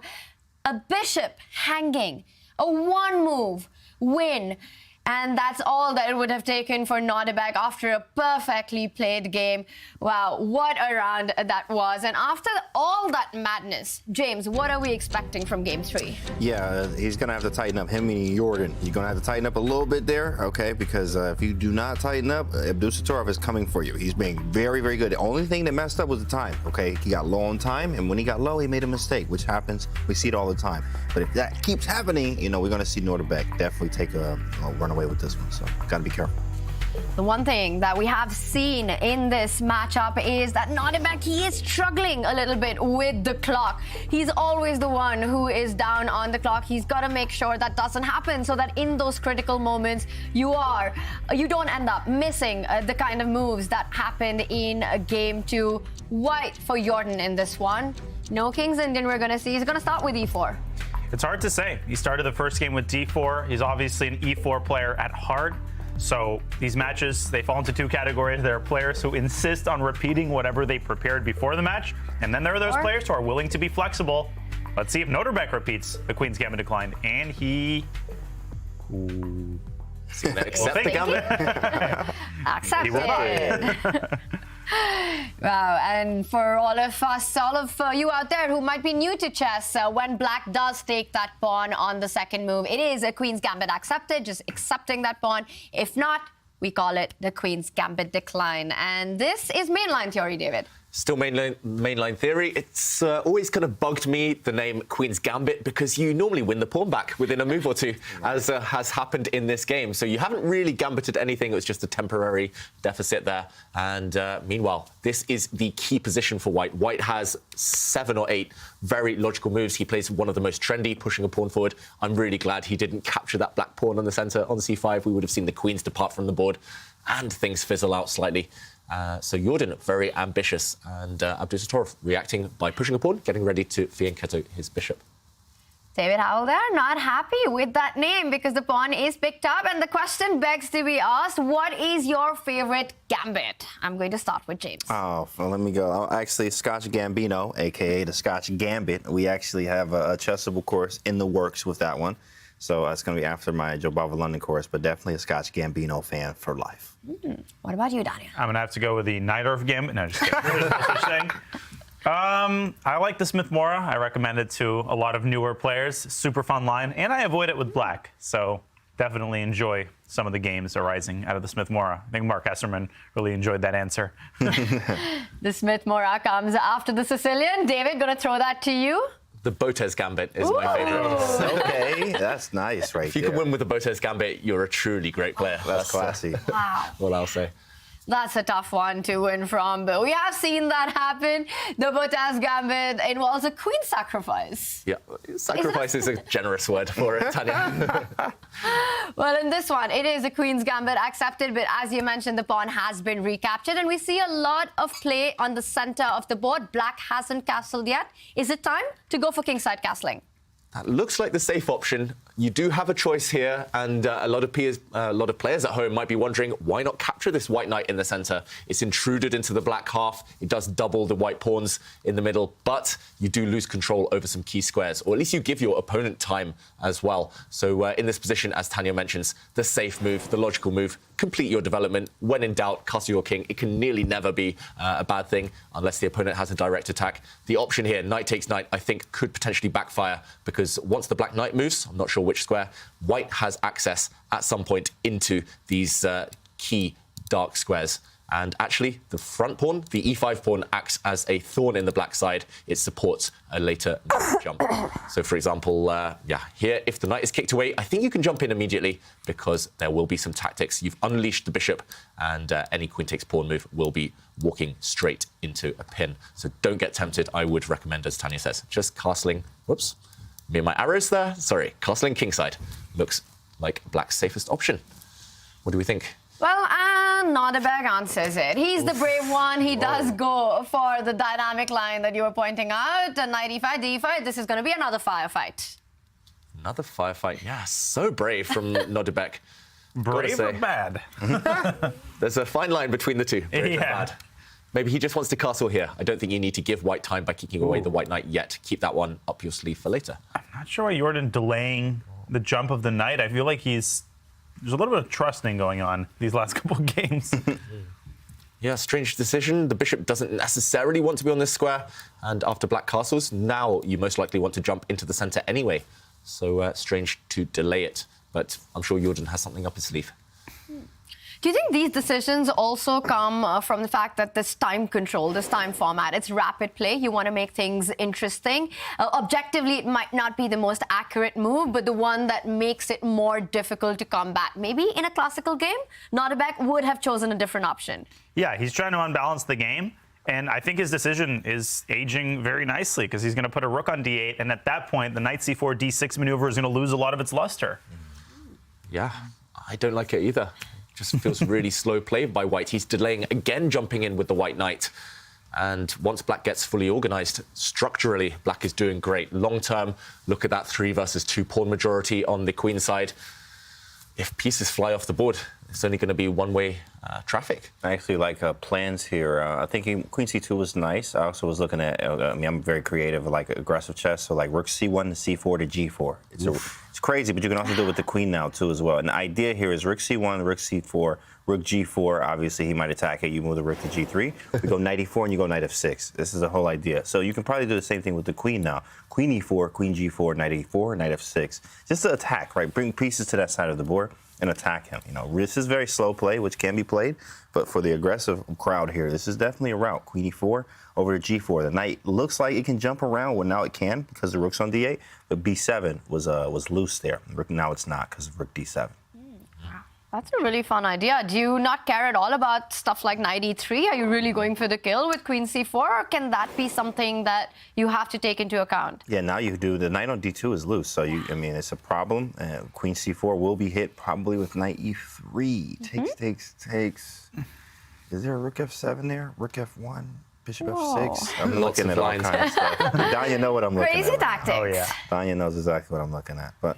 Yeah, I don't think we can get away with it now, though. Yeah, rook d1. It's going to be very slow today. Slow play. But your idea in the air now. He defends the d2 knight, and the queen can find its way over to the king side. Lift it up. The queen lift. Even queen lift. Queen lift. That's a new one. Yeah, black ups the pressure, though, on the d-file. Those 2 black rooks stacked up, doubled up, ready for some tactics there.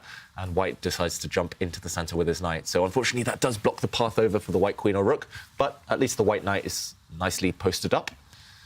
It's very tense. It's hard to know how to improve the position for either side, actually. Yeah, like what is white's next move? But before you figure out white's next move, what is black's next move? And the standard reaction is just to play h6, and then the white will play h3. Yeah. Then they'll start this awkward waning, and black will play a5.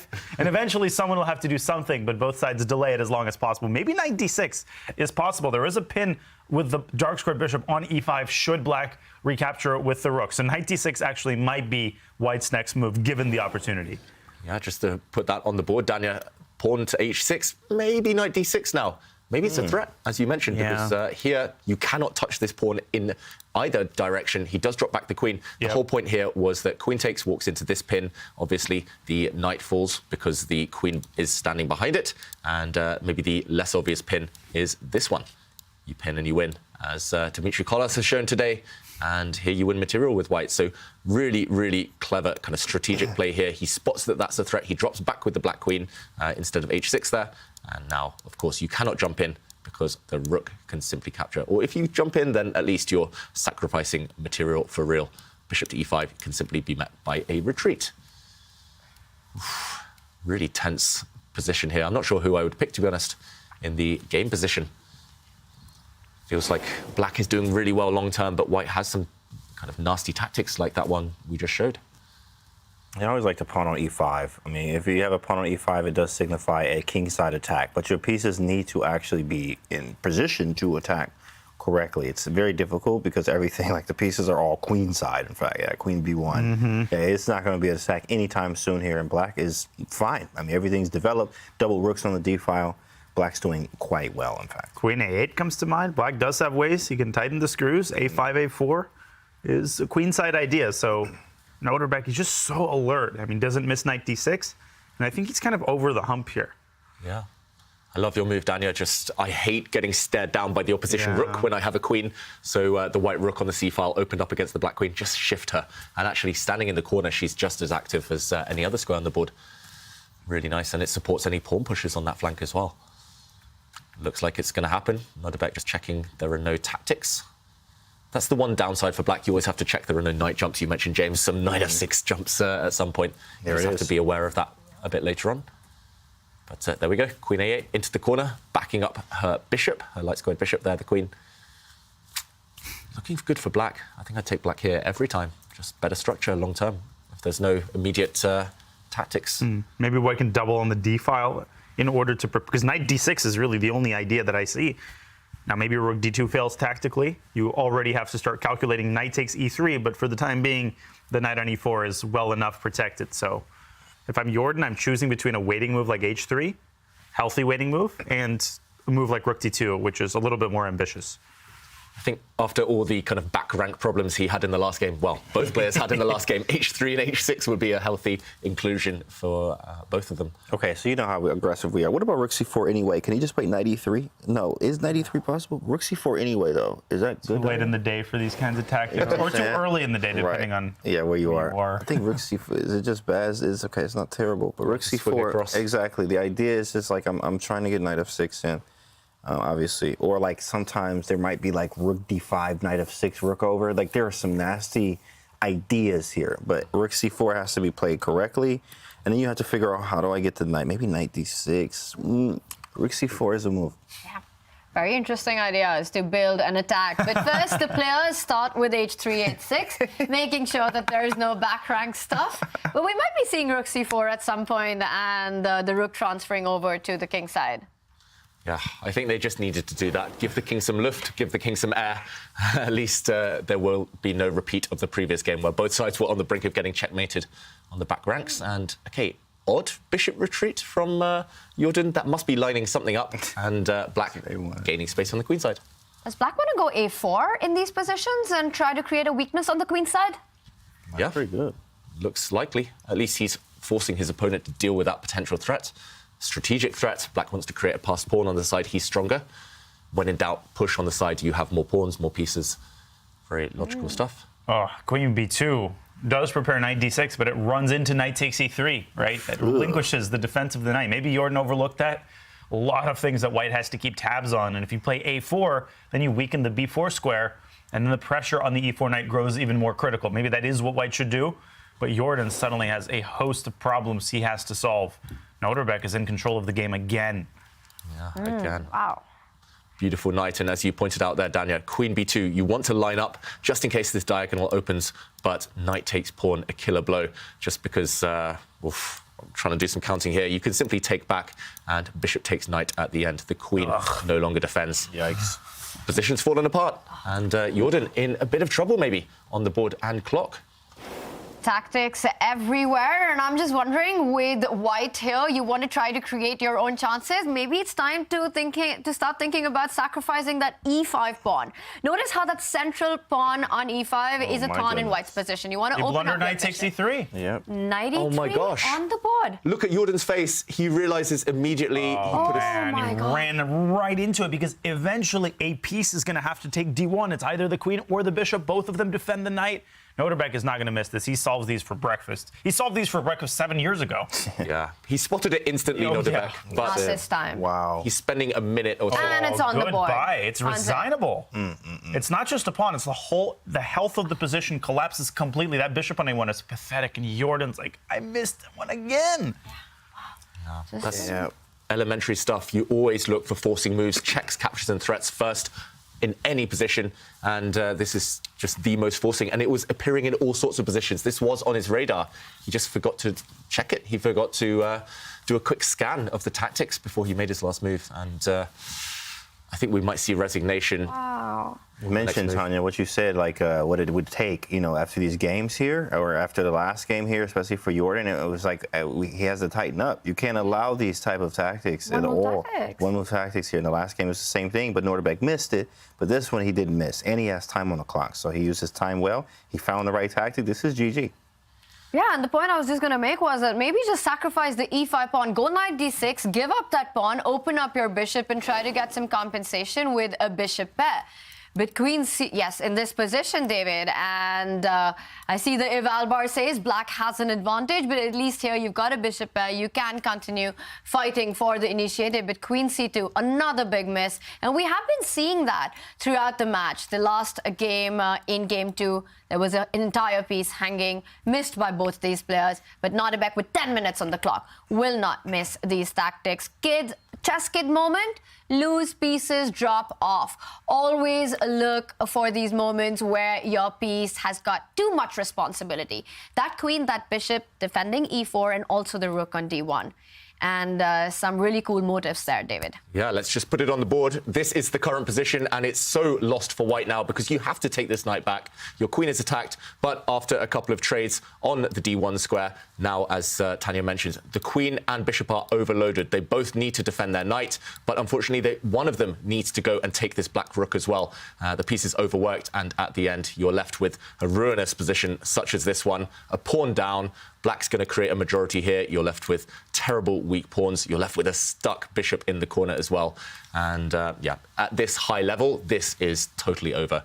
And it is an elementary tactic after all. He simply missed it. And I like what Nodirbek did. He spotted it instantly. He spent 30 seconds, 40 seconds just double checking, and then he went for it. Don't rush, even if you think you see a promising move. Here, he calculated everything to perfection. I mean, to me, if you're doing an autopsy of the game, yeah, the proximal cause of defeat is the fact that he missed knight takes e3 as he tries to muddy the waters with a queen sacrifice, desperation there with rook takes b7, but there were mistakes leading up to that. He missed that early knight jump, which would have given him the opening initiative. But this one's not over yet. Jordan will die on his feet.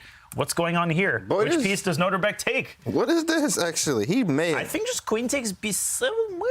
Okay, the knight f6 and take. GF and knight takes a1, and you're going to end up 2 pawns up in an opposite-colored bishop endgame. Some practical chances, maybe.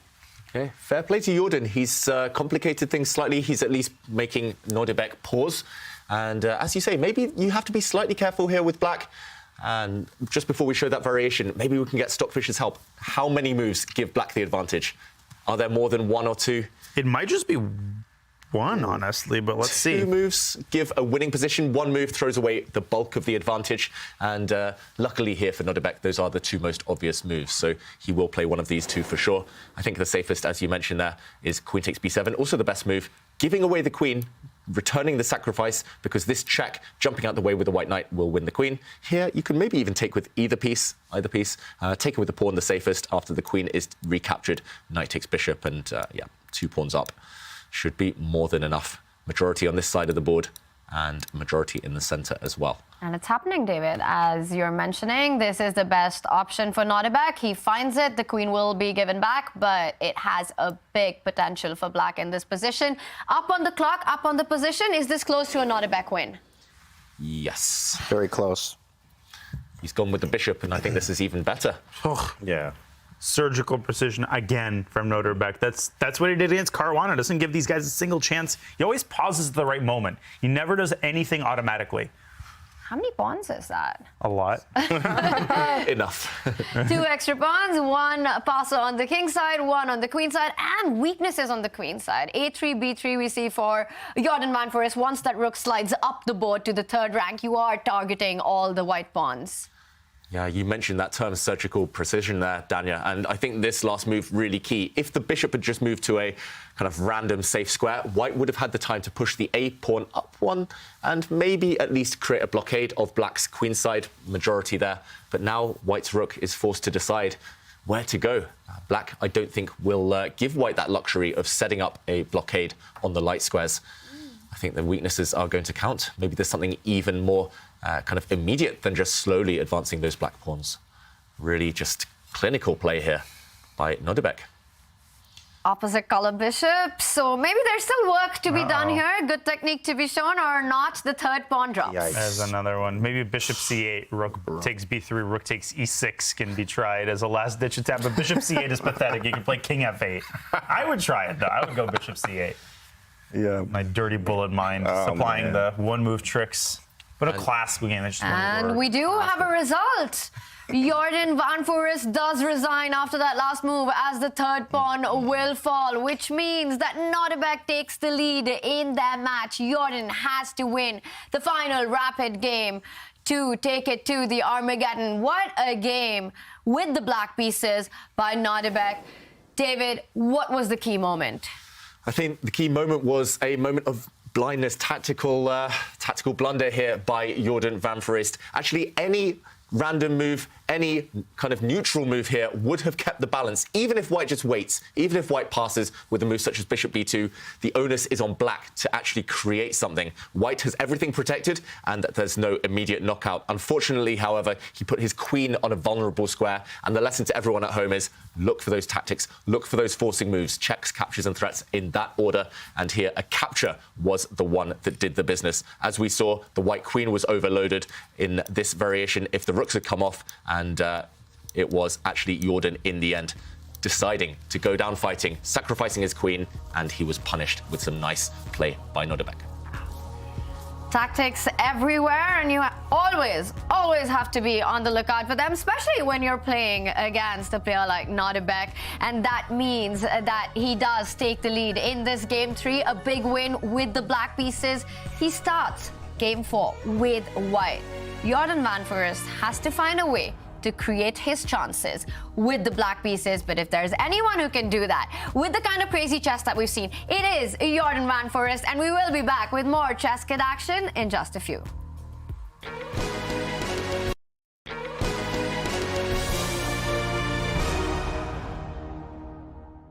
An air of focus, concentration, performance. Airthings puts you in control of air pollutants that cloud your work from home space, shifting your state with every breath. Find your air of clarity now.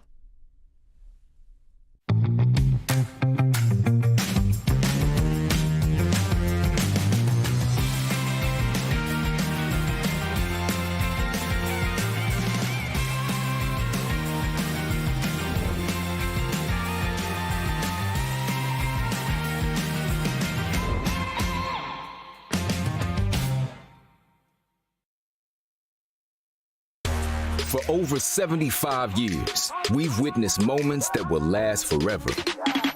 Records and trophies, firsts and onlys, game-changing innovations. From the heroes we admire to the joy of watching them play. Our history defines us, inspires us, and pushes us into the future. Celebrating 75 years of changing the game. Puma, forever faster. The players being forever faster, fighting to win the ChessKid Cup. But meanwhile, we do have the winners of the ChessKid drawing competition, and they do get a 1-year ChessKid Gold membership. They sent in some amazing art. Take a look at the winners. With these amazing portraits, ChessKid and the Champions Chess Tour feel confident of the future of both chess and arts. Hikaru Nakamura by Jose Alonso Macedo Reyes. Fabiano Caruana by Olya Mikalayin. Nodirbek Abdusattorov by Zanbu. Dmitry Kolas by Shay Viens. Alireza Firouzja by Rose Banjo. Jules Moussard by Alida Hoyle. Alexander Shimanov by Mikhaila Arana. Jordan van Foreest by Paul Wellhauser. Oh my gosh, I love it. We've got to bring those on again, guys. Let's take a look and let's do a little breakdown and try and recognize everyone.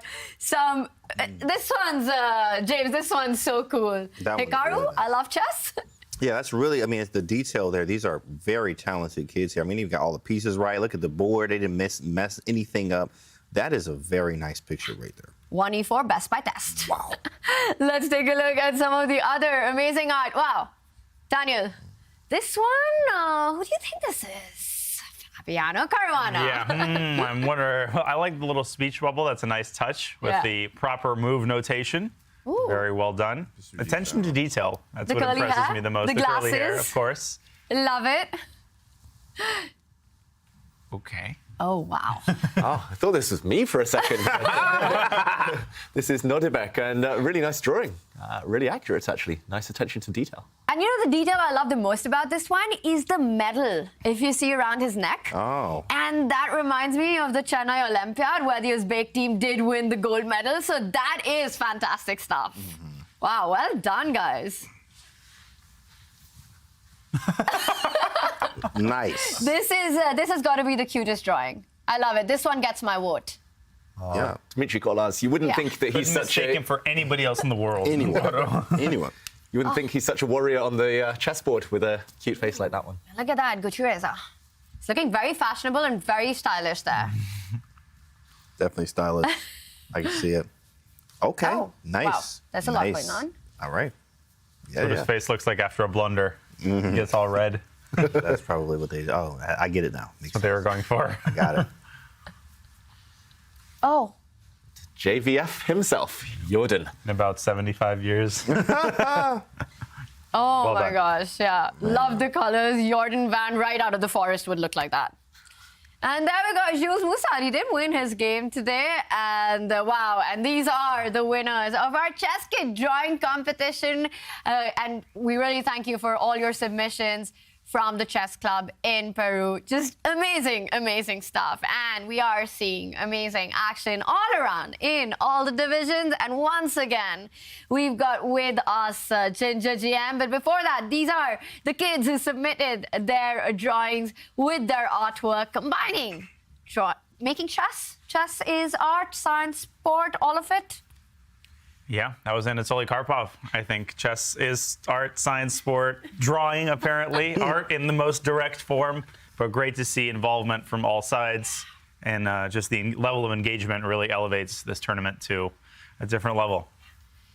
And they win a 1-year gold membership on ChessKid. It is the most fun and entertaining platform for kids across the world to learn chess, to play chess, to become masters. All the players that we see in the ChessKid, in fact, started their journey on the platform.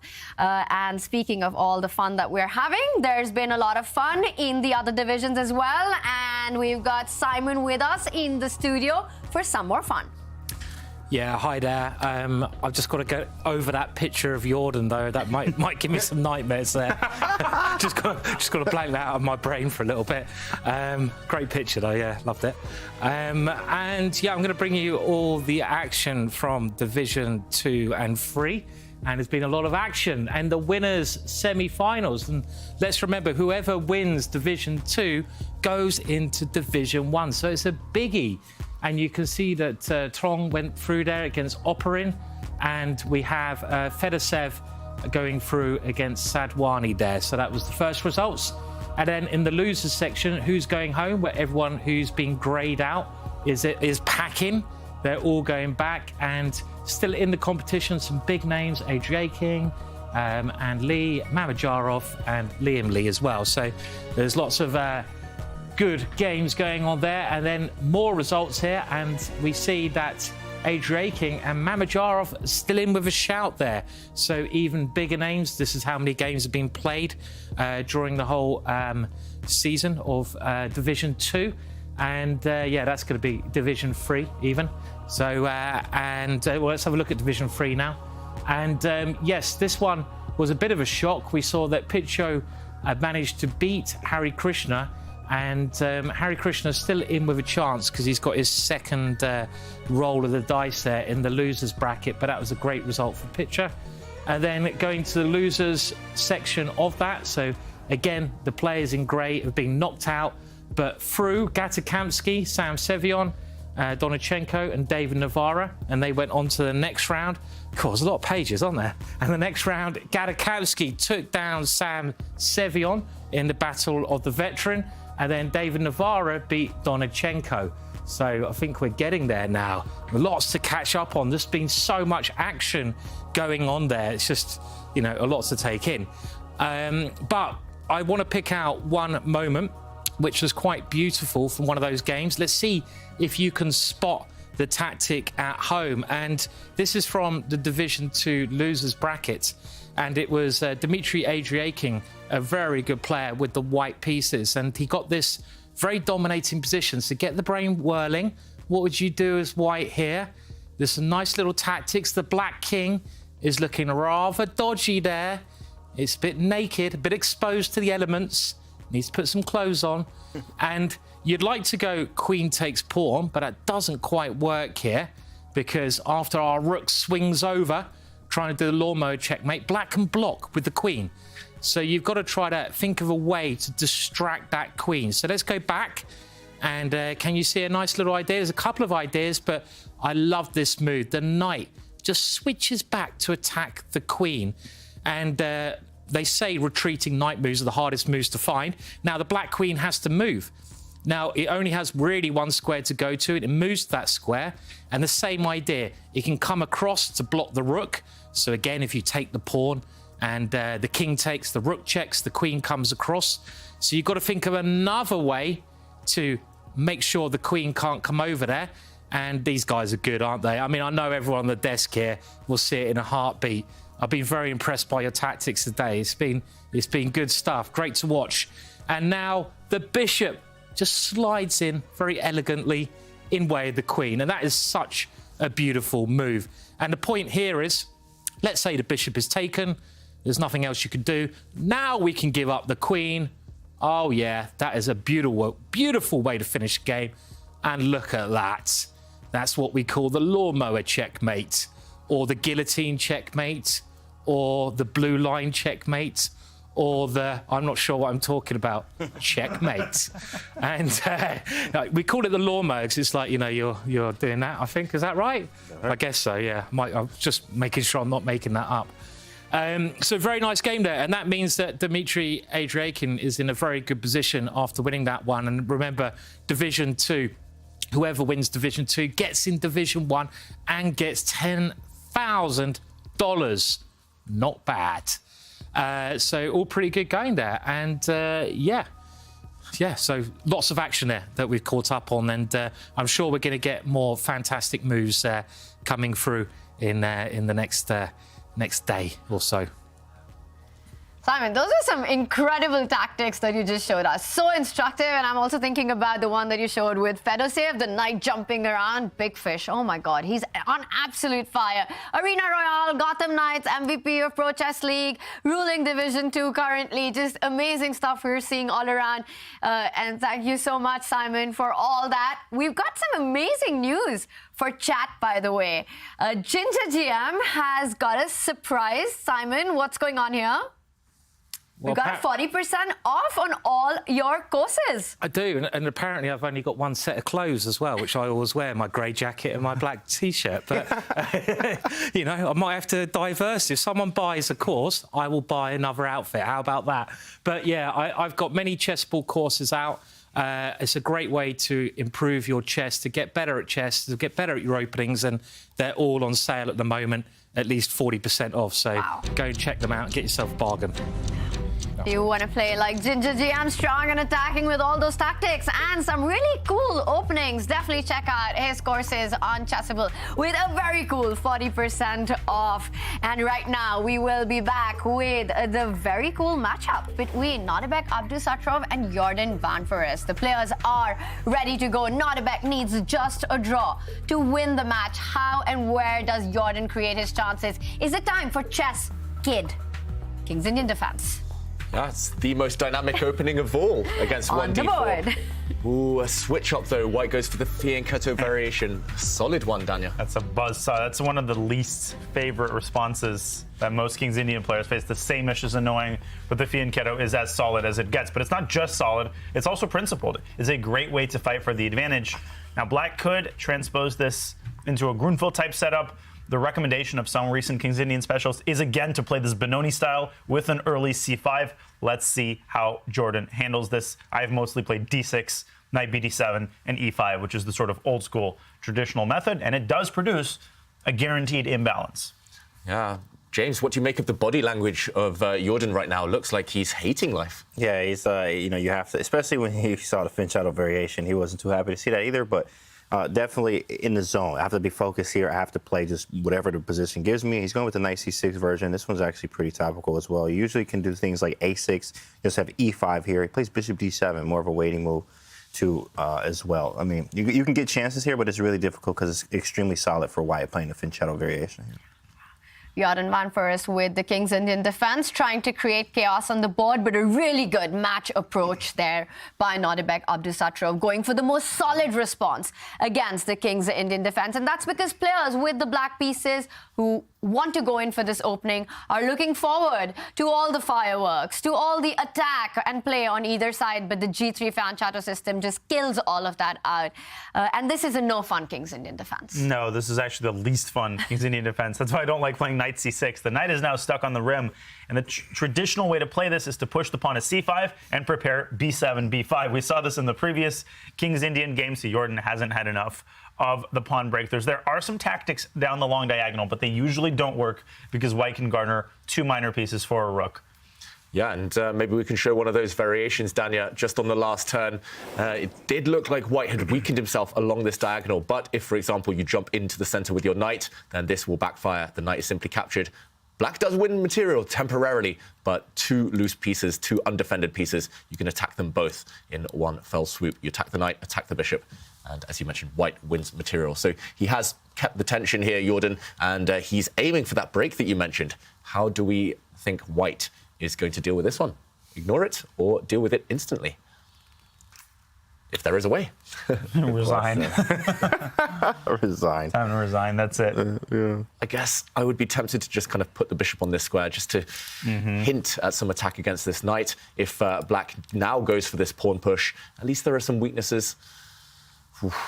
I'm not a huge expert here, I must say. Feels like Black has got some chances to imbalance things at least chip away at this really strong White pawn chain. If you see your opponent has a strong chain like this, hammer away at it and try to open lines. I mean, it does make Nodirbek think here. Like, he has not found the response yet, because b5 is coming, whether you like it or not. I mean, maybe even queen d3 doesn't really stop it. I mean, we want to do it anyway. So you play bishop b2, definitely double fianchetto. That's what they call it, is what Hikaru says. Cool b5 anyway. Knight d2 is possible now to protect the pawn. You could play c takes b5. You know, the world doesn't end if you break up your pawn chain, because the d5 pawn is pretty well protected. And sometimes you see the knight from f3 hopping into d4 and then into c6. But normally you don't want to do that unless you have to.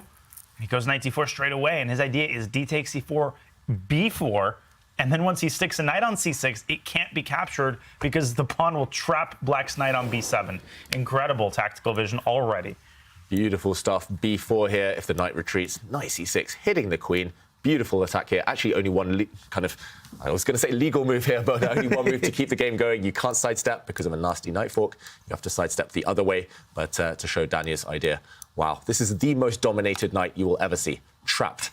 And, OK, he didn't go for this. I was wondering whether maybe in this position, before it's too late, before you blunder, after b4, maybe rook b8, queen b8, but he did not dare go for this. And instead, we're left with this position. White has a semi-open file on the c file. Beautiful knight on d4, but I'm wondering where the white knight hops to after the move b4 for black this time, kicking this piece away from its dream post on c3. Looks acceptable to black, for black to me. I don't really want to retreat with white. I don't know where. Retreat, go to the side, go to the center. Lots of choice. I think he has to go for this, Jordan. There we go. b4 on the board. Big question, where do you go? Can whites try to maneuver the knight? You said you don't like the move knight b1, but it's a long path getting to c4, but we could be seeing that happen. Right now, Nodirbek Abdusattorov is in the think in this moment. It is definitely impressive how Jordan, from that g3 fan Chateau King's Indian, has still managed to, well, imbalance the position. We see that one pawn on the queen side, the b pawn, controlling two of white's pawns. c7 is a little bit of a weakness. The bishop on g7, it's a monster of a piece. There's a lot to play for, and things could potentially go wrong for white. And let's not forget, it was with the black pieces that Jordan van Foreest defeated Nodirbek in the final round of Tata Steel to give his friend Anish Giri the victory. Of course, Anish also beat a guy named Richard Rapport. So hopefully Nodirbek has pushed that away from his mind. In that game, Nodirbek played 1e4. It was a Taimanov Sicilian. So this is a completely different opening, but Jordan knows that it's possible, and he could meet a move like knight b1, perhaps with e5, in order to expand in the center. I think he's done what he has to do out of the opening. Now you actually have to beat Nodirbek from an equal position. Yeah, you have to outplay him, and there are enough outbalances with which to do that. Imagine lightning striking twice now, Abdusattorov in Vaikanze and here, needing just a draw against Jordan with white. It would be so heartbreaking if he fails. And I don't think he could recover from that. He needs the draw here now. OK, bishop for knight exchange. Black is really saddled now with weak light squares, but his structure is superior. What do you think of this this kind of transition, James? It's rock solid. I actually like what Black has with this knight c5 move. I mean, you can't put the knight, because the c file is very weak. I mean, obviously, I put the queen on c2, and I just have pressure all the time. Knight c6 square is mine. In many cases, obviously, you have to deal with the tensions of the bishops on g7 and b2. But queen c2 looks good, but then you have, knight to c5 there. We also have pawn breaks, e6, e5. We can go maybe f5. That's a long shot. Of course, he's going to make e6 very weak. We do need to deal with this d5 pawn at some point. But I think this is a great move. In fact, I think from Jordan here was knight d7, knight c5, and it targets the weak a4 pawn. Yeah, it feels like Abdusattorov needs some energy in his position now. He needs some tactics, maybe, Danya. Like knight c6, not really a tactic, but if you trade off all those pieces, you can stick a rook on c6, the queen comes into d4, and mainly you eliminate Black's fianchetto, King's Indian bishop. So I'm a little bit worried about Jordan's winning chances in this bishop versus knight position. Yeah, the knight is better than the bishop technically, but there are other factors at play. The b4 pawn is weak, can be targeted with queen to d4 and rook b1. You pointed out the passed a pawn. I'm kind of skeptical about Black's chances here. Of course, d takes c6 is also possible, and Nodirbek clearly calculating lines like these. Yeah, this feels relatively safe for white, and that's all you need if you're Abdusattorov right now. And just to mention James' idea as well, if Black does get a knight to c5 and blocks, kind of plugs this c-file, then he will breathe a sigh of relief. So it does feel like here and now is the moment for Abdusattorov to do something. You don't really want to take a time out and play a quiet move, a slow move, because Black's knights will take over the queen side. And also, you mentioned this pawn, a huge target. So yeah, I like it, Danya. Just jump in, and if there's no downsides, it really helps your task if you can get as many pieces off the board as possible. Just from a psychological point of view, you're in no danger there with white. 10 minutes for Abdusattorov. He struggled with the clock, but it's been tactically sharp, and he jumps in. We'll see all of those trades happen now. There we go, very quick. Lots of forcing moves. The bishop has to be captured pretty much. And which way will white retake this knight with? Pawn or rook? Looks like rook. It's got to be rook. You want to keep the pressure on the c7 pawn, and that d5 pawn looks so good, just cramping down Black's position there. He does it, rook c6, double up, triple up on the c line, and go for c7. There is a clear idea, and of course the a pawn can. If it does get to a6, it's going to be quite the dangerous pawn. And a5, a6, how are you fighting it? Rook a8? Rook a8, maybe. b3? The Black b4 pawn needs protection. I don't like it. OK, the knight tries to block, but now just give a check in the center. What could be more natural? Improve the white queen. Just lifeless after rook b1. I mean, if the b4 pawn is eliminated, how on earth is Black going to win this game. Yeah. Follows your advice there. Just automatic chess, just improving pieces. He's not doing anything flashy. I think apart from that one tactic in the previous game, the last two games, Abdusattorov, he's just playing sensible moves. He's putting the pressure on Jordan. It's up to him to create something. Yeah, we got nothing out of this from a King's Indian Fin Shadow variation. It's very likely and probably one of the most annoying variations to face in the King's Indian. I mean, we got nothing out of this. The dark square bishops are gone. In fact, even Danya mentioned in the beginning with the early knight b to d7 to e5, the classical way of doing the King's Indian is usually where you always get yourself some type of game there, always, some type of imbalance. Here, it just doesn't seem like we have the chances yet to create anything that we need to play for a win in Jordan's shoes. Yeah, I don't know if you're worse here, but you're definitely not better with Black, and that's the big problem. It's not about drawing this game. It's not about holding it. It's about creating something, and White has full control. Look how active White's pieces are. It's just that one problem piece for White, the bishop. You kind of want to trade everything off and be left with a good knight versus a bad bishop, but that's a dream right now. And it's such a nightmare to try to create winning chances with Black in these clutch win match moments. So I want to ask you, David, I'll start with you, all of you actually, that in such a situation, as a player, what do you do when you have to play for a win with the Black pieces? What's the best approach? Yeah, when I was younger, I used to think, okay, let's just take massive risks and just burn our bridges and kind of hope that it works out. But as I've got older, I've realized that actually just keeping the tension and playing on the opponent's nerves is the key. So Jordan here, he's running out of material to do that with. But if he could somehow keep the tension, just get a slower position, slowly outplay the opponent while they're kind of making negative, passive decisions, playing for that draw. That would be my advice. But you're playing someone like Abdusattorov. I don't think that will help. He doesn't seem to get nervous.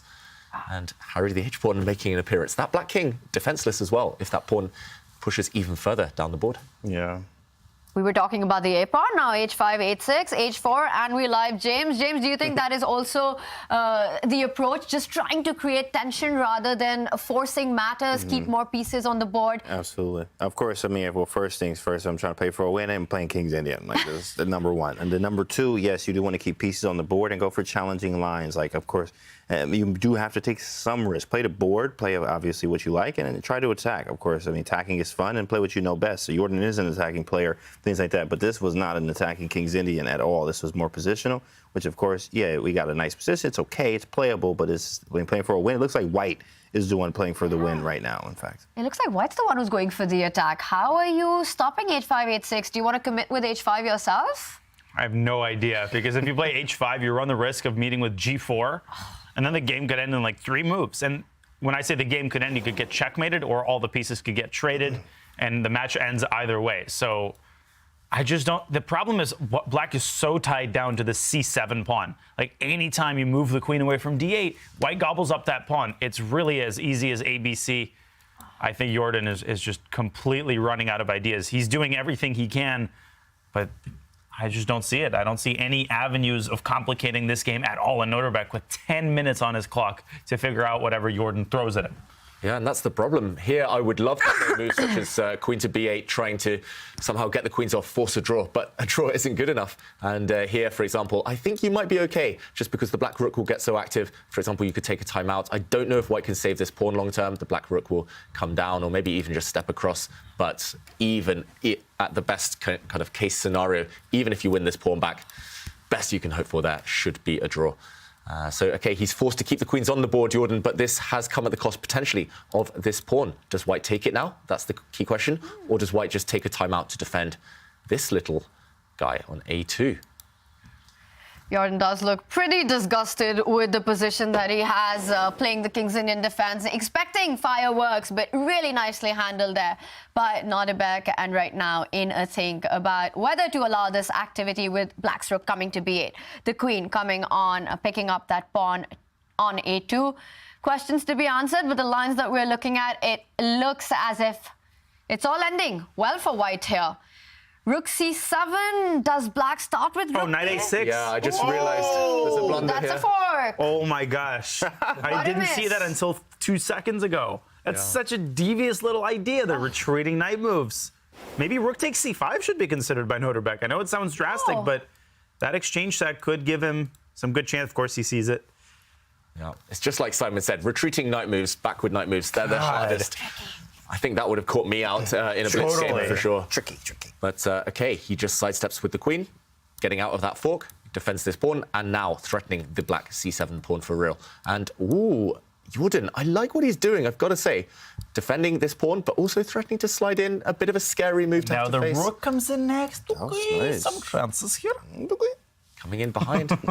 Suddenly, this white rook is trapped, and you might not be able to win it, but if you can keep it caged, keep it boxed, you might just be playing with extra pieces for black.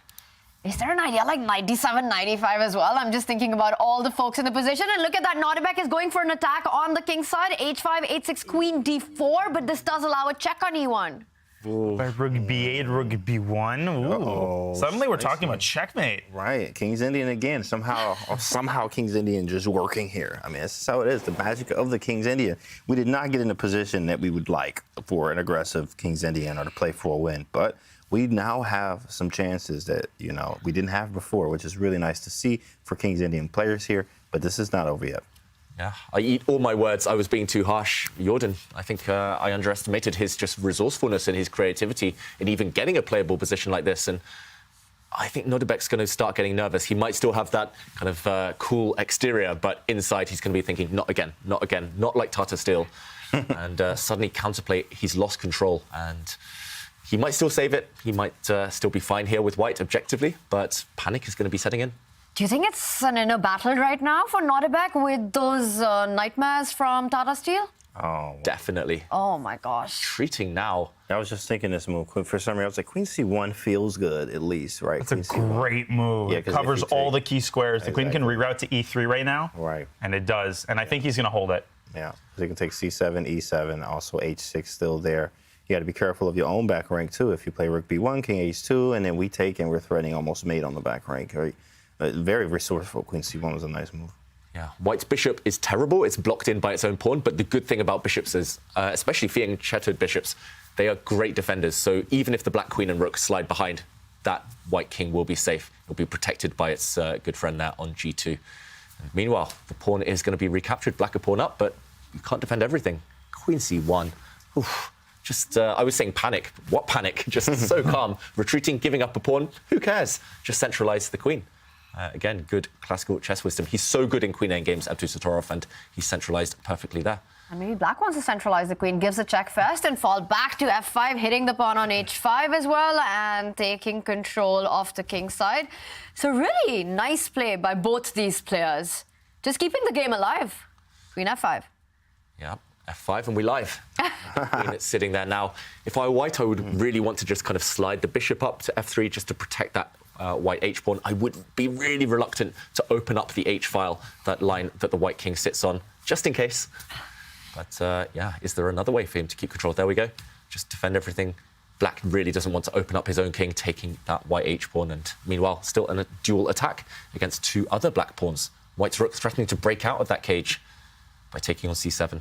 Maybe just queen d7 and hold on to your extra pawn like a grudge. I mean, I don't know. White will play h6 and then set up threats with queen d4. And that's the depressing thing. Even with an extra pawn, you don't even feel it because black's pawn majority is so immobile. Oh, I just saw some cool tactics, but I'll wait for them to happen on the board. Yeah, queen back to d7. Does black want to trade off that white rook? It feels like an intruder in the black camp. Looks like that might be the way to go, though, retreating with the black queen. If you want to win this game, at least, there might be other safer avenues. Oof, still so tense. Yeah. Jordan van Foreest with an extra pawn, but still the piece activity that white has and the attack on the c7 pawn, the attack on the e7 pawn gives Nodirbek enough compensation and a big decision, a committal decision there by Jordan. He pushes the g pawn. David, I see your expression. What is this move? G4 is the idea. What's going on here? Yeah, G4 for the score. He wants to play next move.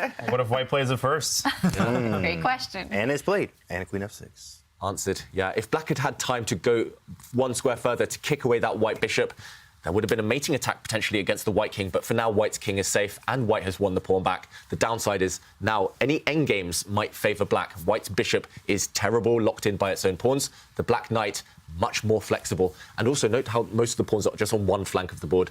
We've talked about this throughout the ChessKid Cup. Bishops are better than knights with pawns on both flanks here. It's definitely this knight that is superior. Ooh, dark square controlled by Jordan. He's playing it positionally. What do we think of this, Daniel? Well, rook take. My eyes are always drawn to this exchange stack. Rook takes c5 because so many of the pawns are on light squares. They're incredibly hard to attack. But I think Nodirbek views this as a desperation measure. Right now, he has a very simple question for Jordan. How are you going to make progress? Your knight is pretty, your pawns are pretty, but d5, e2, and g4, all of the vulnerable pawns are protected by one piece. That piece is itself protected by the pawn, the king, and the queen. So it's incredibly solid. And if Black's rook moves away from the 8th rank, Black could absolutely get mated by a tandem of the queen and the rook. So Jordan has a lot of enemies at his door, and he's navigating them so well. He's producing chance after chance. He's forcing Nodirbek to be accurate, but the Uzbek Grandmaster is not flinching at all thus far. Yeah, the black rook forced into passivity, not what he wanted. Jordan, the key question is whether he can improve his knight. If the black knight was somewhere nearer the white king, then huge chances. Whoa. Did he? Oh, wait, he didn't hang it. Okay. Why is this a blunder? The white... F5 and G4. Oh, my goodness. F5, we live. We're going to Armageddon, possibly. Oh, my God. Bishop on f3 is trapped. He wanted to trade the rooks with rook b8. He wasn't just trying to be fancy. He was trying to force pieces off the board. And he just forgot where the danger comes from. F5. Wow. Just We to have a show match this. on our hands. This bishop is trapped, nowhere to go. And if you can't take this pawn, you're just going down a pawn at the very minimum. It crossed my mind just pushing this pawn forward, trying to hit the black queen, but maybe the idea persists. Maybe you just... It doesn't help. Yeah. Doesn't help at all. Oh, bishop d1, queen d5, still 4. Oh, and the rook is hanging too. Whoa. And this is the first time I'm seeing Nodirbek just lean into the screen like that. He knows that this is turning around. F5, is there a way to actually safeguard your bishop? David, is it all over for him? Look at the bar. It's all over in one move. We were just saying he's played perfectly, he's found safety, but this happens when your queen gets too far distanced from your king. You lose all ability to defend. And this white bishop, we thought it was holding the fort on its own. Turns out that was an illusion, and white's going down to defeat now. Also, it is clumsy putting that white rook on a square. It can later be captured by the black knight. I think he just panicked. I think he got overexcited at the prospect of getting that desired draw.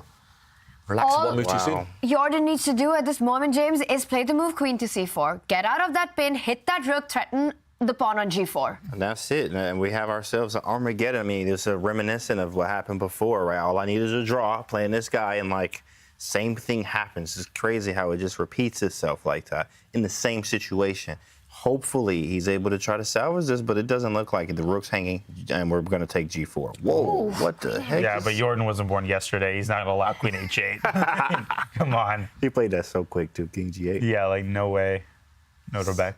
So sneaky, dropping the white queen back, trying to get onto the opposite corner on the diagonal. But yeah, Jordan thinking of the opponent's time. That's kind of a boss move. Your opponent plays like the trickiest tactic ever. Nope, I've spotted it. Bang, I've shut the door. Rook b1 and keep fighting. It's like bishop d1. Black's king is a little bit airy, so Jordan has to demonstrate some precision, but he could just maybe go for checkmate without even touching the d5 pawn. Yeah, black's going to be at least one pawn up and still struggling to see how white's queen ever kind of zigzags her way in towards the black king. Feels like a pipe dream.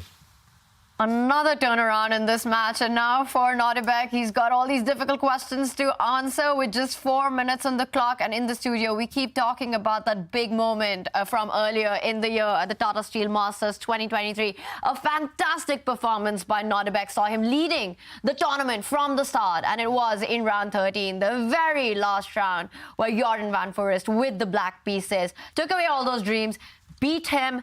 And this, a big grudge match, everything going his way. And now we're seeing another turnaround. Jordan, Nodirbek, going into Armageddon. Jordan's just in the zone. We saw him just kind of hiding his head at the beginning of the game. I think that helped him regain his focus after that heartbreaking defeat in the previous game with white. And what a beautiful move. King g8 in 1 second. Just yeah, really fast, right? Got out of there. Yeah, I mean, this was great. I mean, King's Indian is very powerful, but this was one that was dry from the beginning. Very dry position. He just worked the magic that he could, got some chances there, and took them when they were there. So great job from Jordan so far, just making the best of his position and creating these problems that are unsolvable right now for Abdusattorov. Yeah, a couple pipe dreams here. Maybe rook a8 at the right moment, some perpetuals. If you take the pawn on d5, you have to watch out for the bishop coming to b3 once the knight moves on to greener pastures. So just a couple T's left to cross and I's to dot. But Jordan's got 6 minutes to do it. I just don't see Nodirbek pulling out a swindle here. And if Jordan does pull this one off for the Armageddon, do you think the momentum totally shifts towards Jordan? Absolutely. Of course, especially that last game. When you win that last game and you're going into an Armageddon, you still feel the pain of the last game. So, of course, it's easier said than done. It's a little bit of psych there. You got to get over it. But, hey, I won. I'm feeling good. You feel a little bit more confident, too, especially even if you win the bid there. That'd be even better. And then if black pieces winning, let's say Jordan gets the bid, and it could be game over. The bishop has fallen back. And David, in this position, can black just start getting greedy, pick up the d5 pawn with a check? He's done the it. answer is yes. 2, 3. Something's going wrong. FG, what's the follow-up? Yeah, giving back one pawn, Jordan, just to open up the white king. But yeah, the proof is in the pudding. You've got to eat that pawn and ask black the question, how to checkmate. Because rook f8 blunders the e7 pawn. That's a very easy pawn to blunder. Then that queen on a1 is going to have its moment in the sun. Queen, wow. What is the follow-up? Maybe queen e4. Do you want to hit the e3 pawn? Okay. Queen a2 check maybe there. So weird tricky. checks, yeah. Yeah, it feels like both kings are equally open at this point. Feels like Jordan maybe didn't need to get greedy. Kind of, you asked the question, Tanya. I was saying, okay, I wouldn't be able to resist either just taking that pawn. But suddenly on the light squares, as Daniel mentioned, all sorts of tricks. And, okay, he's jumped in. Ibabar showing almost equality here. What?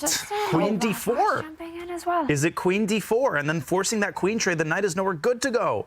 Wow. The bishop jumps out to a4. E7 falls. I think he's blundered queen d4. He must have missed it. I don't know if that's the move. Queen d4, queen e1. King g2. And then Let's rook f8, bishop f3. Bishop f3. Oh my wow. Let's ask Stockfish for help here. Queen d4, only move. Everything else He'll find wins it. for black. There's just nothing else to do. Queen a2 check is a miserable endgame. He's reaching out. He's about to make a move. Queen He'll play a2 does trade the queens, but a really bad endgame, and he finds it. Queen d4, super precise by Nodirbek. Jeez. Jordan got impatient. He tried to force the win. He was a pawn up, 2 pawns up. He didn't need to go this direct. Oh, wow. I thought I was bracing myself for Armageddon. I was saying, okay, will lightning strike twice? Will it strike again? Same. Queen d4. Yeah, black's rook is just too passive. What a sequence, too. Queen e1, king g2, rook f8, bishop f3, and now who's attacking who, buddy? You know, that's actually a very scary line there. Yeah, after the bishop gets f3 and sacking you, it's no good, right? Rook takes f3, takes check. Yeah, king is g4. Wow. You've probably got perpetual there, but not more than that. And Jordan, of course, cannot trade queens. That was 0 winning chances there. He's tried the check on e1, but the knight on c5 is just not contributing to the attack in any way. It's totally dominated by the queen. I don't see a move for him. It's even on the board. Queen e1, king g2. And look, he's shaking his head. Look at Jordan. My goodness. Nothing to do. This is maybe what he'd missed. The black rook's entry can be blocked by the move you guys mentioned, bishop f3. Attacking as well as defending. Wow, Jordan so close. He created everything, but Nodirbek, nerves of steel. I would have resigned, I think, after f5 or a couple of moves ago. Suddenly, it's counterplay. It's no longer a 2-result game. Even white could win this if black overpresses now. Without question. Right. What to do? You have to force that draw that I think you just mentioned there. But then that's game over. No moves. There's no checks. There's no moves. There's no ideas.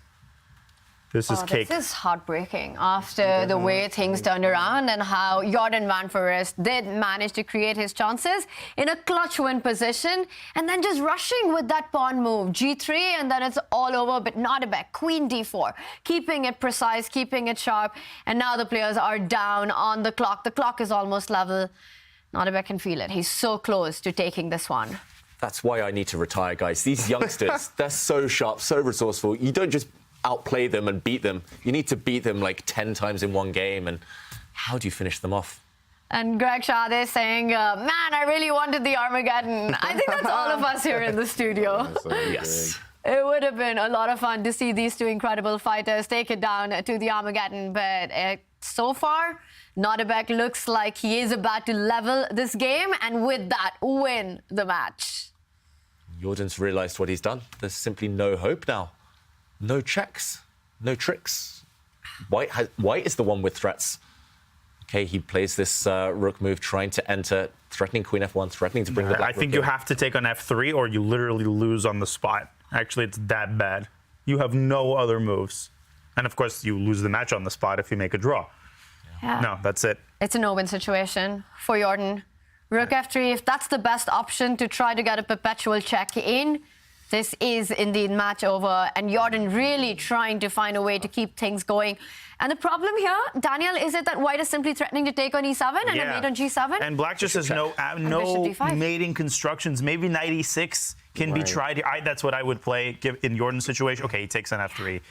Can't blame him for that. As long as Nodirbek sidesteps all the forks and there's nothing to sidestep. He has literally only moves. Queen g4, queen e2 check, and king f5. King f5 maybe possible, but I think he's just going to go king h3. King h3. And make the draw. Tuck and roll, yeah.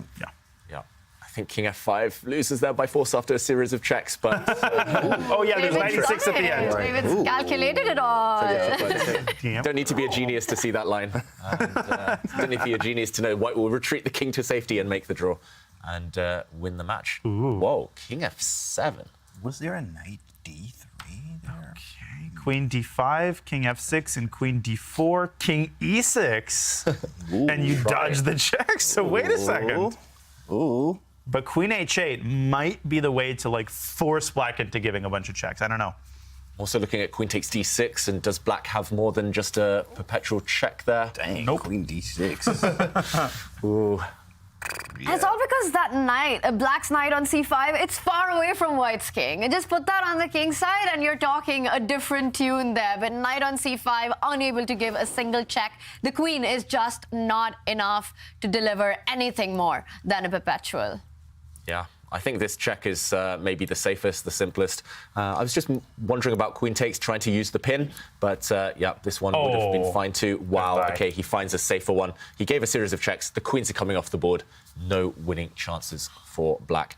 Even with a knight, such a good piece here. You can re-centralize it, but simply, you're never going to create a pass pawn. Heartbreaker, that one. That is the final blow, that queen trade. Wow, that was a very practical decision there by Nodirbek, just going for this endgame. And once you see that, you grab it faster than a college student grabs a free donut. Like, you just take that queen trade and run with it, because you know you're never going to lose this endgame. Yeah, Jordan's not going to try. There's nothing to try for. And there we have it. Nodirbek Abdusattorov takes the match against Jordan van Foreest. What an incredible fight this was. A disappointing end for Jordan after a fantastic turnaround in that King's Indian defense. He's smiling. He knows he's done it all. And Nodirbek there as well with a smile. Both players have a lot to be proud about with the kind of fight that they've put up in this big match. Entertaining, classy chess. David, what was the highlight? Actually, the highlight for me was Nodirbek Abdusattorov's defensive play. It was with that resolute defense that he was able to clinch the match. Jordan had created winning chances, and in this position, he had already won a pawn with Black, White's king out in the open. And maybe it was just the temptation to win a second pawn that caught him on his heels here, that really tripped him up in his winning attempts. If he had left that pawn on the board, then the Black king feels much safer on the light squares. There's never going to be any checks on this diagonal. Black could simply have given a check himself, and the attack would have been decisive. If the White king sidesteps, the Black rook could join the action, crashing down now on f2. If the White king had stepped back, then the same idea that Jordan actually played in the game would have been even stronger here. Pawn to g3. This White king is not going to survive the combined might of Black's army. In the end, just one careless move, there was suddenly counterplay, and Nodirbek guided it towards a draw. What an amazing play that was, just keeping everything under control after that miss by Jordan van Foreest. We've had such an incredible day of chess. We didn't get an Armageddon, but we got 4 extremely fighting rapid games. And for Jordan van Foreest, he does get knocked down to the losers bracket. Nodirbek Abdusattorov, he continues his run in the winners bracket. And we do have Nodirbek joining us. And what a game that was, the last one. We are waiting for him, and here he is. Nodirbek, yes. Congratulations. Thank you. Nodirbek, it was A crazy match. All 4 games, just so much entertainment for us. How were you feeling while playing? Was it up and down? Yeah, it was crazy match, and there were a lot of mistakes, I think. And yeah, I was a little bit maybe lucky that I survived in the last game. But overall, I think we played very good match, and yeah, it was very tough match indeed. Yeah, I'm looking forward for the finals. Yeah, we're so excited to watch you play in the finals. But Nodirbek, I want to just talk about the games a little bit. And I want to start from game 2. There was this moment, and I see your expression, and I think you know what I'm talking about. Yes, exactly, yeah. Yeah, I played Queen f3, but honestly, I didn't. My plan was like playing d6 as in the game. So after he played f5, I just immediately played d6 because this was my initial plan. I just didn't see rook f2, and yeah, it was some kind of it was some kind of illusion that I'm getting mated. But yeah, basically that was it. Yeah. And did you realize that you missed that moment while the game was on, or afterwards? No, afterwards, just after the game, I just realized that I can take it. Yeah. It all turned out well in the end, but even the final game, everything was under control. But then Jordan, he's so good at this. He managed to create his chances. Yeah, he created a very messy position. Yeah, of course, I missed f5.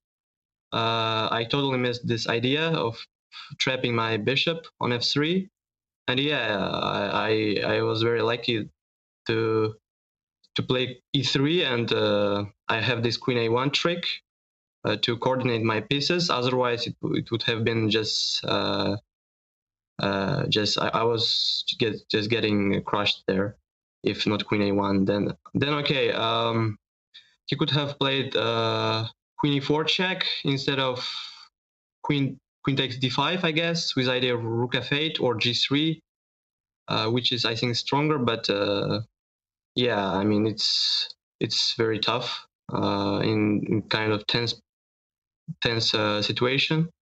Yeah, I mean basically he just grabbed the pawn, and yeah, after that I just hold the game. Yeah, you played flawlessly after that. Nodirbek, in the studio, we were also discussing about the history with Jordan and Foreest. Now, you guys have played some amazing chess in the past as well, and I know it was a difficult moment back at the Tata Steel Masters, the final round. Was this a bit of a grudge match for you?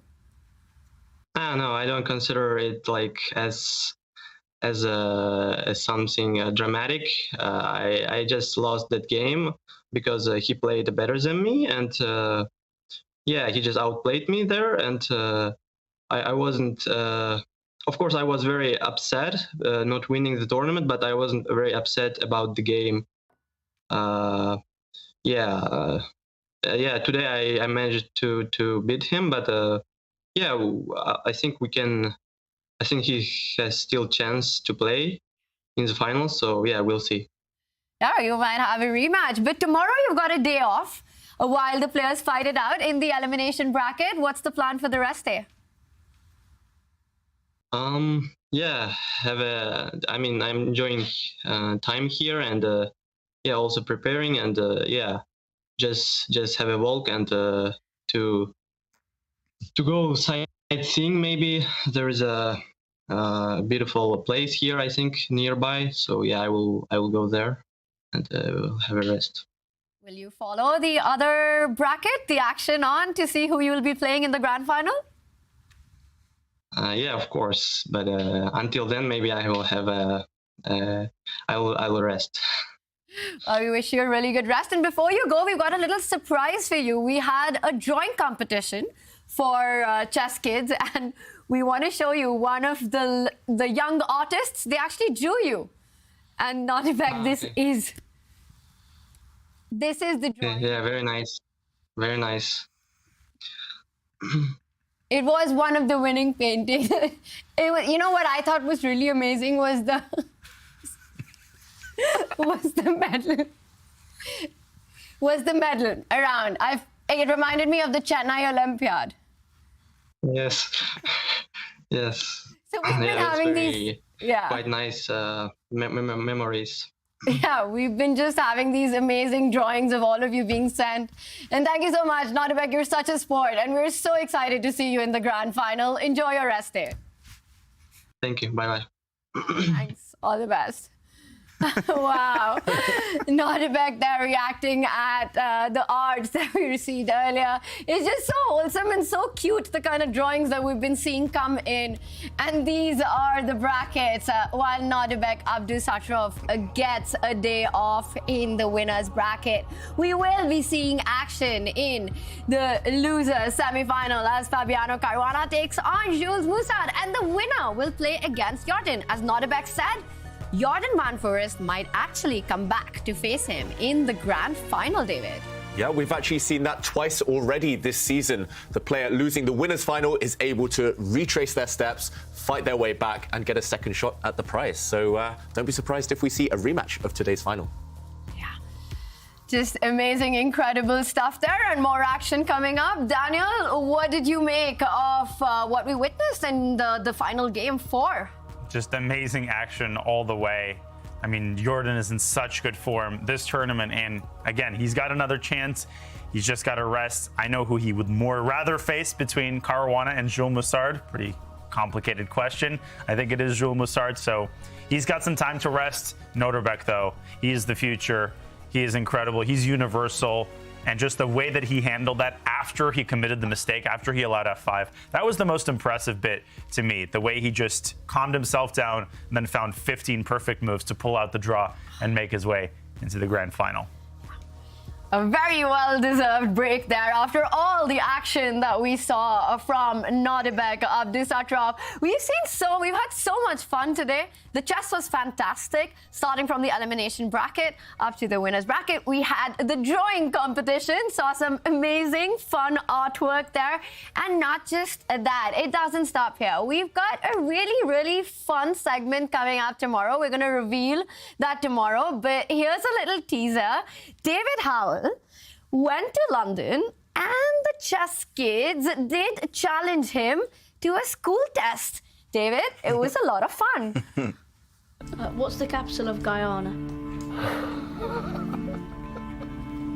And you know this answer? Yeah, I do. Oh, gosh. I thought we'd start easy, like what's 2 times 2? What year did Queen Boudica die? I don't even know the century. What are the effects of the Black Death and where did it originate from? What do all the coordinating conjunctions put in a certain order spell out? I want you to clearly explain how you find out the percentage of a certain number. Clearly. Explain. David, did you have fun there? That was fun to watch. I'm still traumatized. Kids are too clever these days, so what can I say? For all the chess kids out there, this has been such a fantastic event. You can also go play some chess on ChessKid. It is the coolest, most fun platform to start your chess journey. And the chess journey does continue in the ChessKid Cup. We do have Nodirbek Abdusattorov, who's made his way into the grand final, and we'll find out who challenges him to win the ChessKid Cup. We will be back with all the action tomorrow. See you then. Harry the H-pawn is alive. He's blundered. The white king can now creep forward. 2 seconds, 1 second. He has to make a move. He has no moves. And that's it. Queen F8. Let's go, King's Indian. Let's go. We got one finally, bro. E4 or you're dead. Finds it. Jordan in absolute disbelief. The F5 and G4. Oh my goodness. 5 we live. We're going to Armageddon. Nodirbek Abdusattorov takes the match against Jordan van Foreest.